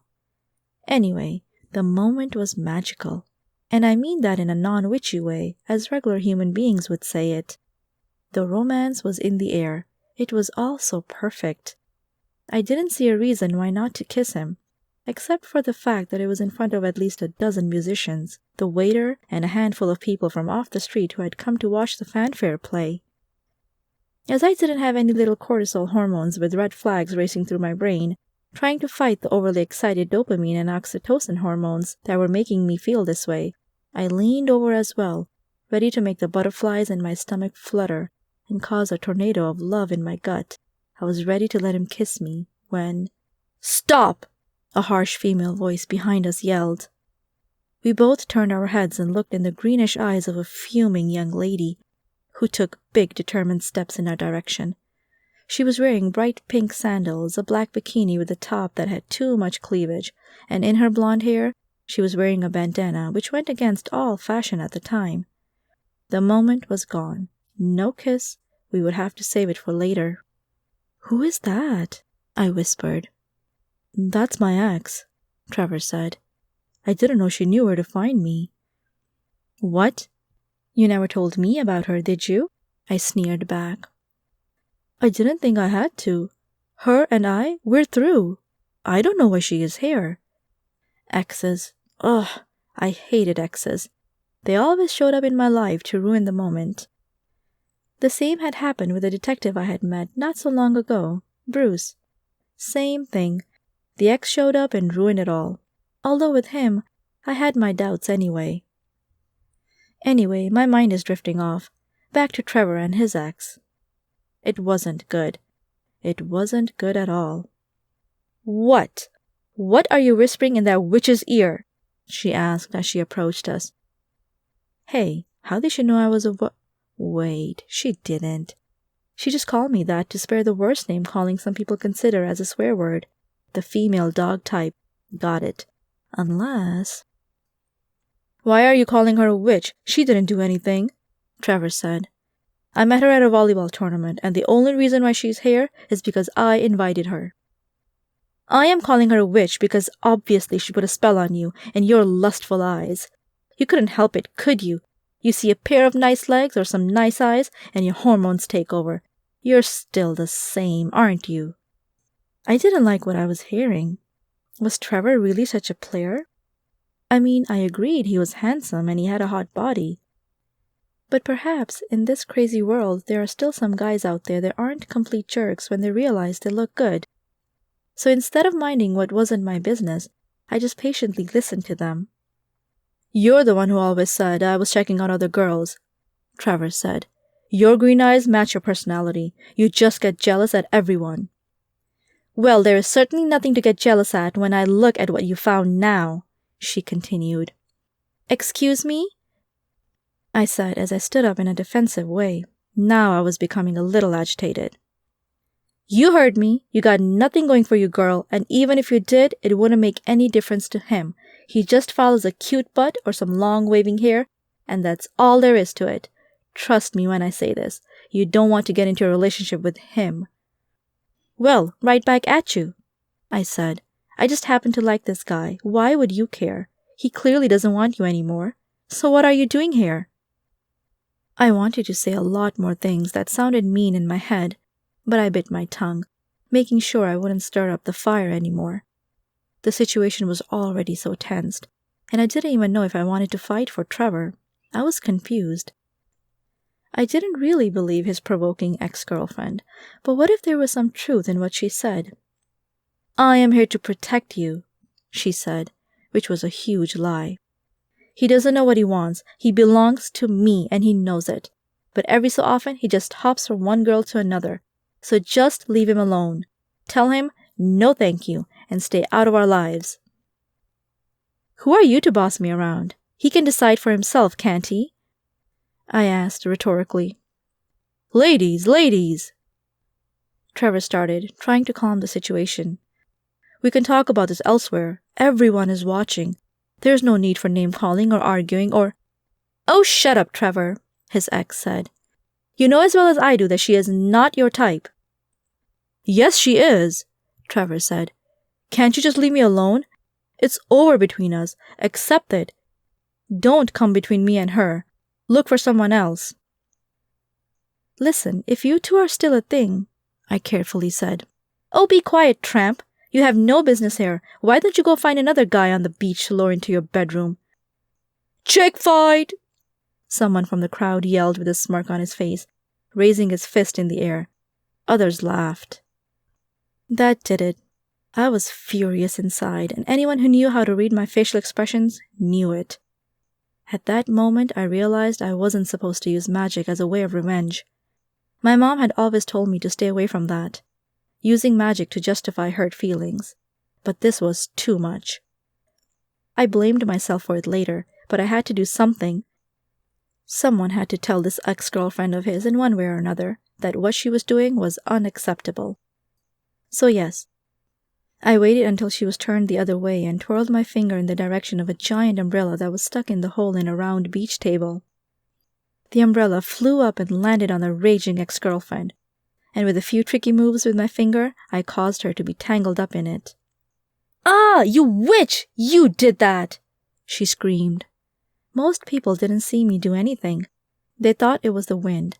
I heard one little girl say, Did you see that? She made the umbrella fly with her finger. But she got rebuked by her mother that she shouldn't make up things.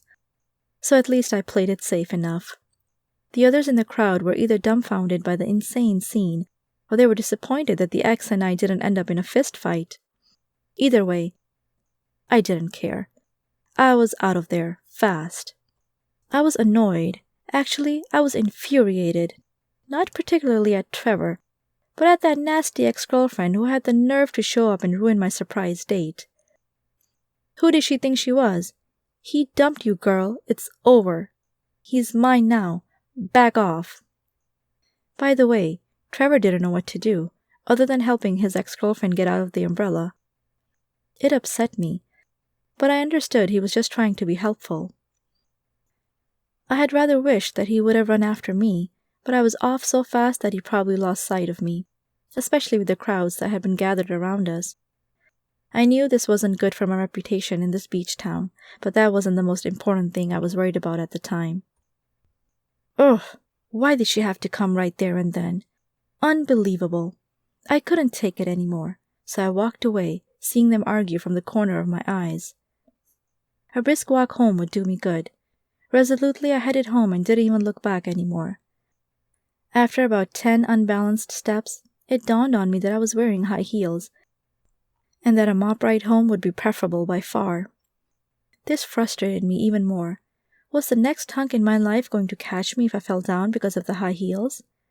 That sounded like it came from one of those romantic TV series, but I doubted it would happen in real life. I was torn between disliking Trevor and forgiving him because it wasn't his fault. After all, he hadn't invited her, and I didn't think he was lying when he was flattering me with being special. I got better at spotting lies since the last murder investigation in Sunset Village. No, he was honest. It was just a bad moment. Bad timing, bad everything. I kept walking. All the meantime considering getting off the main road and calling my mop over. But then something caught my eye. As I walked in front of some kind of thingy-mabob I don't know the name of, I glanced at some brochures for tourists. I stopped. One in particular caught my attention. "Do you love the outdoors? Go camping," it read. Some call me impulsive, others say I'm thoughtful. But this time, I was the first. I don't know what came over me, but it suddenly hit me. Going camping? That would be so much fun! I thought about it for a few minutes as I turned the pages of the brochure. With their beautiful mountain pictures, I saw people roasting marshmallows at a campfire, and I was sold. "I am going camping this weekend," I exclaimed as I jumped up.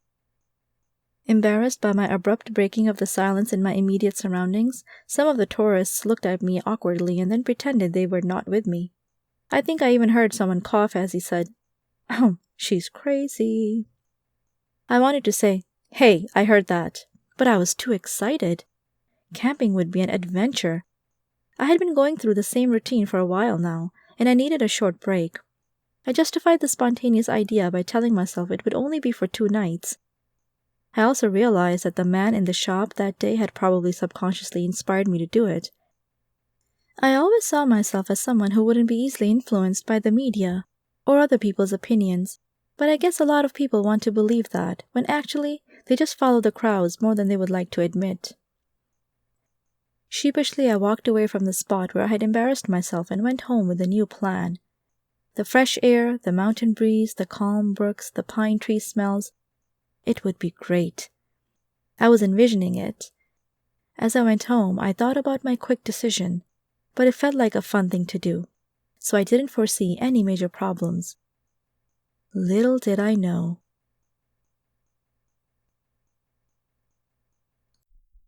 Chapter 3. The next morning, I packed my bags and ate some ham and eggs for breakfast. Someone had advised me, from India, go figure, to try a slight sprinkle of curry powder on my eggs, so I tried it. When I put the bite in my mouth, I was surprised how yummy it tasted. Those Indians, man, they know how to spice things up. After breakfast, I was pretty much ready to go. It felt good to leave town for a few days, especially after what had happened the day before. Some people might have taken sides, and maybe some of them hated me now. I didn't know, but I talked a little to myself that morning again, encouraging me to stop caring about other people's opinions about me. The mountain area was quite far, so I knew it would require me to fly for an hour or 2 to get there. I wanted to pack lightly, especially since it was the middle of the summer and I didn't need to take a lot of clothes. Just to be sure, however, I took a couple of sweaters for the nights I would spend there. I double-checked. Toothbrush, shorts, skirts, shirts, tops, underwear, flashlight, boots, canned food, a can opener, matches. Wait a minute. I didn't need that. Wasn't there a spell I could use to light up the way or light a fire from scratch?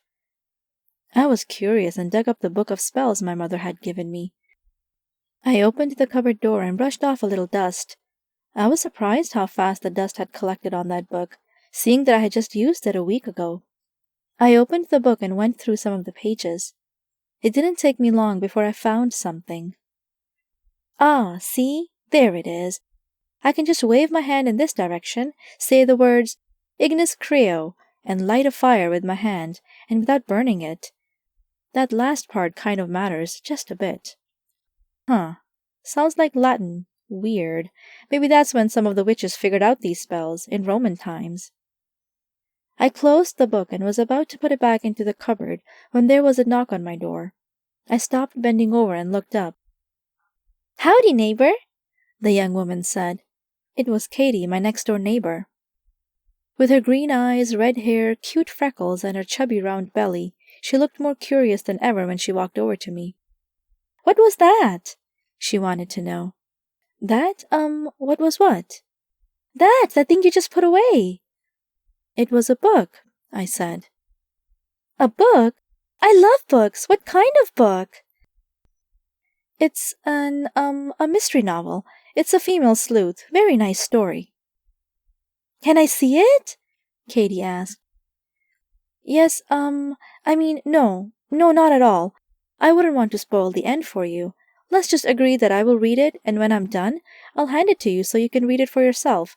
Otherwise, I'm afraid I might give it away." "What? You're going to give that book away?" she asked. "No, not the book. The end. I don't want to give away how it ends." She thought for a moment. "Ah, that makes sense," she finally said. "So tell me, where are you going?" "I'm going camping in the mountains. It will be just for a few days." "Fun! I wish I could go. But you know that I work at a gas station, and I do a lot of night shifts. I have to show up for work." "Yep, you do," I agreed, nodding as I looked around for more things to pack. "Well, I wish you luck," she said. "I hope it won't rain." I got startled. "Why?" I asked. "Why would it rain? It's summer." "You're new to California, aren't you?" she asked. Yes, I am." "Well, they predicted rain in the mountain area this weekend, but I don't know. They're often wrong, so you can't always rely on the weather forecast." "True," I said, hoping that she wasn't right about the rain. I took my big backpack and said, "I have to go. It was nice seeing you again, Katie. I will see you again when I get back." "Or maybe you won't," she said. "Who knows? You might get murdered." I frowned. Was she serious? What kind of a joke was that? Why would anyone joke about someone dying? "What do you mean by that?" I asked a little nervously. "I'm kidding. Kidding, of course. Wow. You should have seen your face. Ha ha. You don't know when to relax sometimes, do you?" I pretended to laugh with her and said goodbye. What a weird comment that was. Didn't she know I had just been confronted with a murder case here in town last week? You shouldn't joke about things like that. Anyway, I brushed it off and grabbed my backpack, some bathroom things, clothes, a sleeping bag, and a tent. Then I locked all the doors except for the door to the backyard of my little house. When I looked at it, I realized I needed a cat door sometime. It would come in handy. I looked to the right. The mop was standing against the fence, waiting patiently, as always, for me to call on it to take me somewhere. It had flown back to my house the evening before, when the whole drama with Trevor's ex-girlfriend happened. I shivered at the thought and praised myself lucky to have the time to leave town for a few days. Before I jumped onto my mop, however, my cat came to talk to me. I saw him when he was on the rooftop. He dropped all the way to the ground and rebuked me. "Where are you going?" he asked. "Camping, didn't I tell you?" "No, you didn't," Shadow said. "I am insulted. You would go without me?"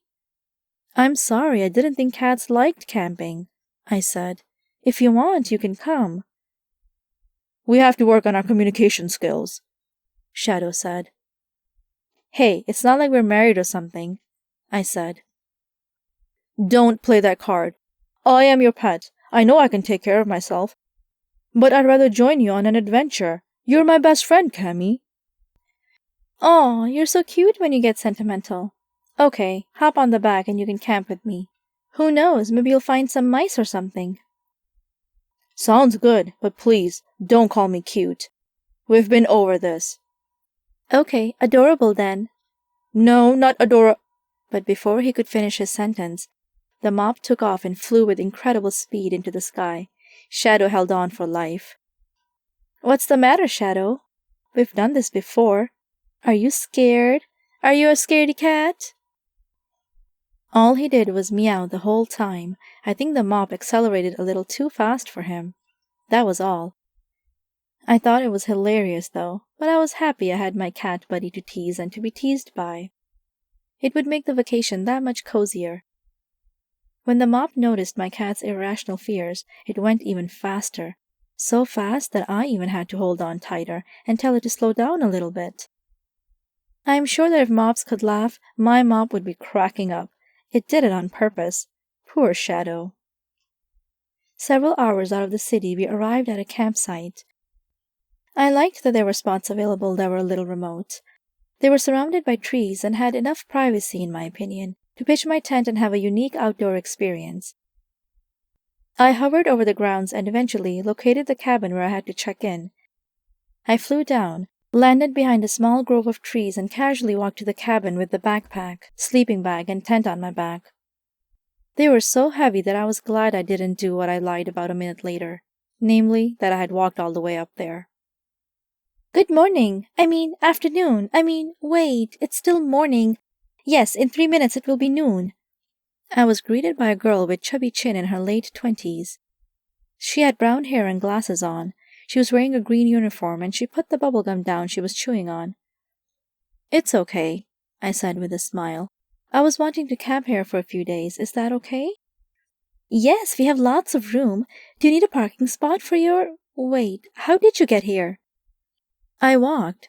There's nothing better than a good hike, right? She took off her glasses and looked behind me, as if she didn't believe me. And the mop? She wanted to know. I am a clean freak, I said. I am attached to it. Don't worry, I won't try to mop the rocks around the creek. That's too much work for me. I have my limits. She chuckled. Okay, she said doubtfully. The prices are over here. Let me know how many nights you want to stay. Then we'll get you signed up. We discussed the length of my stay, and she showed me a spot with grass, close to a beautiful calming creek and lush green trees. I thanked her and took the tent out of its bag. Do you know how to do that? Shadow asked. Do what? Pitch a tent, of course. No. Do you? No. There was an awkward silence. Then I shrugged and decided I would learn it in the process. I have to admit that was easier said than done. I misplaced the stakes, the lines weren't tight enough, I put the tent in a wrong position, and all of it was a painstaking, frustrating activity. When I was done, however, I was proud of myself. It felt as if I had truly accomplished something. Fortunately, the food wasn't going to be a real challenge. I sent Shadow out to fetch some dry wood, and when he came back, I had created a small pyramid with branches. I looked around me to check that nobody could see me. I used my magical powers to kindle the flame and light a fire. I was relieved. It was easy. I reached into my backpack and took 2 cans of food out. Then I realized something. I had forgotten to bring a can opener. Oops, I said. I thought for a moment and said, Shadow, stay here with Mop. I'm going to ask the nice lady at the cabin to lend me a can opener. Within a few minutes I came back with a can opener. I opened the cans and poured them onto 2 pieces of tinfoil I had rolled out. I closed them up and put them on the fire. As I kept an eye on the smoking dinner, I walked the other way and took off my boots. Putting my feet into the creek would be fun, or so I thought. I came closer and closer as stepped from one rock to another. I picked up a pebble and skipped it across the water. It bounced on the water 10 times. Not bad, but with a little touch of magic, it would be better. The next rock I picked up, I put a spell on. I skipped it across the water, and it kept skipping until it was out of sight. Ha! I am so good at this, I said cynically and proud at the same time, realizing that I was actually cheating. Then I smelled something fishy. Not fishy, though, but more like something was burning. My dinner! I exclaimed as I tried to speed back to my little lot. As I did, however, I stepped on a sharp rock, expressed my pain in a short grunt, and tripped. I slipped into the water, and within a second I was soaked. Great, I said. I didn't bring that many different outfits. On the shore, I noticed Shadow was laughing at me. I got up, shook off some drops of freezing cold water, and lifted up my purple dress as I headed back to my smoking dinner. Unfolding the tinfoil, however, I noticed it was perfect. The food inside the tinfoil smelled delicious. I took a fork from my backpack, reminded myself to bring back the can opener after I would be done eating, and dug in. Not before long, though, flies came to enjoy the dinner with me. As I wasn't too happy with these uninvited guests, I tried to swat them away with my fork, a useless thing some human beings apparently do with little to no effect. When I realized how ridiculous I looked when I attempted to kill flies with a fork, I instead twirled my finger and created a gush of wind that took them all away from me. "Solved," I said as I rubbed my hands and picked up my dinner. I shared with Shadow and was glad my entire dress had dried up, sitting so close to the fire on such a beautiful day. I stood up and looked at the sky, watching the sun beginning to set and some clouds gather in the distance. "Do you think it's going to rain?" I asked Shadow. "Who knows?" he said. "You can never tell here in the mountains."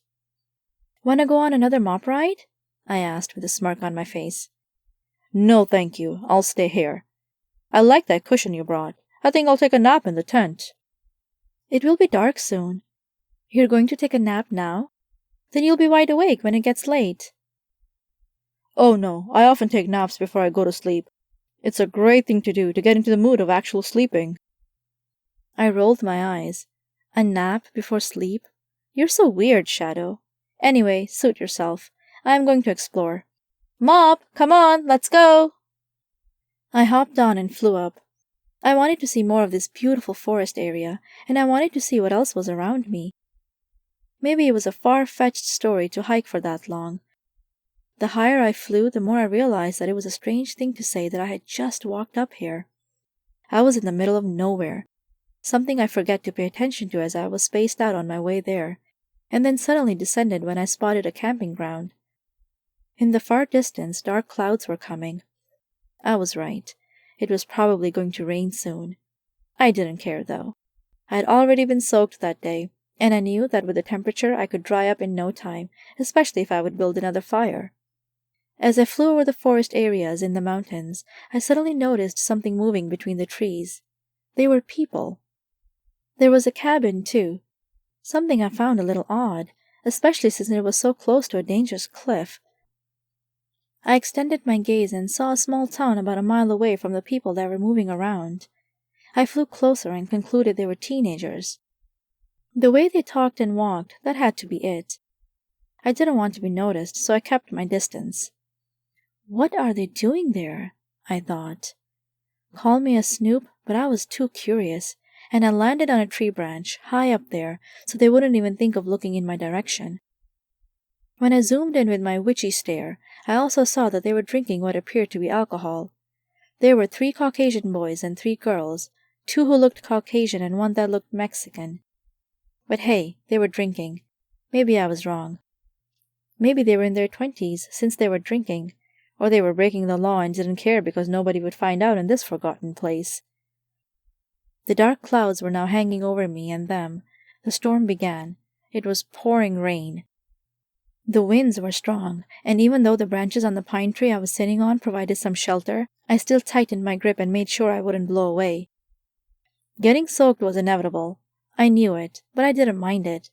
I wanted to know what those teens down there would do now. I got my answer. The girls were dancing in the rain with their hands up in the air, making the kinds of party sounds that youngsters do. You may fill in the blanks there. The boys were clapping and cheering, and one of them took his shirt off. All of them were holding a bottle of beer of their own. This went on for a few minutes, and I was still sitting there, curious to find out how long they would do this. Fortunately, the girls all kept their shirts on. That would be the day. Suddenly, something went wrong. One of the teenage girls got a little too close to the edge, and when one of the boys yelled at her to turn around, she moved her body the wrong way and slipped. As she slid off the cliff, she briefly held on to the edge of the rock with one hand before falling down to what could have been an instant death. "No!" the boys yelled. "Melanie!" one of the girls screamed. But the girl was not dead. They didn't see what happened, but I did. The girl, whose name was Melanie, apparently had fallen into a tall pine tree. She wasn't moving, but I doubted that she was dead. She was just lying there on one of the branches, with the pine needles sticking to her wet shirt and shorts. The 5 other teenagers put down their beers and got closer to the edge, until one of the boys held them back. "You'll fall too," he said. "We have to go down there and find her." As they carefully ran back to where the cabin was and went down the hill, I decided to look at the scene from a different angle, too. I wanted to see what would happen next and if Melanie was still alive. "Come on, Mop," I said. I jumped on my mop and flew to the other side, losing sight of the girl for about 10 or 20 seconds to land on a lower branch, closer to where the other teenagers would arrive. I landed on a different pine tree and looked at the tree Melanie had fallen into. She was gone.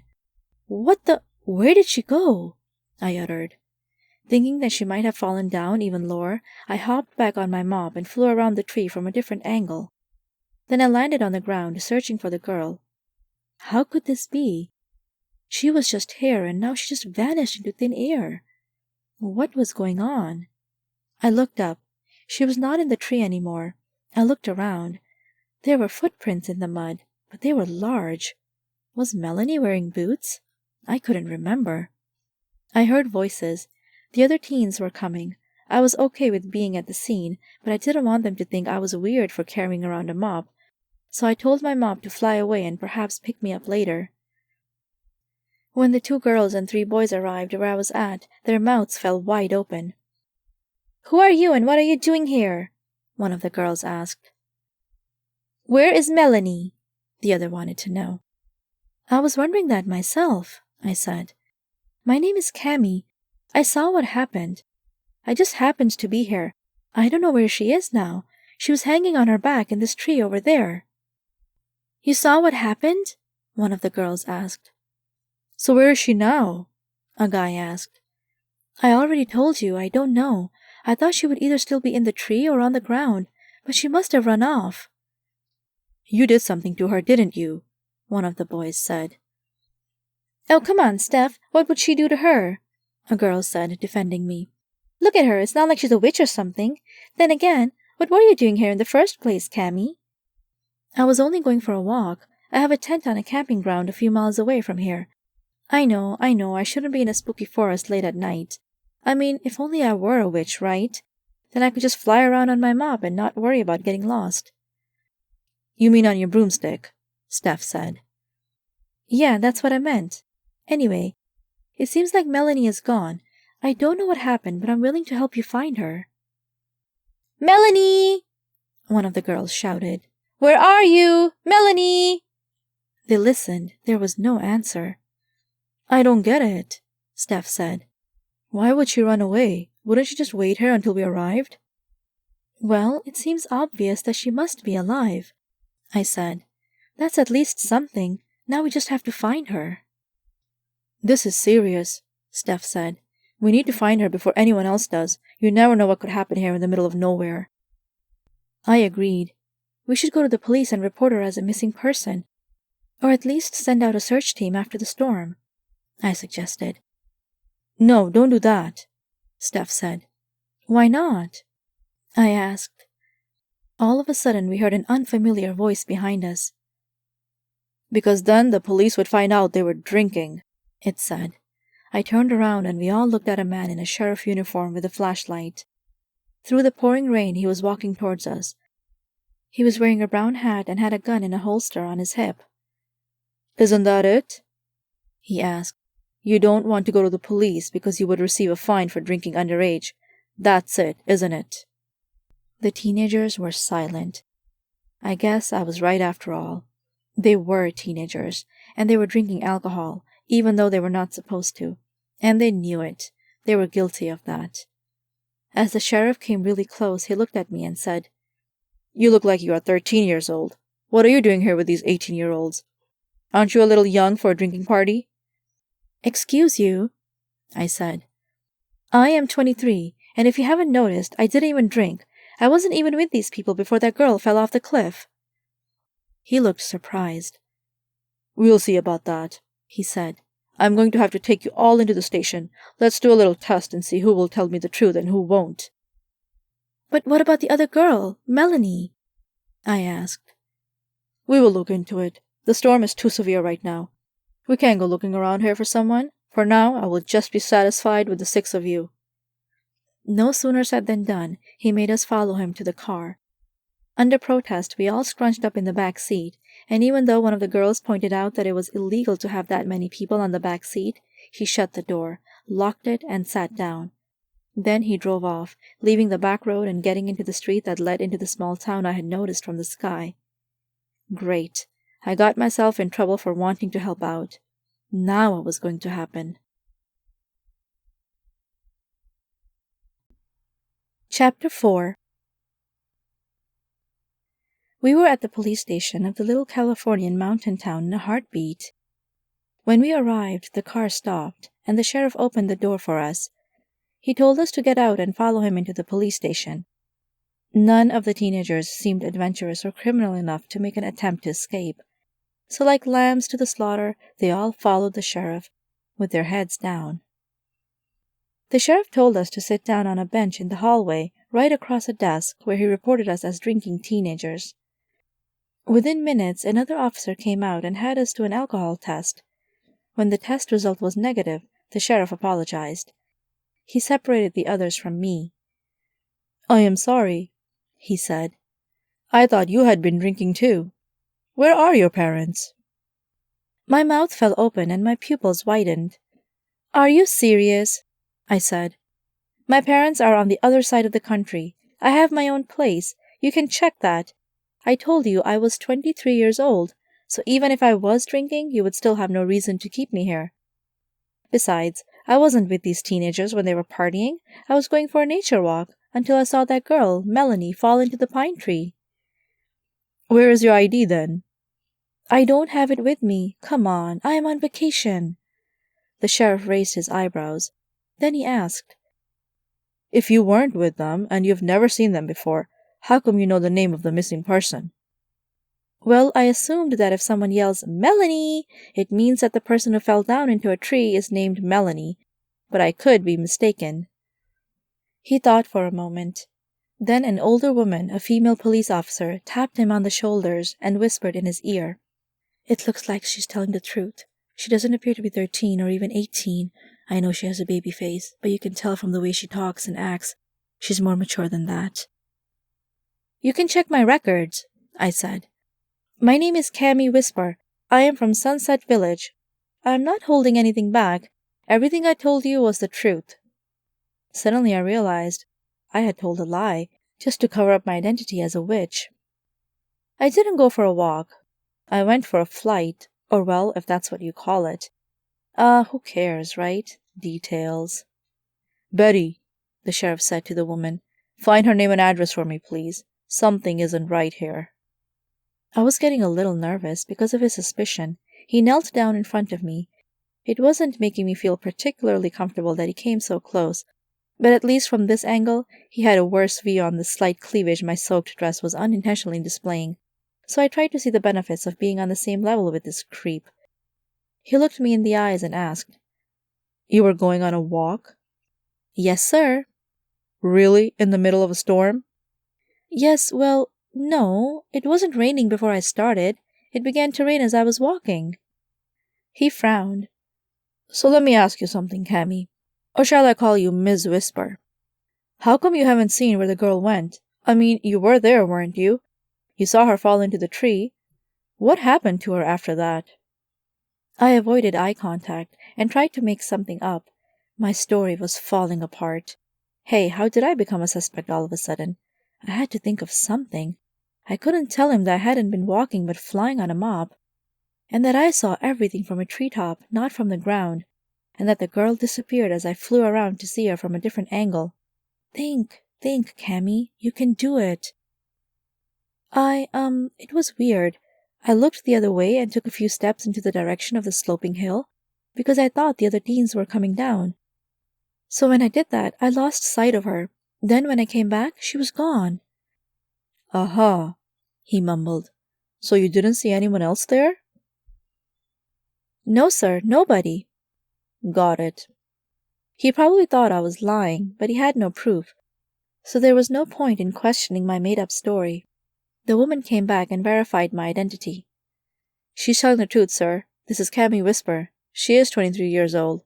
It's all true." "Thank you, Betty," he said. "I will try to find Jerry. I bet you $100 that he has something to do with this missing girl." "Sir," I said, "who is Jerry?" "I guess it shouldn't be any of your business," he began, "but since you've been telling the truth all along, I will give you a break and let you in on some insiders in this town. You see, Jerry is a convict. He has escaped twice, actually, and criminals like him should be behind bars." I could tell he was already treating me more like an adult, someone of his own age, even though he looked like he was well over 40. After hearing that I really was 23 years old, he must have switched something in his mind. As I mentioned before, I have always seen my young face as a curse and a blessing. I looked beautiful, sexy, and cute at the same time. But sometimes people who couldn't distinguish me from actual teenagers made the wrong assumption that I was a lot younger than I was, and then they wouldn't take me seriously.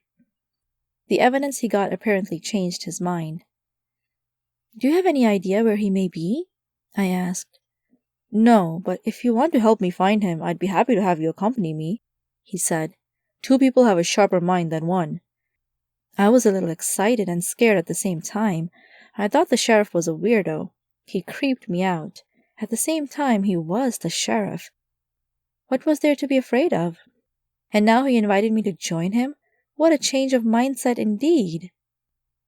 "I think I would actually like that," I said. "I was actually involved in a murder investigation in Sunset Village, and I successfully helped the detective over there solve a crime." "Is that so? Well, then you may really come in handy," he said. "What do you think of this, Betty?"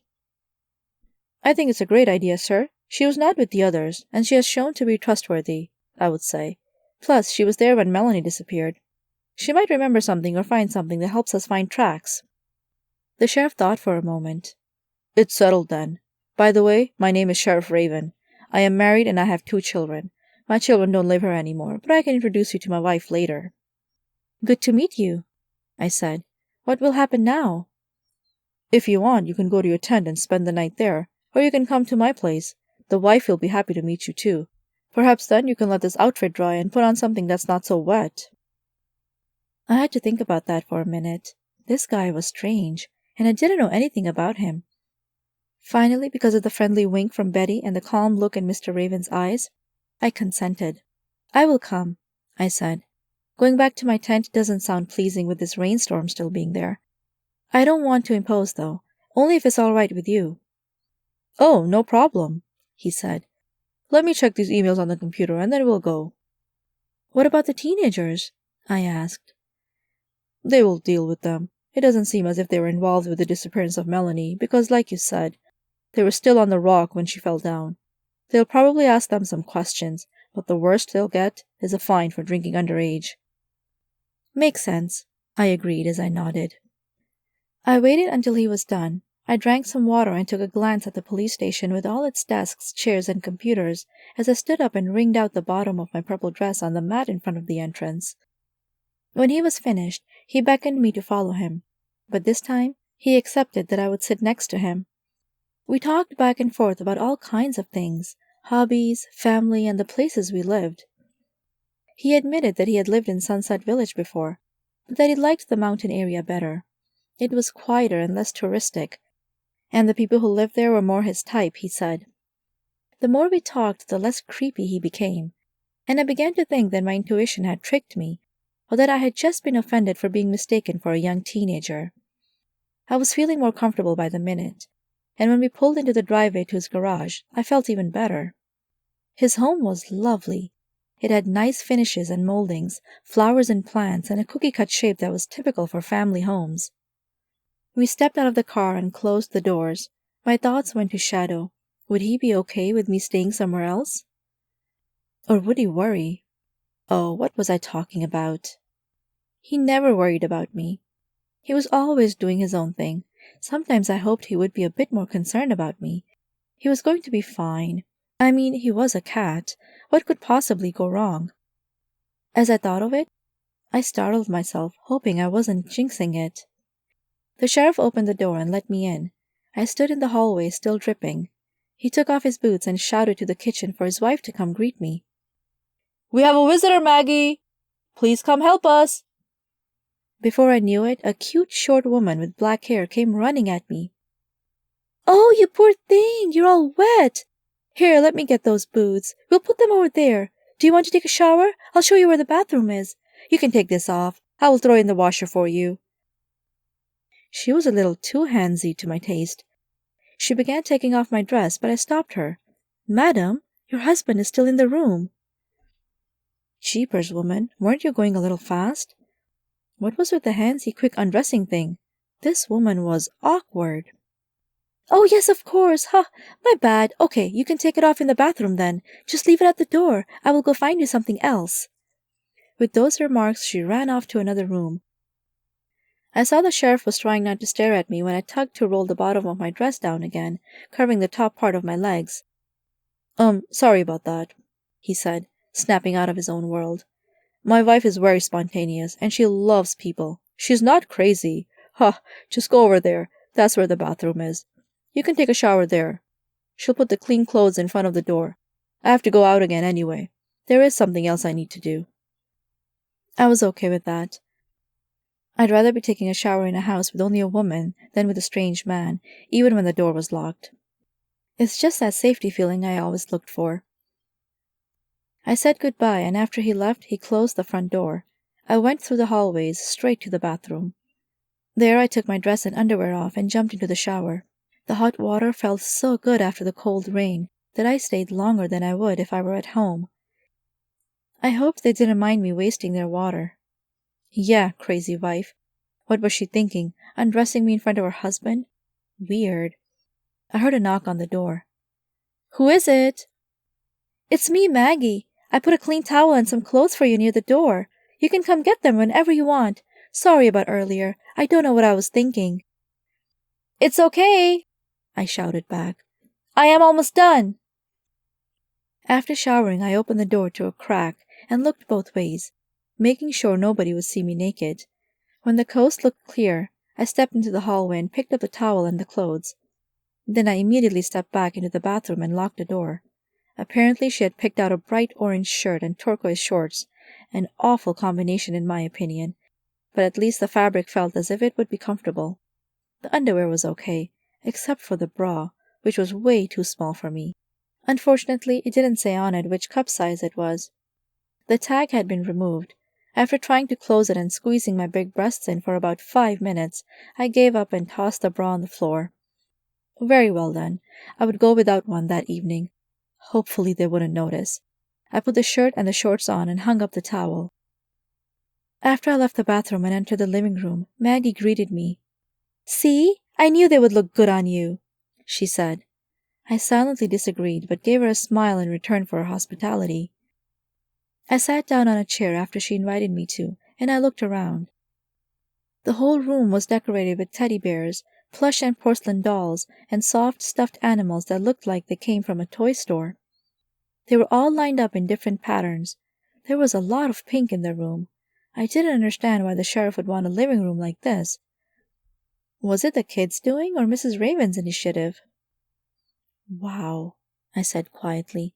Your children certainly like dolls and stuffed animals. Are they still young? Mrs. Raven sat down across from me. These are all mine, she said.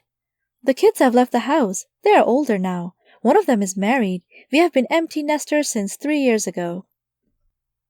I was shocked. Really, lady? Why do you have all these children's toys in your living room? To make you feel safe? Because you never grew up? I was beginning to make all kinds of assumptions, and I felt restless. Was the sheriff's wife just a nice, warm, fuzzy lady, or was she messed up in the head? Ah, they're yours? How interesting. Which one is your favorite?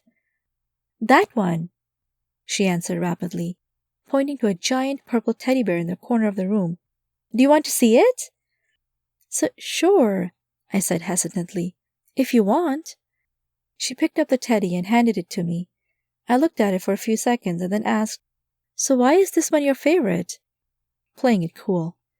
It's fluffy and it's my favorite color. Go ahead, give it a hug. Trying to cooperate and not create negativity between us, I did what she said and gave the teddy bear a hug for a small moment. Really soft, I said with an awkward smile. And yes, I like purple too. I noticed that, she said as she took the teddy bear back and put it into the corner. You were wearing something purple, but it got all wet. Yes, I was. And I see that you didn't like the bra, Mrs. Raven said. How come? The more time I spent in that home, the more nervous I became. This woman was weird, and I mean psychotically weird. There was something that wasn't normal, and I was afraid that if I said anything that would offend her, she would bite my head off. Was I dealing with a bipolar person, or maybe some kind of sociopath? Why would anyone in her late 40s collect dolls for kids? And how did she? Oh yes, I saw it. It was obvious enough that I wasn't wearing the bra. I couldn't hide it. Hopefully that didn't freak her out. It was a lovely bra, I said, trying to smooth talk my way out of saying anything that would insult her hospitality. But it was a little, too small. That's why it wasn't comfortable. I appreciate the gesture, though. Thank you. What are you trying to say? She asked, as if I had somehow placed myself above her. Nothing. Just that it was too small for my size. Are you saying you have bigger breasts than I do? Is that what you're saying? Well, no. I mean, maybe. I don't know. Was that your bra then? It sure was, but it sounds like you think you're too good for my size. That's what you're trying to tell me, isn't it? I was starting to get really annoyed and afraid at the same time. Why did this woman have to make it a competition? It's not like I implied anything by it. She was crazy, and without realizing it, I was looking around to find an exit. Not that I was going to get up and leave in the middle of the conversation, but it was just a primal reaction, an instinct that was triggered because I sensed a threat. I wasn't trying to tell you anything, Mrs. Raven. I appreciate it a lot. You helped me get clean, and this shirt and these shorts are really comfortable. Well, maybe if you don't like those, you should take them off too, she said. What? What was wrong with this woman? She wasn't somehow sexually curious about someone from the same gender, was she? I felt like waving my finger and magically throwing all the stuffed animals and porcelain dolls in her face. But magic wasn't going to solve anything here. I had to make her feel I wasn't against her and choose my words carefully. I never wear any underwear in bed, I lied. So that's why. But now that you mention it, how come you have such good taste in fabric? This shirt and these shorts are top-notch. They're the best thing ever. Not everyone has that talent, Mrs. Raven. At first she raised her eyebrows, but within a few seconds she overcame her suspicion and took my flattery seriously. Oh, thank you, she said as she blushed a little. I've never been told how well I pick my clothes. Doesn't Mr. Raven tell you how good you look? I continued. I mean, look at what you're wearing now.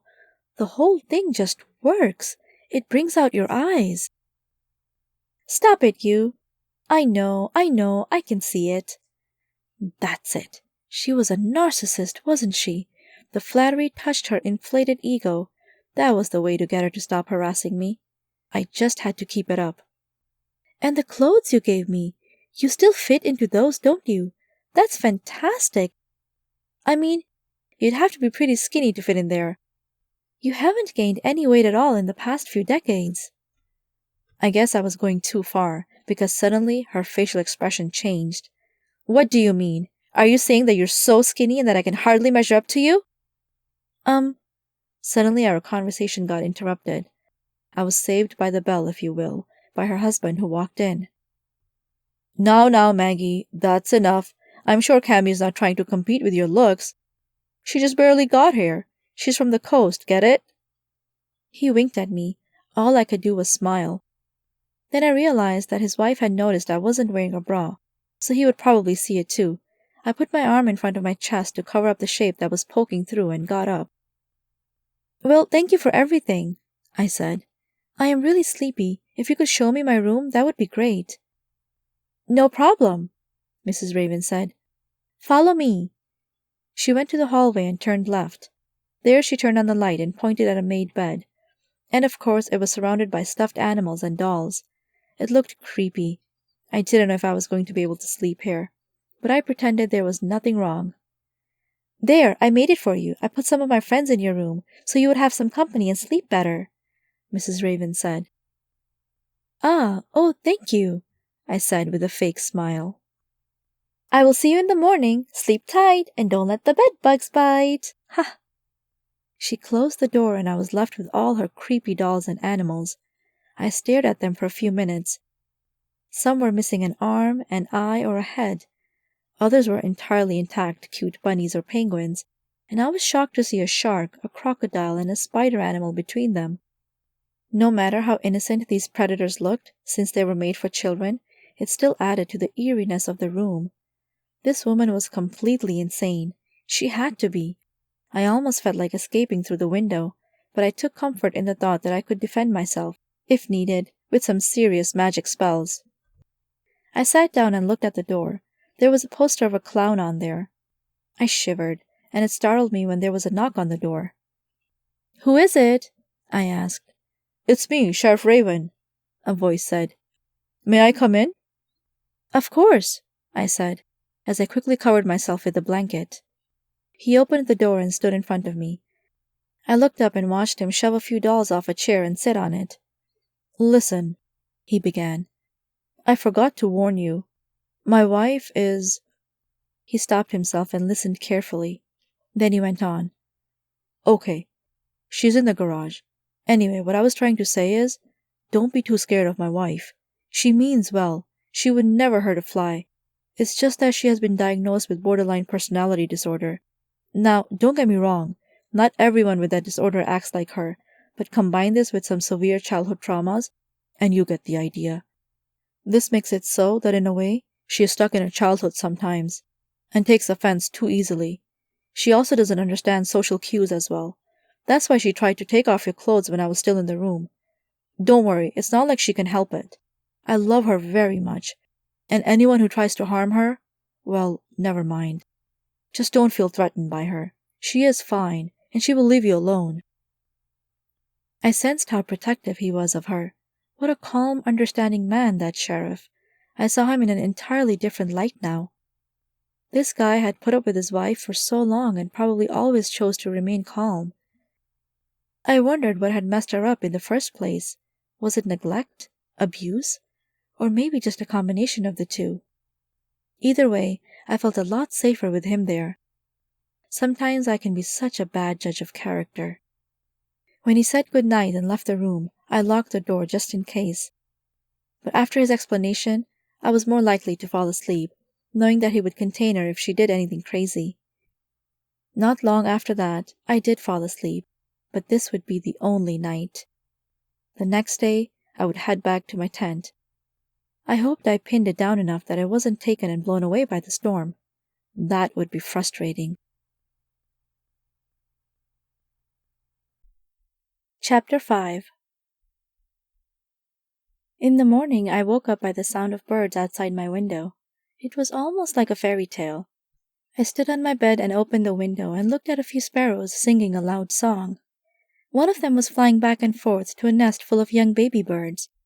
I enjoyed watching them for a few minutes until I got off the bed and unlocked the door.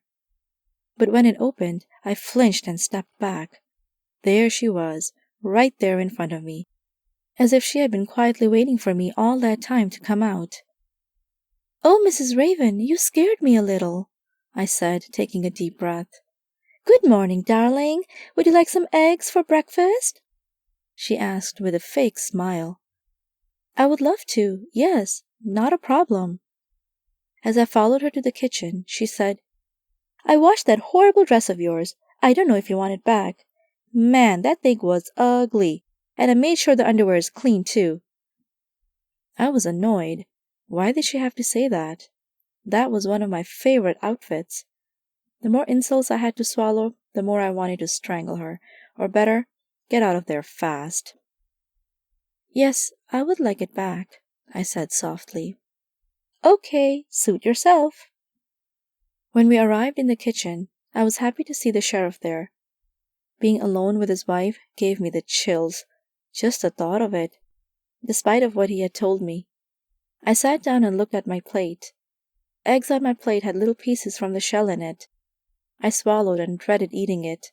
The sheriff smiled at me and signaled me to eat it. "I made it especially for you," Mrs. Raven said. "Oh, aha, thank you. I've never seen such eggs before." "Why, what's wrong with them?" she asked. "Nothing, you just did a very good job." This woman was nuts, but I didn't want to offend her, so I started eating my fried egg. I have to say that I've never eaten an egg that was so crunchy before in my life, and I committed to never doing that again. Man, that was disgusting. How did you like it? She asked with her big, psychotic but innocent eyes. I put up my thumb. Different but very good, I said with my mouth full. Excellent cooking. I was surprised to see that she and the sheriff didn't have any eggshells in their eggs. I wanted to know so badly what was up with that. But I resisted the temptation, and I figured I could ask him later. After a terrible breakfast, I got my purple dress back. I changed back into my own underwear and dress in the bathroom and followed the sheriff outside. When the door closed, I asked him what was going on. We're going to find Jerry, he said. If anyone kidnapped that girl, it's probably him. No, I said. I mean, yes, I wanted to know that too. But why did my egg have shells in it and yours and hers didn't? Oh, she did that? Huh. Yes, I heard your mouth crunch. I was wondering if that was it. Yes, she does it to test people. You know, to see if they are forward enough to say something about it. She doesn't like it when people tell the cold, hard truth. She likes people who avoid conflict, because she often doesn't want to hear the truth. So I passed the test then? Yes, you did. Was it hard? In what way? Yes, the shells were hard, and it was difficult to not say anything about it. Well, good job. Are you ready to come with me? He asked. Yes, but if you don't mind, I'll eat and sleep in my tent tonight. I understand. Yes, that makes sense. Thanks for staying over. It means a lot to us. Where do you suppose Jerry is? I asked as I stepped into the car. My best guess is he went back to that old house of his, up in the mountains. I mean, he escaped and he hasn't done his time yet. That just happened recently.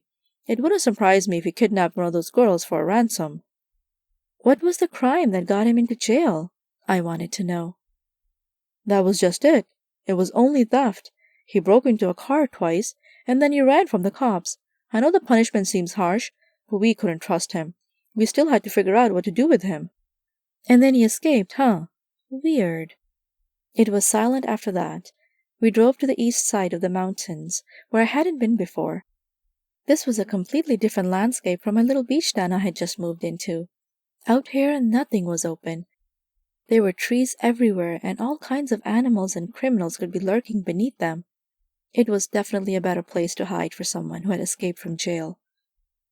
After about an hour, we took a turn and went on a dirt road. There, we drove for another 20 minutes, and eventually, we came to a driveway that led to a mountain cabin. There, he said as he pulled over.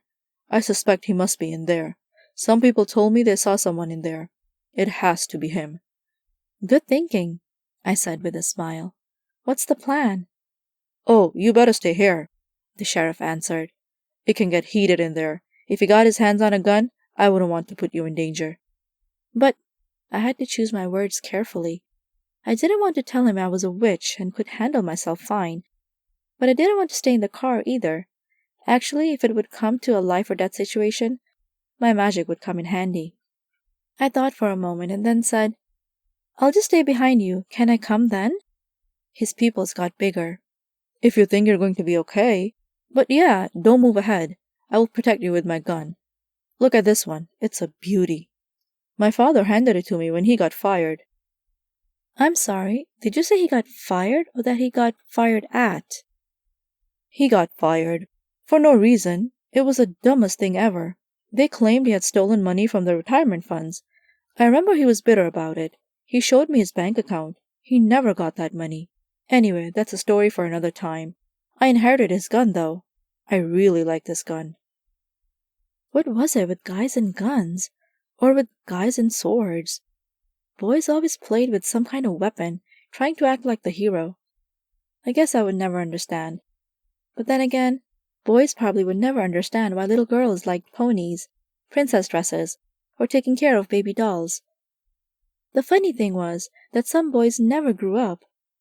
Although Sheriff Raven was a lot more mature than his insane wife, I detected a moment of childishness when he was petting his handgun, like a little boy with his action figure toy. I'll stay behind you. You can protect me, I said with a smile. Okay, let's go. We both got out of the car. He snuck to the cabin, acting all alert with his handgun in front of him, like in all the movies. As we approached the house, I saw a shadow in the forest. It moved too quickly. so I assumed it must have been a deer, but I was still curious to find out. I stayed behind him, though, as he yelled at the cabin. "Jerry, if you're in there, come out now! I'm only giving you one warning." There was no answer. "That's it," he said. "He knows not to mess with me. Stand back, Cammy." With those words, he kicked in the door, which was in such bad shape already that it broke in half. I wasn't sure if this was the right method, to just go kicking in doors here and there, but I wasn't going to question how he did police work either, so I just followed him inside. There were 2 rooms in the cabin. They were both dark, and they smelled like rotting wood. In the corner there was a mattress with some mold on it. There were dirty clothes, a small fireplace, and a bookshelf with no books on it. There was an axe hanging up, and some empty gun shells were lying around on the floor. A half-broken window shed some light on the farthest room. As we walked around, we concluded that Jerry was not here. But then we heard a sound. Someone was outside. "Did you hear that?" the sheriff asked. "Let's go check it out." He ran outside and I followed. When we left the cabin, we both saw the shadow of a man in the distance, running in the opposite direction. "Jerry!" Sheriff Raven yelled. There was no reaction. The man kept running. "I'm going after him," the sheriff said. "I advise you to stay here." "Sure," I said. I watched from the top of the hill as the sheriff ran after the escaping man. At first it disappeared in the distance. I looked around, sniffed the fresh air, not the smell from the cabin, yuck, and picked a flower. Several minutes later, however, I saw a man running at the cabin. He was getting closer and closer. I assumed it must have been Jerry, because not too far behind him the sheriff was chasing him. Poor sheriff, trying to run uphill in his late 40s. As Jerry approached, I decided to crouch behind the sheriff's car. At the right moment, I twirled my finger in the air and caused a magical gush of wind to come out of nowhere. The wind made Jerry lose his balance. He fell over and rolled down the hill, right into the sheriff's arms, so to speak. I stood up and looked down the hill. "Well, well," the sheriff said, still catching his breath. "Looks like someone is out of shape." "Poof," I scoffed. If only he knew that it was me who caused Jerry to fall over and roll down. Oh well, no use revealing my secret powers. I decided to allow him his self-absorbed moment of triumph. With his gun he inherited, that he was now pointing at the helpless criminal. Jerry raised his hands. He stood up and turned his back on the sheriff. The sheriff took out his handcuffs and cuffed Jerry. I stayed at the top of the hill. After cuffing him, Sheriff Raven looked up and shouted, "Don't worry, Cammy. I got him. He's going back to the station with us." I clapped, but of course, I wasn't impressed. He had no idea about what I had done to help him in his little chase. I opened the car doors for them as they walked up the hill. I took a better look at Jerry when he glanced at me before he was gently pushed into the back seat by the sheriff. Jerry had blonde hair, a scar on his face, and a black shirt with a skull on it. If anyone would be stereotyped as a criminal, it would be him. But I also knew that looks could be deceiving, so I wasn't going to jump to any conclusions. During our drive down, the sheriff decided he wanted some more information out of Jerry, even though that wasn't standard procedure. "Why did you do it, Jerry?"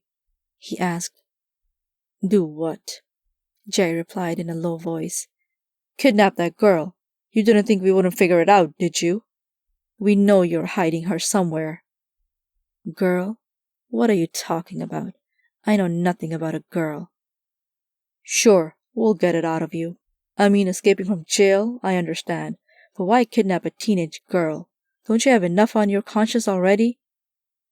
Personally, I was of the opinion that the sheriff was a little aggressive in his interrogation. I mean, he just assumed that it was Jerry who had kidnapped Melanie. But how did he know? Just because he didn't suspect anyone else had done it? In my eyes, everyone was a suspect until there was real evidence. Well, I have to be honest that I trusted some people more than others, but still, you shouldn't go around accusing random people, even if they've done some things against the law in the past. Not every porn addict becomes a rapist. Not every pickpocketer becomes a burglar. Not everyone who has an emotional outburst turns to domestic violence, and not every gangster becomes a murderer. Everyone has their limits and motives. I didn't know about Jerry, though. I had no idea what to think about him. He was just sitting in the back of the car, way more relaxed than he should be in this situation, as if he didn't care. "Well?" the sheriff asked again. What do you have to say for yourself, Jerry? I was slouching and staring through the window, listening to the thus far one-sided conversation, hoping to pick something up without awkwardly looking at his face all the time. Suddenly, I saw something. I sat up and put my face against the car window to get a closer look. It was a shadow, a mysterious shadow from a human being. I knew it now. It was a person, but he or she was too far away to spot any details. You see it too, don't you? Jerry said. Huh? Are you talking to me? I asked. Yes, you little girl. I'm talking to you. Little? What? I am 23 years old. Why does everyone think I'm a teenager? I knew the answer, and I didn't care, but I thought I had to pretend to care to appear older. My young face was something I was proud of and content with, but if I acted like I wanted to be younger, nobody would take me seriously. I don't care how old you are. You saw her. I know you did, Jerry said. Saw whom, Jerry? The sheriff wanted to know. Oh, I don't know who it is. I just know she pops up out of nowhere and then vanishes into thin air. I've chased her down a few times now, but I gave up. There is something evil about her. Something wrong. Who do you think it is? I asked. Because you're right. I did see something, but I couldn't make up what it was. It's the witch of the forest, Jerry said. Sheriff Raymond burst out laughing. Poof, what? You mean to say you believe in that stuff? A witch? Come on, Jerry. You are a real idiot, but you know better than that.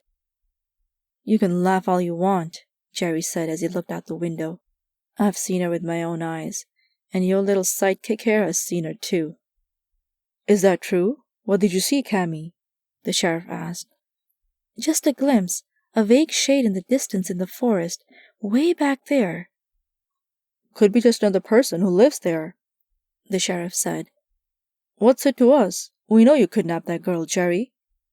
No, sir. You've got the wrong guy.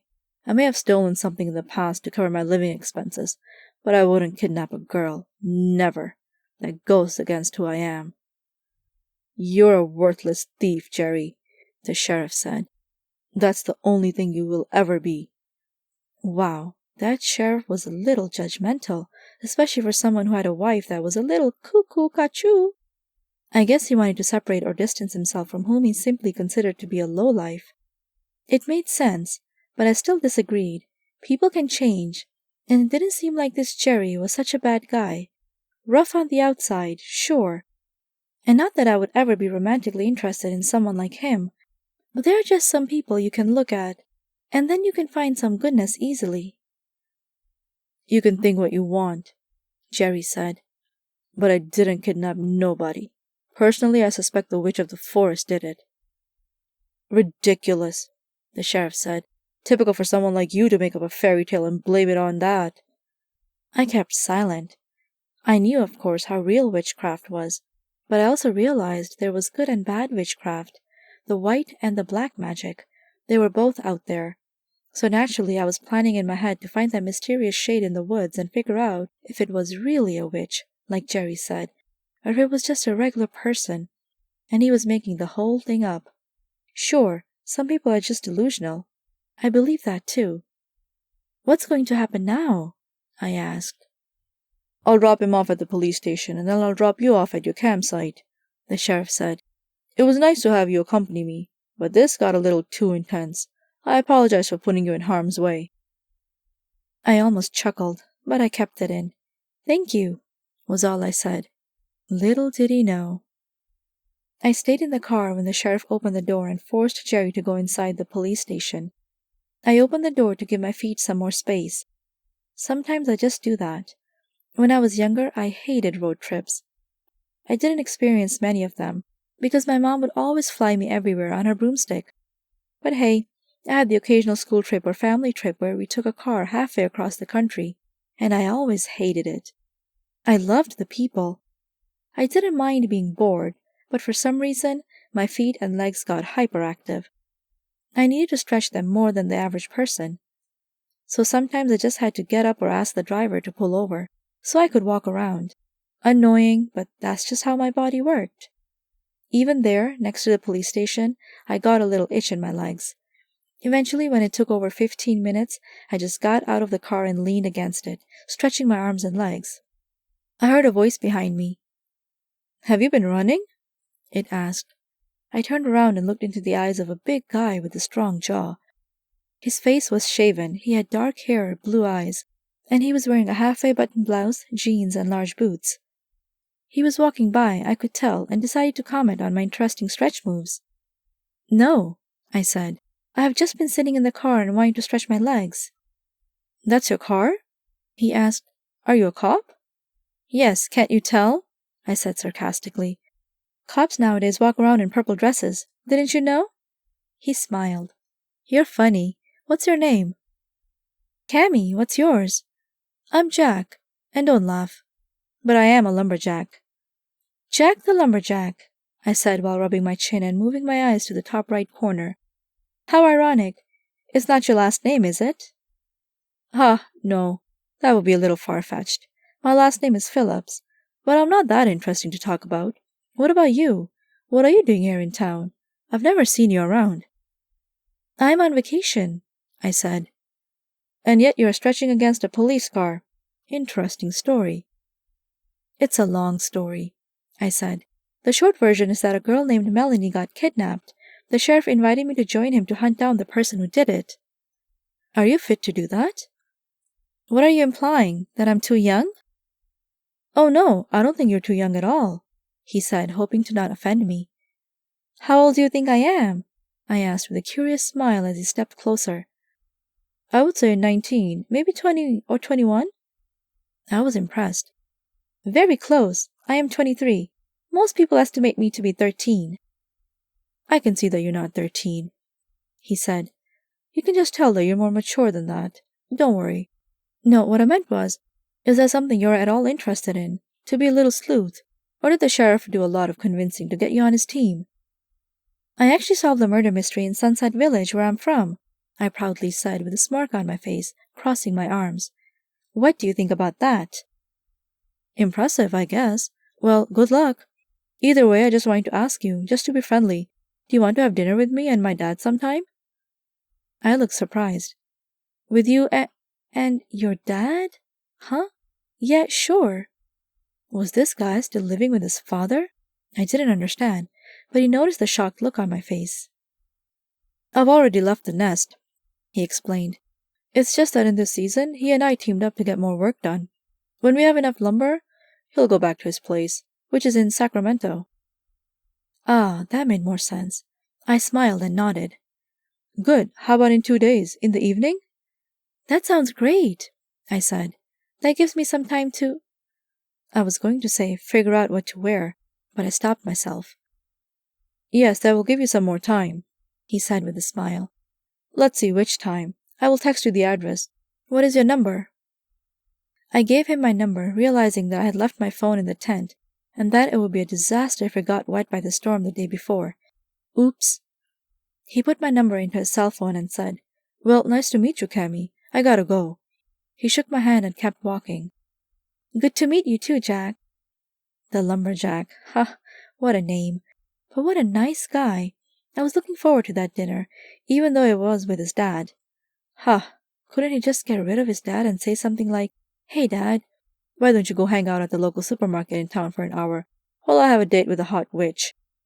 Oh well, some people. I turned my gaze to the police station. "Who was that?" the sheriff asked as he walked out. "Jack the lumberjack," I said. It sounded even funnier than before, like a name you would give to a puppet from Sesame Street. "Who?" "Oh, him. Yeah, he's a nice guy. Works really hard. He doesn't show up much here. Stays out in the woods. I don't think he's a suspect. I mean, we could interrogate him if you want, but I'm pretty convinced that it was Jerry all along. He hid that girl somewhere. I'm telling you. That's how it is." I wasn't convinced.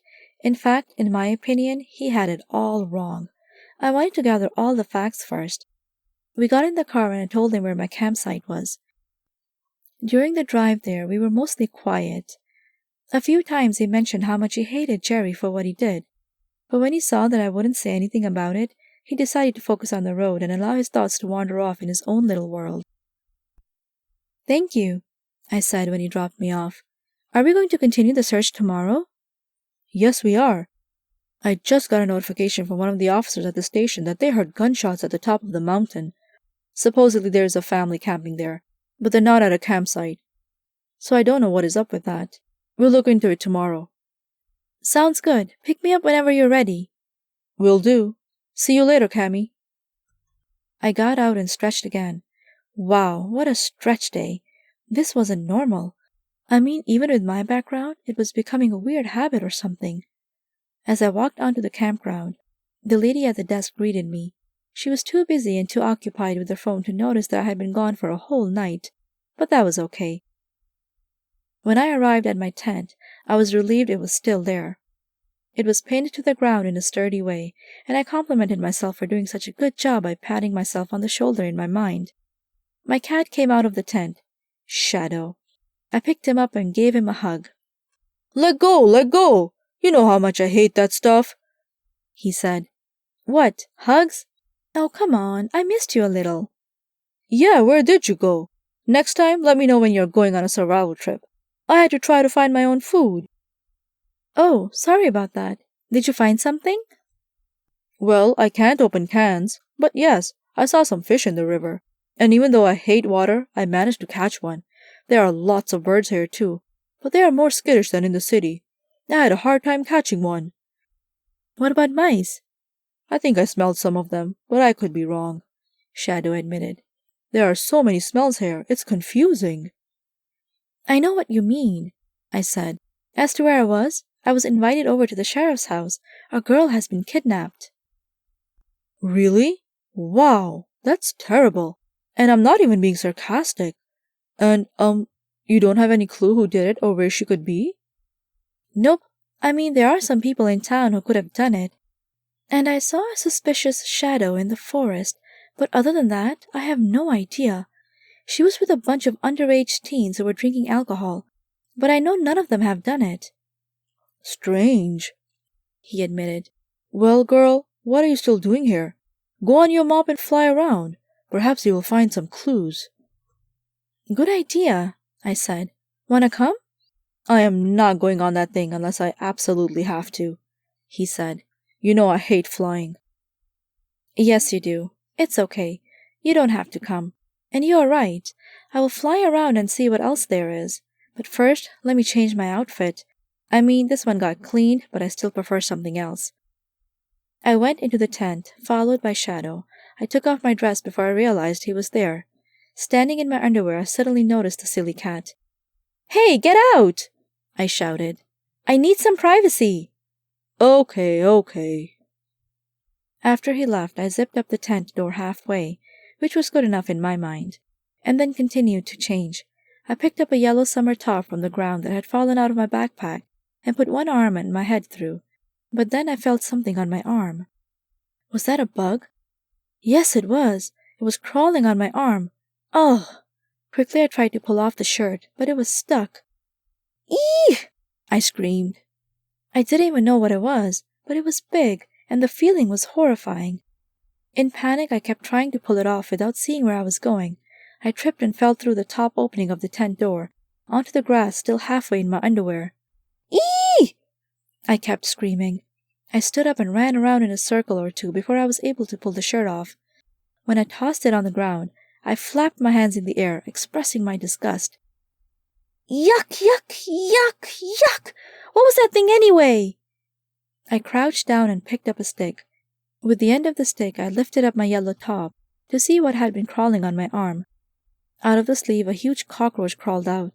I almost fell over in my disgust. "Ew, that's so gross," I said. I went back to the tent and grabbed one of the shoes lying in front of it. Then I smashed the cockroach several times just to be sure it was really dead. "Kind of ironic," I heard Shadow say behind me. "Oh, Shadow, there you are. There was a cockroach in my top. A cockroach! Ew!" "Wait, what's ironic?"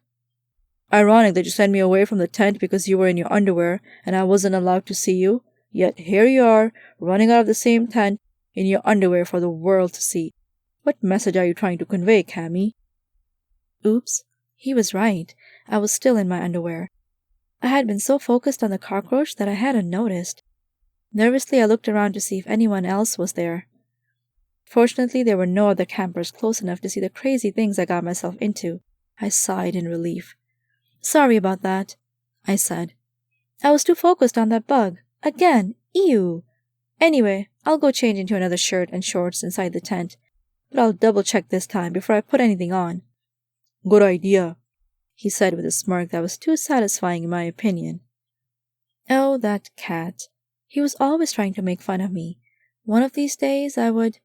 Well, I knew it was all just a bunch of innocent teasing, and whether or not he would have any hormones moving around in his body if he saw me was doubtful too. I mean, after all, he was just a cat. Maybe I was too prudish. Back in the tent, I found an orange top with black shorts, non-pest-infested ones, and put on my witch hat for fun.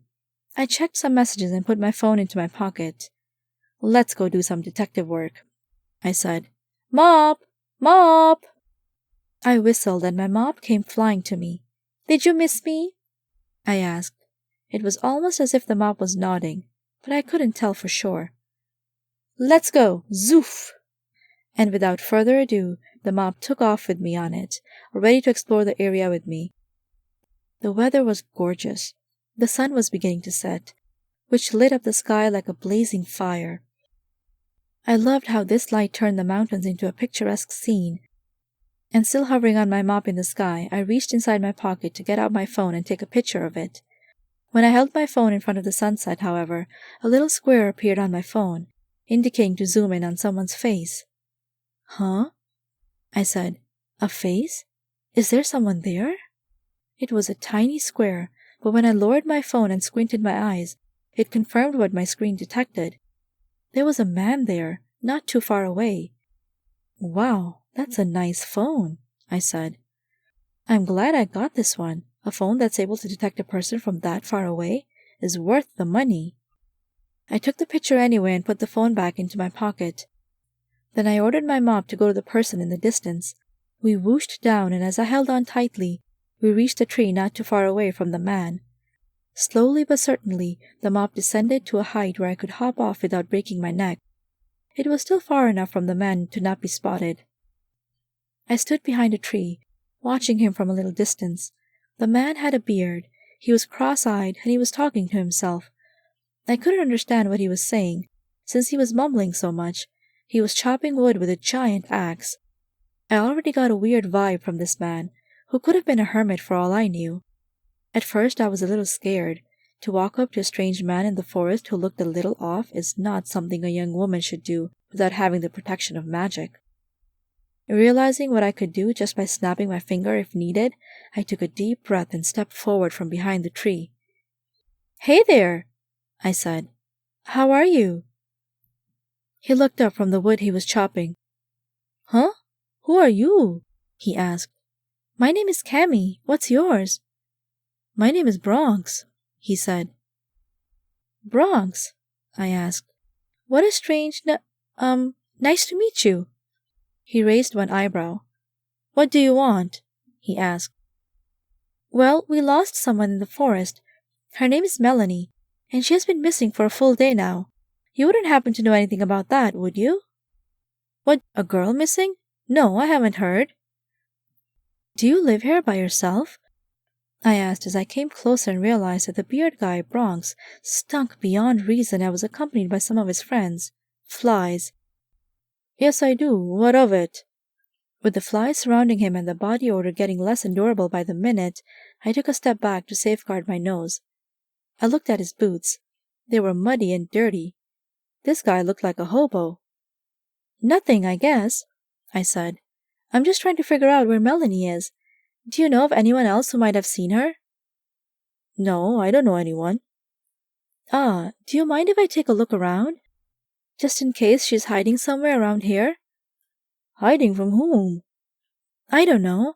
I heard there was a criminal in town, so you never know, right? Oh, that makes more sense. Okay, have a look inside. Phew, I sure talked my way out of that one. I was surprised that he was so cooperative. Here I was imposing, telling him I wanted to check his home, and he just allowed me. Just like that. Crazy. I followed him and he opened the door to his tiny house.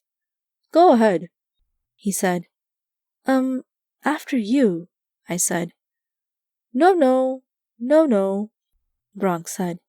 "Ladies first. My mother taught me that." I gave in and walked inside.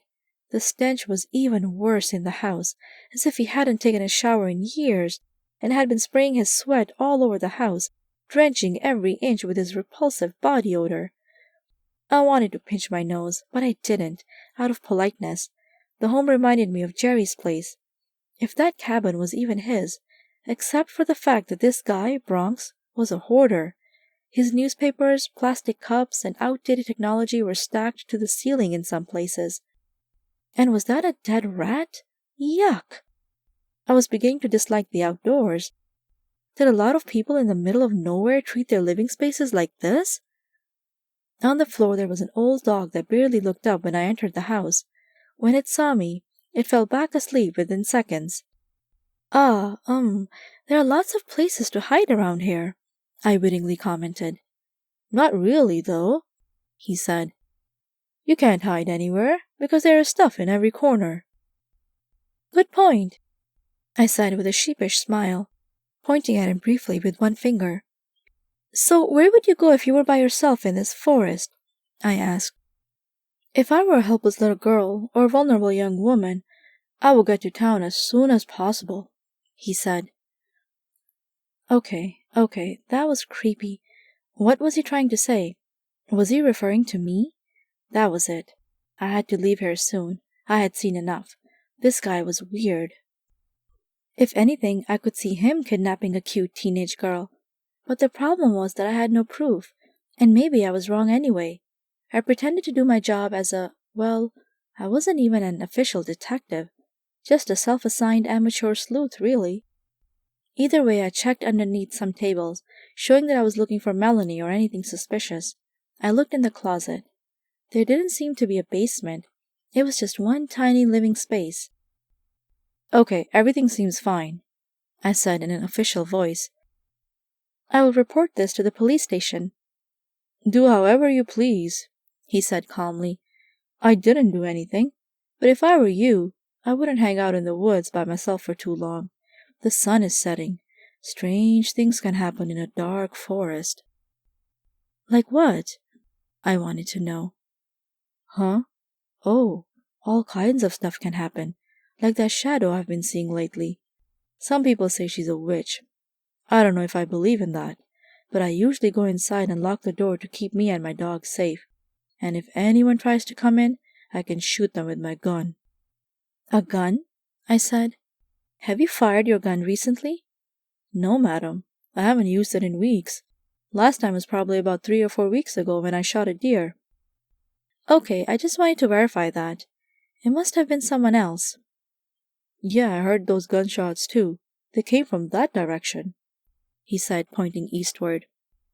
"Got it. I'll tell Sheriff Raven." "You do that. See you later, young lady." "Cammy." "Ah, yes, Cammy. I forgot. See you later, Cammy." "Goodbye, Bronx." I walked off his terrain, back to the place where I had parked my mop. I looked around the corner to check if he was still watching me. He wasn't. He went back to chopping wood. The guy was weird, but very down to earth, more than anyone I had ever met. It was an odd mixture of feeling comfortable being around him and freaked out because of his eyes, his messy methods, and the awful body odor. The sun had set, and I was beginning to feel a little spooked out. I promised myself right there and then that I wouldn't go out to search through the forest on my own anymore. That chapter was over. I would accompany the sheriff the next day. That would be a lot safer, I presumed. Something felt wrong about this night. Maybe it was my intuition. Maybe something was happening that I wasn't aware of. I don't know, but it just felt wrong. I flew back to my tent and lighted a fire. Shadow and I had some fun times telling each other jokes and roasting marshmallows. I cooked some stew from a can and went to bed. The next day would shed more light on those gunshots. Obviously, it wasn't Bronx, but at least the sheriff had an idea where to look.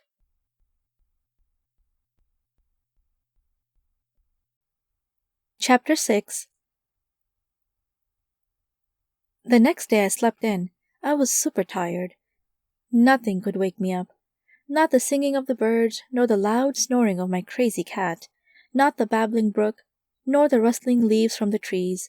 Not the sound of the falling branches, or the gushes of wind causing my tent to peacefully flap back and forth a little. Not the honk, honk, honk. Are you crazy? You have no right to make so much noise. People are paying to get away from the loud Californian cities. What do you want anyway? It was the voice of the lady at the campground desk. Apparently she was furious about some idiot who parked his car there and was honking like his life depended on it. My slumber was interrupted. The tranquility of this place was suddenly gone. Out of curiosity, I jumped up and ran out of my tent, wearing the same shirt and shorts from the day before. As I ran, I tried to straighten my hair a little, so I wouldn't look like I just came out of bed, which I actually did, and headed straight to the direction where the sound was coming from. I stopped. I knew it, I said. That guy. It was the sheriff. He had pulled over and was honking to get me to come out of bed. Well, it worked, but the campground lady wasn't too happy about it. As I approached the turned-on vehicle, I overheard her arguing with him about disturbing the squirrels and scaring off the deer in the area. When I came close, she looked at me and gave me a warning about maintaining the peace on the camping ground. Then she walked away. Even though I partially agreed with her about his methods of waking me up, I also thought she overreacted. Squirrels? Poof! I scoffed. Who is she? The squirrel lady? Ha! My thoughts exactly. The next thing you know, the fish will go extinct in this area because I used the horn of my car a few times. Come on, lady, get over yourself. Yeah, no kidding, I agreed. Are you ready to go? He asked. Yep, almost, I said. Let me go get my shoes. I went back to the tent and grabbed my shoes.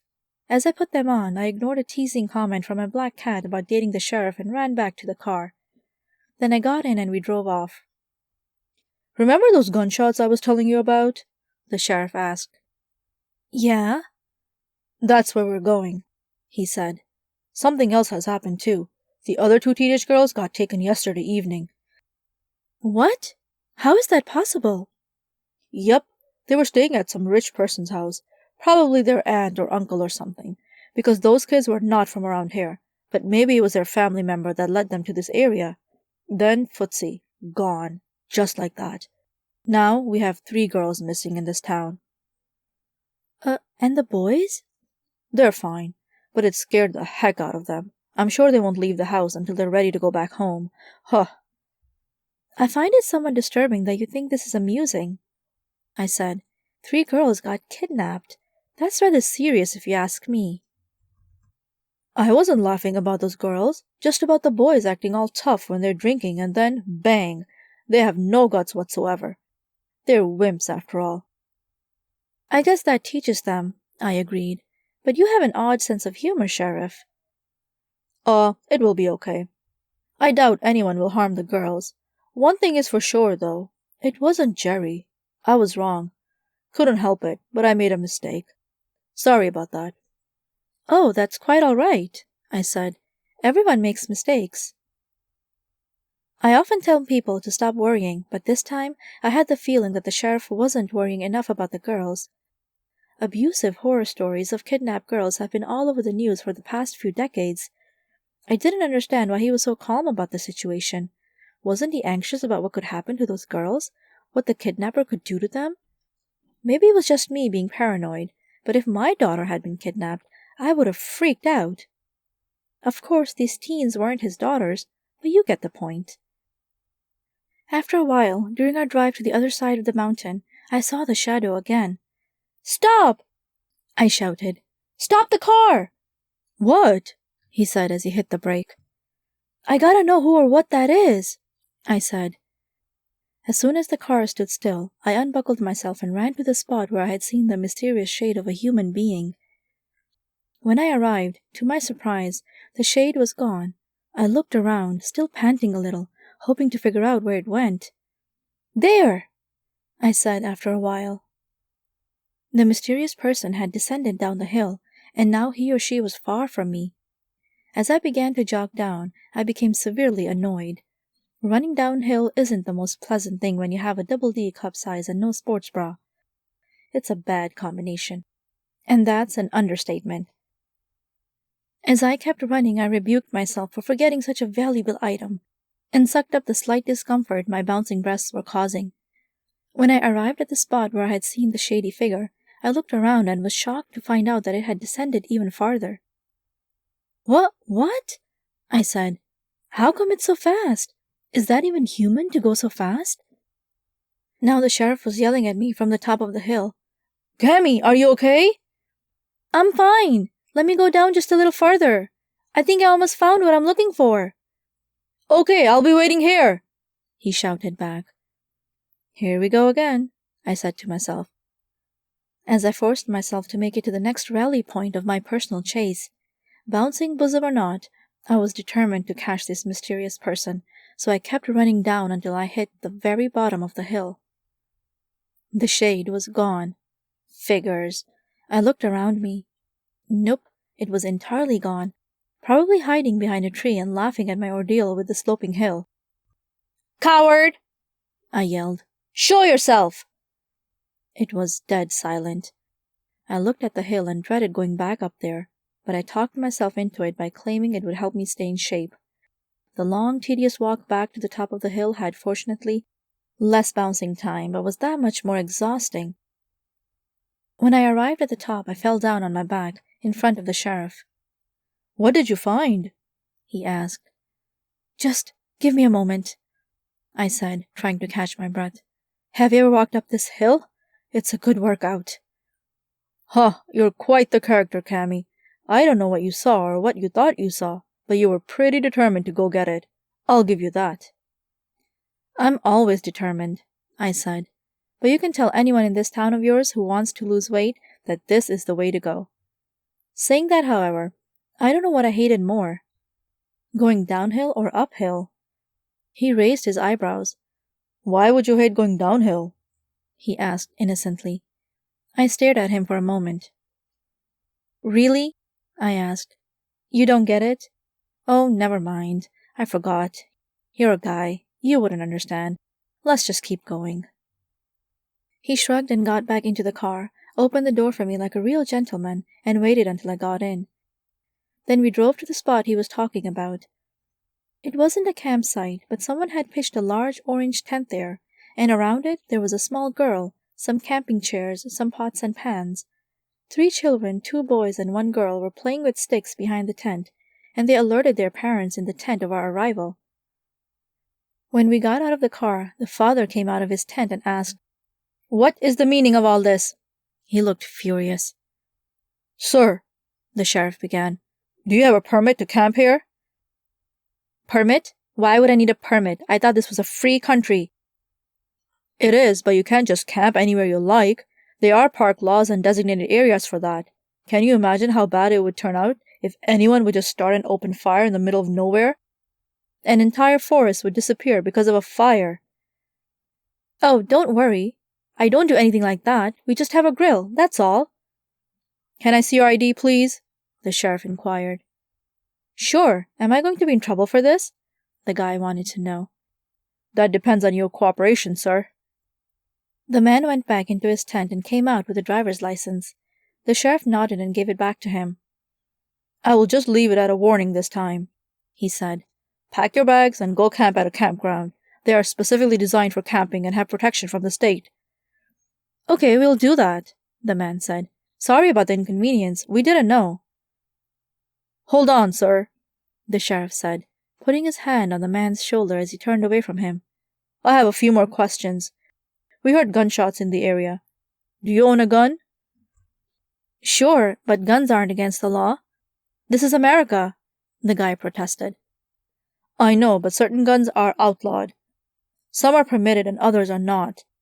You are aware of that, aren't you? Of course, I would never buy anything else than a simple handgun. What the officers at the station heard yesterday wasn't a handgun. Do you mind if I take a look around? What? No, you can't snoop into my stuff. I am an American citizen, buddy. You need to get a warrant for that. The sheriff looked at me and rolled his eyes. Sir, may I remind you that I can give you a steep fine for not being willing to cooperate? You are camping in a non-designated area, and you have no house here. Therefore, I doubt a warrant is necessary. Bang, bang! One of the boys pretended to shoot at us with his fingers. You're dead, bad cop! Bad cop! I could tell this made the sheriff even angrier. Sir, I insist on looking around in your tent and on this terrain. Okay, let me see if my wife is awake yet, he said. He went inside the tent. I heard whispering. I don't think the sheriff heard it too, but I was pretty certain the man was having a quiet conversation with his wife. After 10 or 20 seconds, he came out and said, she's sleeping. Please, Sheriff, you don't want me to wake her up, do you? All I have to do is peek inside, the sheriff said. She can stay asleep. Well, no, because she is... What? The sheriff asked impatiently. She is naked. She's not wearing any clothes. Going in there would be indecent, Sheriff. The sheriff sighed. Very well, then you go inside, he said as he turned to me. Me? I thought for a second. Yeah, I don't see why not. I sensed the husband was trying to think of another excuse to stop me, but I wouldn't let him. I immediately stepped forward and walked resolutely to the tent. There I zipped the door down and peeked inside. As I had suspected, the wife was fully dressed, and she was wide awake. Hello, I said with a sheepish smile. I have come to inspect the tent. The wife looked afraid and angry at the same time. I stepped inside the orange tent and lifted up a few clothes, backpacks, and some sleeping bags. Then I saw it. Something long and shiny was blinking behind 2 boots that had been stuffed into the corner. Wow, everyone was wearing boots in these areas. Finding the kidnapper because he or she was wearing boots was useless. I remembered seeing boot tracks in the mud during the storm, but I didn't even remember the pattern it had imprinted in the soil. It was just a thought that passed my mind as I was in that tent and saw those boots in the corner. I walked to the boots and lifted them up. Behind them was what appeared to be an automated machine gun. Fully automated or semi-automated. I didn't know. I wasn't a gun fan, but I sensed there was something fishy about this weapon. Excuse me, I said as I grabbed the gun and took it outside. There I held it up in the air and said, Look what I found, Sheriff! Jeepers creepers! The sheriff exclaimed. That's an AK-47! Those are illegal in the state of California. How did you get your hands on that? None of your business! The little girl yelled as she stopped after running at the sheriff. Yeah, the other boy confirmed. It belongs to us. Stay out of it. You better teach your kids some manners, sir. Owning this gun is in violation with the law. I'm going to have to take you to the police station. And there goes another one, I said, rolling my eyes. What? What do you mean? The sheriff asked. Just that we've arrested teenagers for drinking, Jerry for running away, and now this man for having an illegal machine gun. It's probably getting crowded over there. Don't be ridiculous, the sheriff said. The others are already home. I locked Jerry up where he escaped from. It's not my fault everyone over here is breaking the law. Ha! Do you have something to confess to, Cammy? I fly around on a mop without a license, I said with a smirk on my face. I don't know if that's against the law or not, but I do it all the time. I knew he would assume I was joking anyway, so I didn't mind telling him the truth. Ha! Good one. Anyway, you, sir, are coming with us.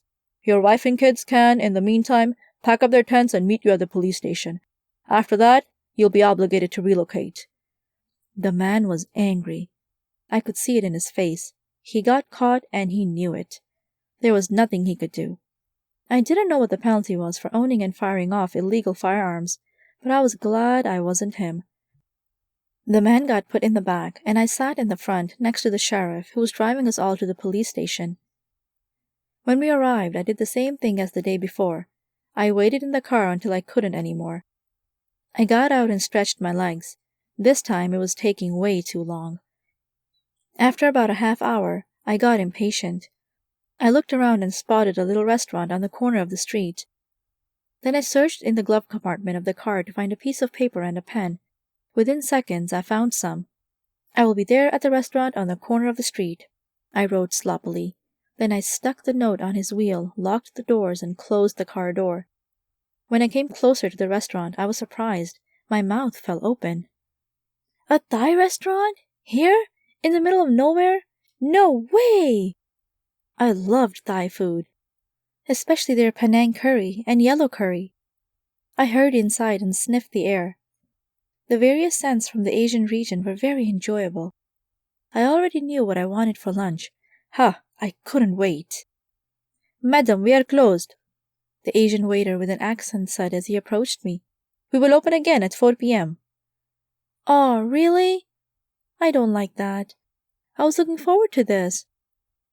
"I appreciate your interest, madam, but the truth of the matter is that we do not open until 4. Would you like to make a reservation?" "Does it cost anything extra?" I wanted to know. "No." "Is it necessary? I mean, is it usually pretty full here? Be honest." "Actually, it only gets a little more crowded around 7 in the evening." "Well, then what's the point of a reservation?" I said, a little frustrated that the yummy seasonings I was smelling weren't going to be in my mouth until a few hours later. "I understand your disappointment. I hope to see you after 4 o'clock, the waiter said. "Yeah, we'll see," I mumbled as I started to walk back outside. "In the meantime, madam, perhaps my wife can assist you. She's an expert at Thai massages." I stopped. My face lit up. "A massage? And is it open?" "As a matter of fact, it is. It is open all day. You'll just have to walk around the building and go to the back. I will text her that you're coming, if you're interested, that is." "I most certainly am," I said. "Why didn't you say so in the first place?" He didn't answer, because he noticed I was already outside when I said it. I closed the front door to the restaurant and went around the back. There it was, just like he said. It was a little place, kind of like a garage or mother-in-law apartment space that they were using for his wife's little side business. A big sign said in fancy letter, "Thai massage. Opening hours 9 to 7. I took a few steps into the direction of the massage parlor. His wife, a tiny Asian woman in a flowery dress, opened up. "Swatika," she said. "Are you here for an authentic Thai massage?" "Yes," I said happily. "I could use some relaxation. How much does it cost?" "The prices are right here," she said, as she handed me an overview. I looked at the different choices. "An oil massage? What's that?" I wanted to know. "We can do that. Very nice. It costs a bit more, but you'll enjoy it," she said. "Okay, maybe I'll do that. Do I just lie down over there?" "Yes, and you need to strip down and wear this," she said, giving me a tiny thong-like piece of clothing. "Wait, what?" "I can't wear anything else besides that?" I asked. "Yes, madam. That's what customers wear to their oil massage. How else can we put oil all over your body?" "That makes sense," I said. I guess I hadn't thought of that before. "Okay, I'll do the original Thai massage instead then." "You don't want an oil massage? I will lock the door," she said with a friendly face. "Nobody will see you except for me. It is okay. I'm not a ladyboy. I'm a real woman." I laughed. I know, I believe you. It's just that, I don't know. I don't feel like undressing right now. Let's do the Thai massage. That sounds really good too." "Okay, it is your choice. Go ahead and lie down. I will begin immediately." I took off my boots and socks and lay down on my back. She started massaging my back, which felt great, but after a while, she popped my fingers, my toes, and was pressing really hard against my thighs and shoulders. What's going on?" I asked. "Nothing, madam. I am just doing a Thai massage." "Ouch! I get that, but ouch! Why does it have to be so forceful?" "What do you mean?" "I mean, why are you pressing so hard against ouch?" "Did you think it was like a Swedish massage, miss? A Thai massage is always like this." "Really? I didn't know that. Okay, go ahead. Continue. But be gentle, please." When I was done, I felt like a broken egg or a cracked nut. All my joints were still sore, and the only thing I could do was convince myself that it was good for me, that it was healthy in one way or another. I paid, thanked her anyway, and went outside. There I saw Sheriff Raven. Wow, good timing. "Hey, Sheriff!"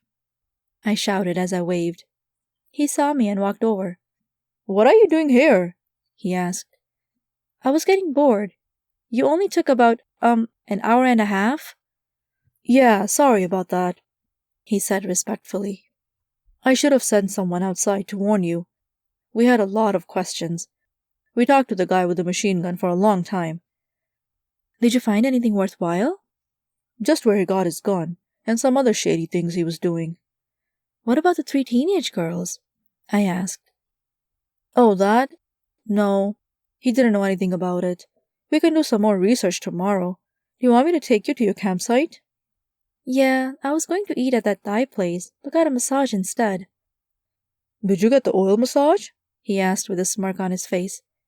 No, I didn't want to undress. "Too bad," he said. "It's really nice." Did you do it? I asked. "Yes, but she won't do it with a man. If they get a male customer, she calls for her husband to come and take over. It's too bad, actually." What? Why did he want to be half naked in front of that little Thai woman anyway? I probably mentioned it before, but the sheriff was weird too. Not as weird as his psychotic wife. The more time I spent with him, the more I wondered if, despite his calmness and the way he professionally handled his job, he had a few screws loose in his head as well. Or maybe that came with being a man? No. No. There had to be a decent man out there who wouldn't be disappointed in things like that. Oh, what did I know? I hadn't even gone on that many dates yet. I mean, I wasn't completely gullible about things like that, but I'm sure Zelda, my somewhat more promiscuous witch friend from Sunset Village, could tell me a lot more about men. She had only dated dozens of them. After all these thoughts and spacing out for a few seconds, I looked up at him. He was staring in the distance too, so we were both equally socially awkward. It's okay, I said. I'll go to the restaurant some other time. "I would take you if my wife wouldn't become so jealous," he said. "I have to watch out what I do. Just like at the Thai massage place that one time, she freaked out when she heard I had gone. I had to get a note with a confirmation from the manager that I had behaved. You know." Ah, she's a jealous type, huh? I said. That doesn't surprise me. Anyway, yes, please take me to my campsite. I'll be fine there. Thank you for involving me in your investigation. "I don't know of any other suspects," he said. "Today should be the last day. What will happen to those girls? I have no idea. But don't lie awake over it. It will be solved sometime. I can let you know if we find any other suspects." Sure. That would be great, I said.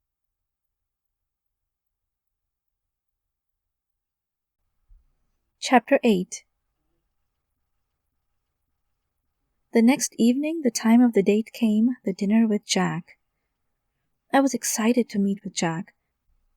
I wasn't sure if he was relationship material, but I wouldn't pass up a free dinner, nor the company of a potential friend. And what was up with him inviting his dad?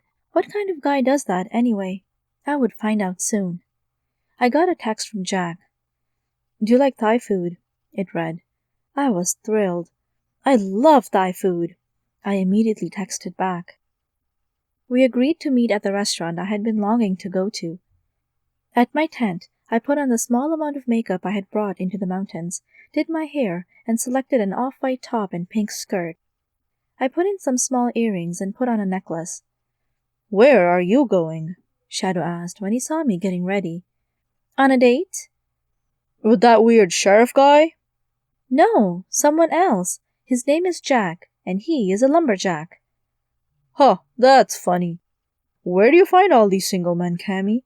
Are you using magic to attract them or something?" he teased. Not magic, just my cute charm. Something you'd probably never understand, I teased back. "Actually, I thought I found another cat here, but when it looked more like a cougar, I went back into my tent." I snickered. Silly Shadow. When I was finished, I went on my mop and flew to town. Then I waited at the front entrance of the Thai restaurant for Jack to arrive. After a while, Jack came. As he stepped out of his car, I could tell his father was still in it, checking himself out in the little mirror at the car ceiling. Jack greeted me. I leaned over and asked, "So why did you bring your dad?" "I told you I would. What's wrong with that?" Nothing. You can. It's just that doesn't it give us the same chance to get to know each other? I always bring my dad on my dates. That way I don't make a mistake with choosing the right partner.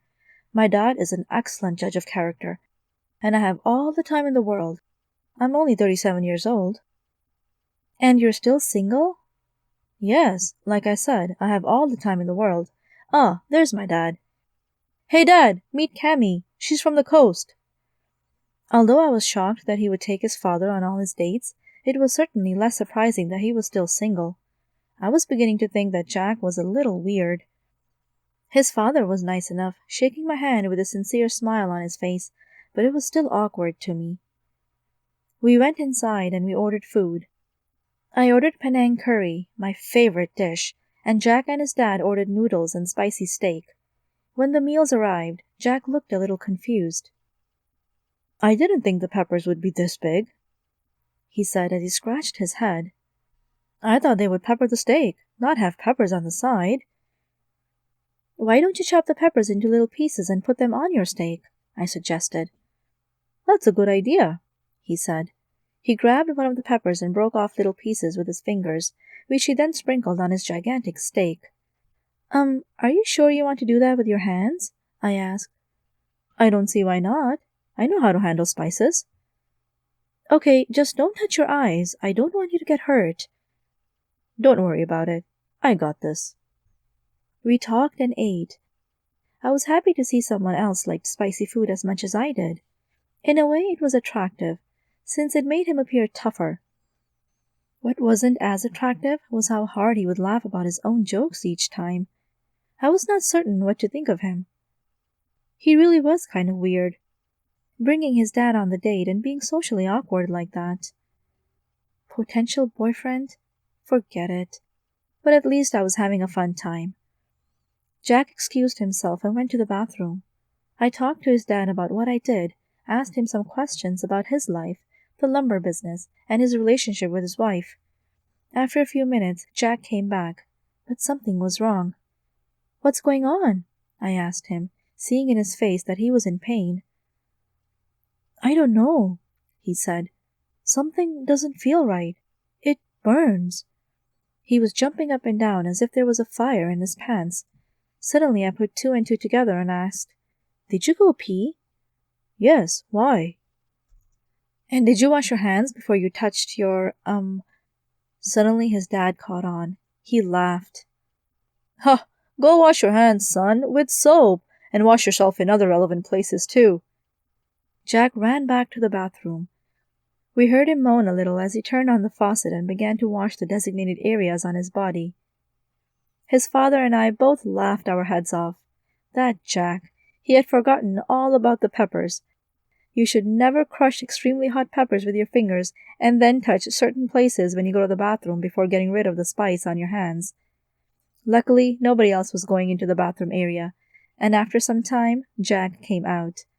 I felt a little guilty that I had suggested it, but then again, I would think he was smart enough to wash off the spice before doing what he had to do on the toilet. You know, there are better ways to spice up your sex life, don't you? Jack's father said.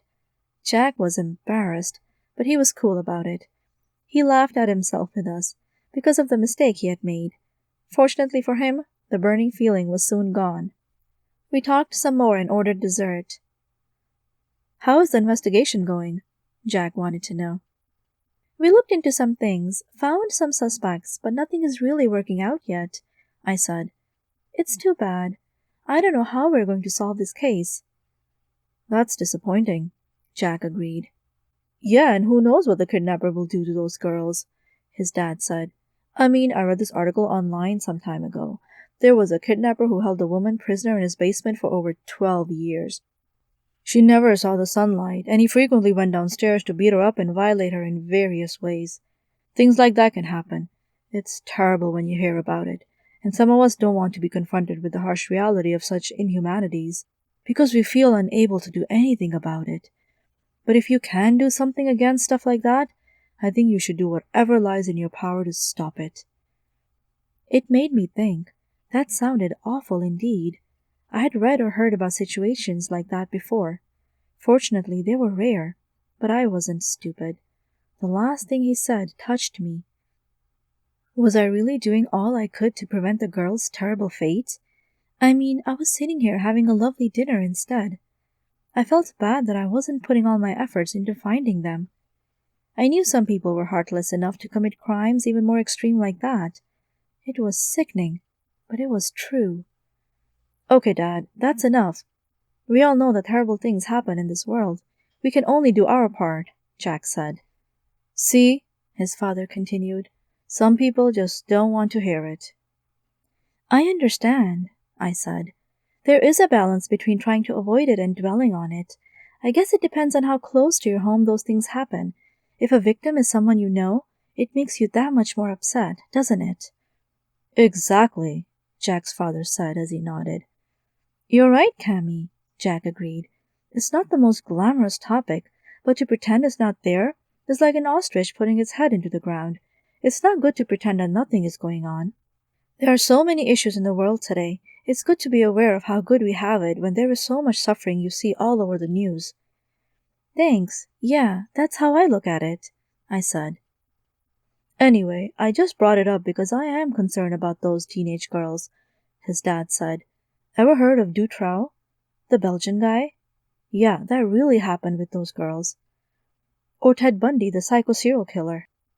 That was in this country, the United States. I think it mostly happened in the Colorado area. It's not pretty, but it's part of life. There are some unpredictable people out there. It's scary. All this talk about the 3 teenage girls made me worried. I had solved their murder case in Sunset Village. That was bad enough. But days or weeks or even years of abuse? I didn't want to have that on my conscience. And maybe it could still be prevented. Maybe it wasn't too late. Those girls, if they were alive, still stood a chance to be rescued. Jack and his father changed the topic, but I couldn't help but feel guilty that I hadn't done everything I could to save them from a life full of traumatic memories. I had to take action, today. I was disgusted by the thought, but I knew what to do. I totally agree on that, Jack said. What about you, Cammy? I woke up from being in my own world. Huh? What were you guys talking about? Whether or not it's a good thing that fish is so expensive. Oh, yeah, it's completely insane, I said. Those prices are way too high. So you disagree? Jack asked. What? No, I agree with both of you. Seafood is almost unaffordable. That's not what we said. We actually said it was good that it's more expensive. It keeps the demand lower and the fishers out of the water a little. Imagine if they would disrupt the entire ecosystem by getting all the fish out of the ocean too fast. That would make some species go extinct, wouldn't it? Ah, haha, yes, that's true. Good point, I said, feeling embarrassed that I hadn't been paying attention. Anyway, I think it's time to go. No, I got this, Cammy. Thank you for joining us. I'll pay the bill. Thank you, I said with a smile on my face. I acted as if I was rather nonchalant about it, but inside I was screaming. Free Thai food at a fancy restaurant? Yes! When we stepped outside, I thanked him again, gave him a hug and told him I would contact him some other time. I could get home by myself, I said. He accepted that, and he drove off with his dad. Jack, nice guy, but a little weird. Definitely not my type. But at least I got a free delicious Thai dinner out of this evening. Wow, was I starting to become more like Zelda, my witch friend who had told me she would date guys just to get them to buy her dinner? That was low. Wow, that was so low of me.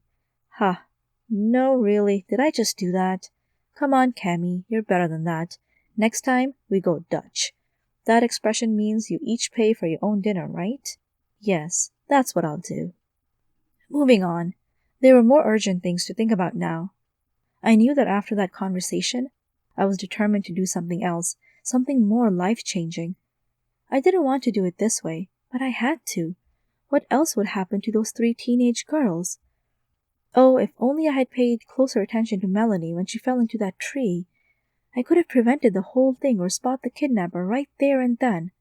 But what happened, happened. There was nothing I could do about it.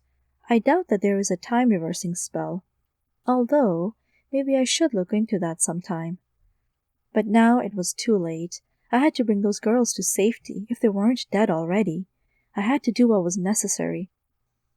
In that sense, I began to think that the end did justify the means, just in this case. I shivered at the thought of what I was planning, but I brushed my fears off. I looked around and whistled to find my mop. Within seconds it flew towards me and allowed me to hop on. "To the witch's house," I said. The mop stayed, hovering above the ground. "Go! To the witch's house!" I repeated. No reaction. The mop didn't move. "Oh, come on, Mop. You're such a coward. I'll tell you what. You can hide behind one of those trees in the area again. You don't have to come with me. That went well last time, didn't it?" Luckily, that was convincing enough. The mop flew up and I held on tightly. It didn't take long for us to find the witch's place. My scared mop landed a little outside the terrain's perimeter, and I jumped off. I showed it where it could hide and then took a deep breath. "Don't be afraid, Cammy," I told myself. "It's all going to be okay." The horrifying thought entered my mind that just because I said it wouldn't make it so.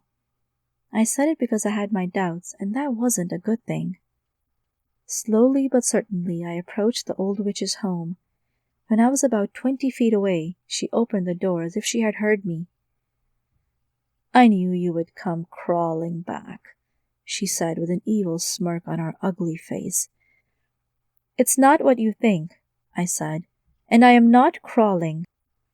After I said it, I realized how stupid it sounded, as if I was trying to emulate the one-liners from an old action movie. However, I pretended not to care and looked her straight in the eyes. Come in," Azraldia said, opening the door even wider. "Sit down. We will continue what we started." I am sad to say that she noticed the expression of fear on my face. She knew exactly how hard it was for me to come back after rejecting her offer previously. She knew how much I hated black magic and how desperate I was to help those girls. "You're doing the right thing," she said as she sat across from me. "I doubt it," I said, "but I'm doing it anyway." "You are here to find out who kidnapped those 3 teenage girls, correct?" "You already know that. Don't pretend that you don't, you evil—" I stopped myself, figuring that if I wanted her help, it would be better to be polite. "Yes, I just wanted to hear you say it. You know, black magic can be used for many other purposes. You could get rich, have any man you want, be the most popular person on the most famous girl in the world, become the ultimate beauty, acquire any talent you wish. Black magic has its benefits." I thought for a second and asked, "So how come you don't have all of those things?" "I chose not to have them. I know that a lot of those worldly pursuits come with a price, and so does black magic by itself. Once you use it, you'll be marked as a dark witch. Are you willing to live with that?" Yes, let's just hurry up," I said. "I don't care. I need to rescue those girls. Let's do this." "As you wish. Give me your hand." This time I voluntarily put my hands on the table and allowed her to do whatever she wanted with them. When she grabbed a knife, I closed my eyes. A large cut was made in my forearm. I gnashed my teeth when the blade cut through my skin, and when I opened them, I saw the blood oozing out of the wound.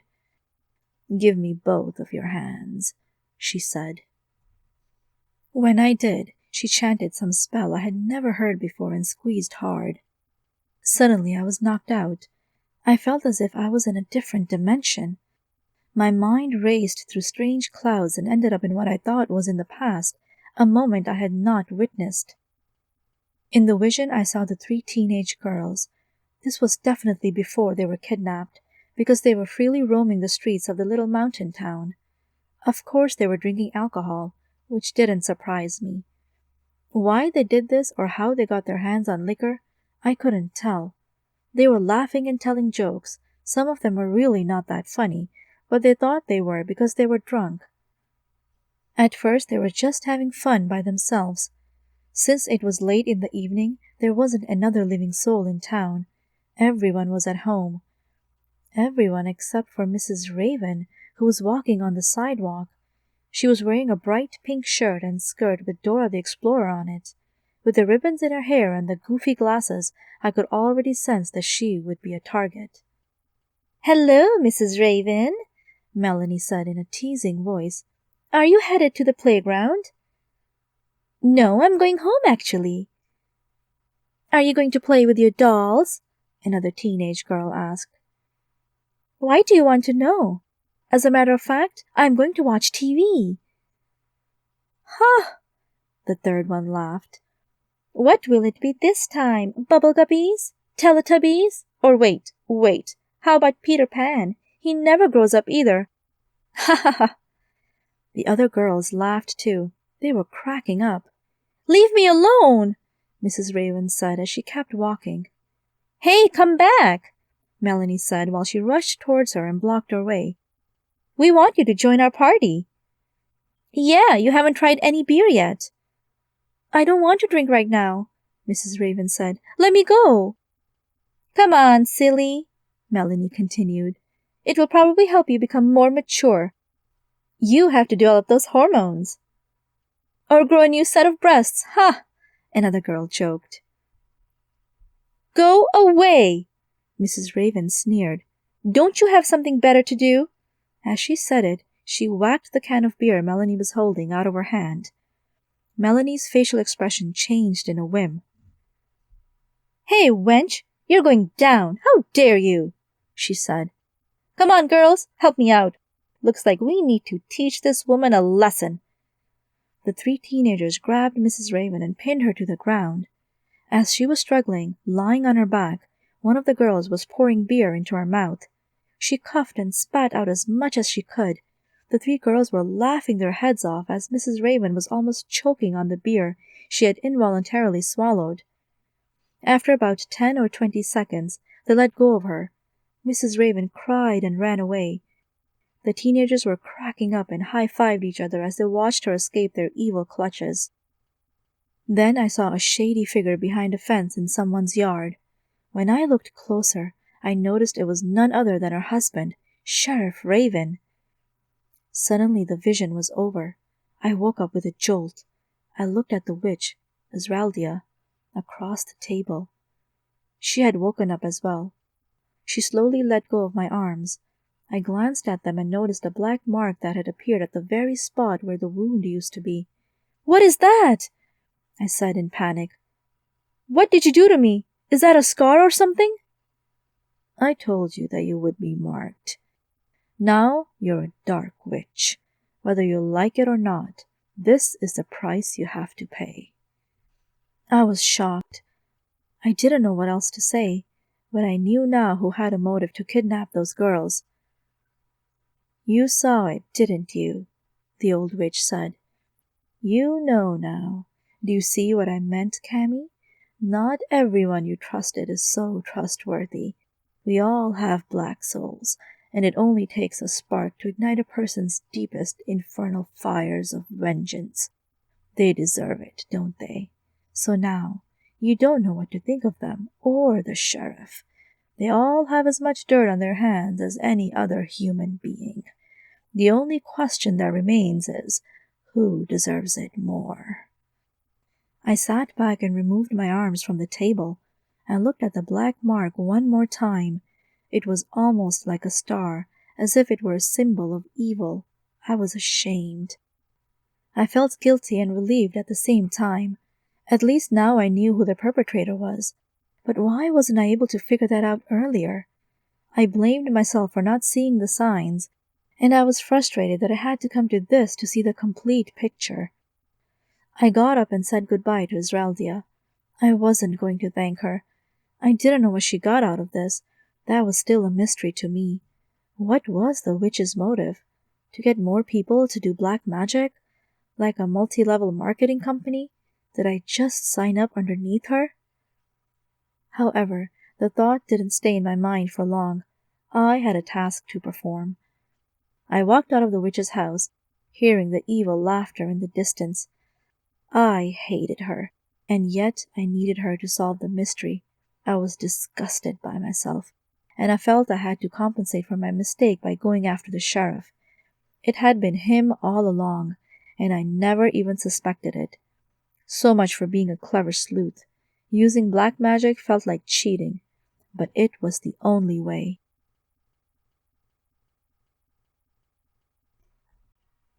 This has been Witch Your Step, Tinfoil Dinners and Mountain Mysteries, Cozy Witch Mysteries Series, Book 2. Written by Angela Kenzie. Narrated by Evelyn Adams. Copyright 2018 by Angela Kenzie. Production copyright by Angela Kenzie.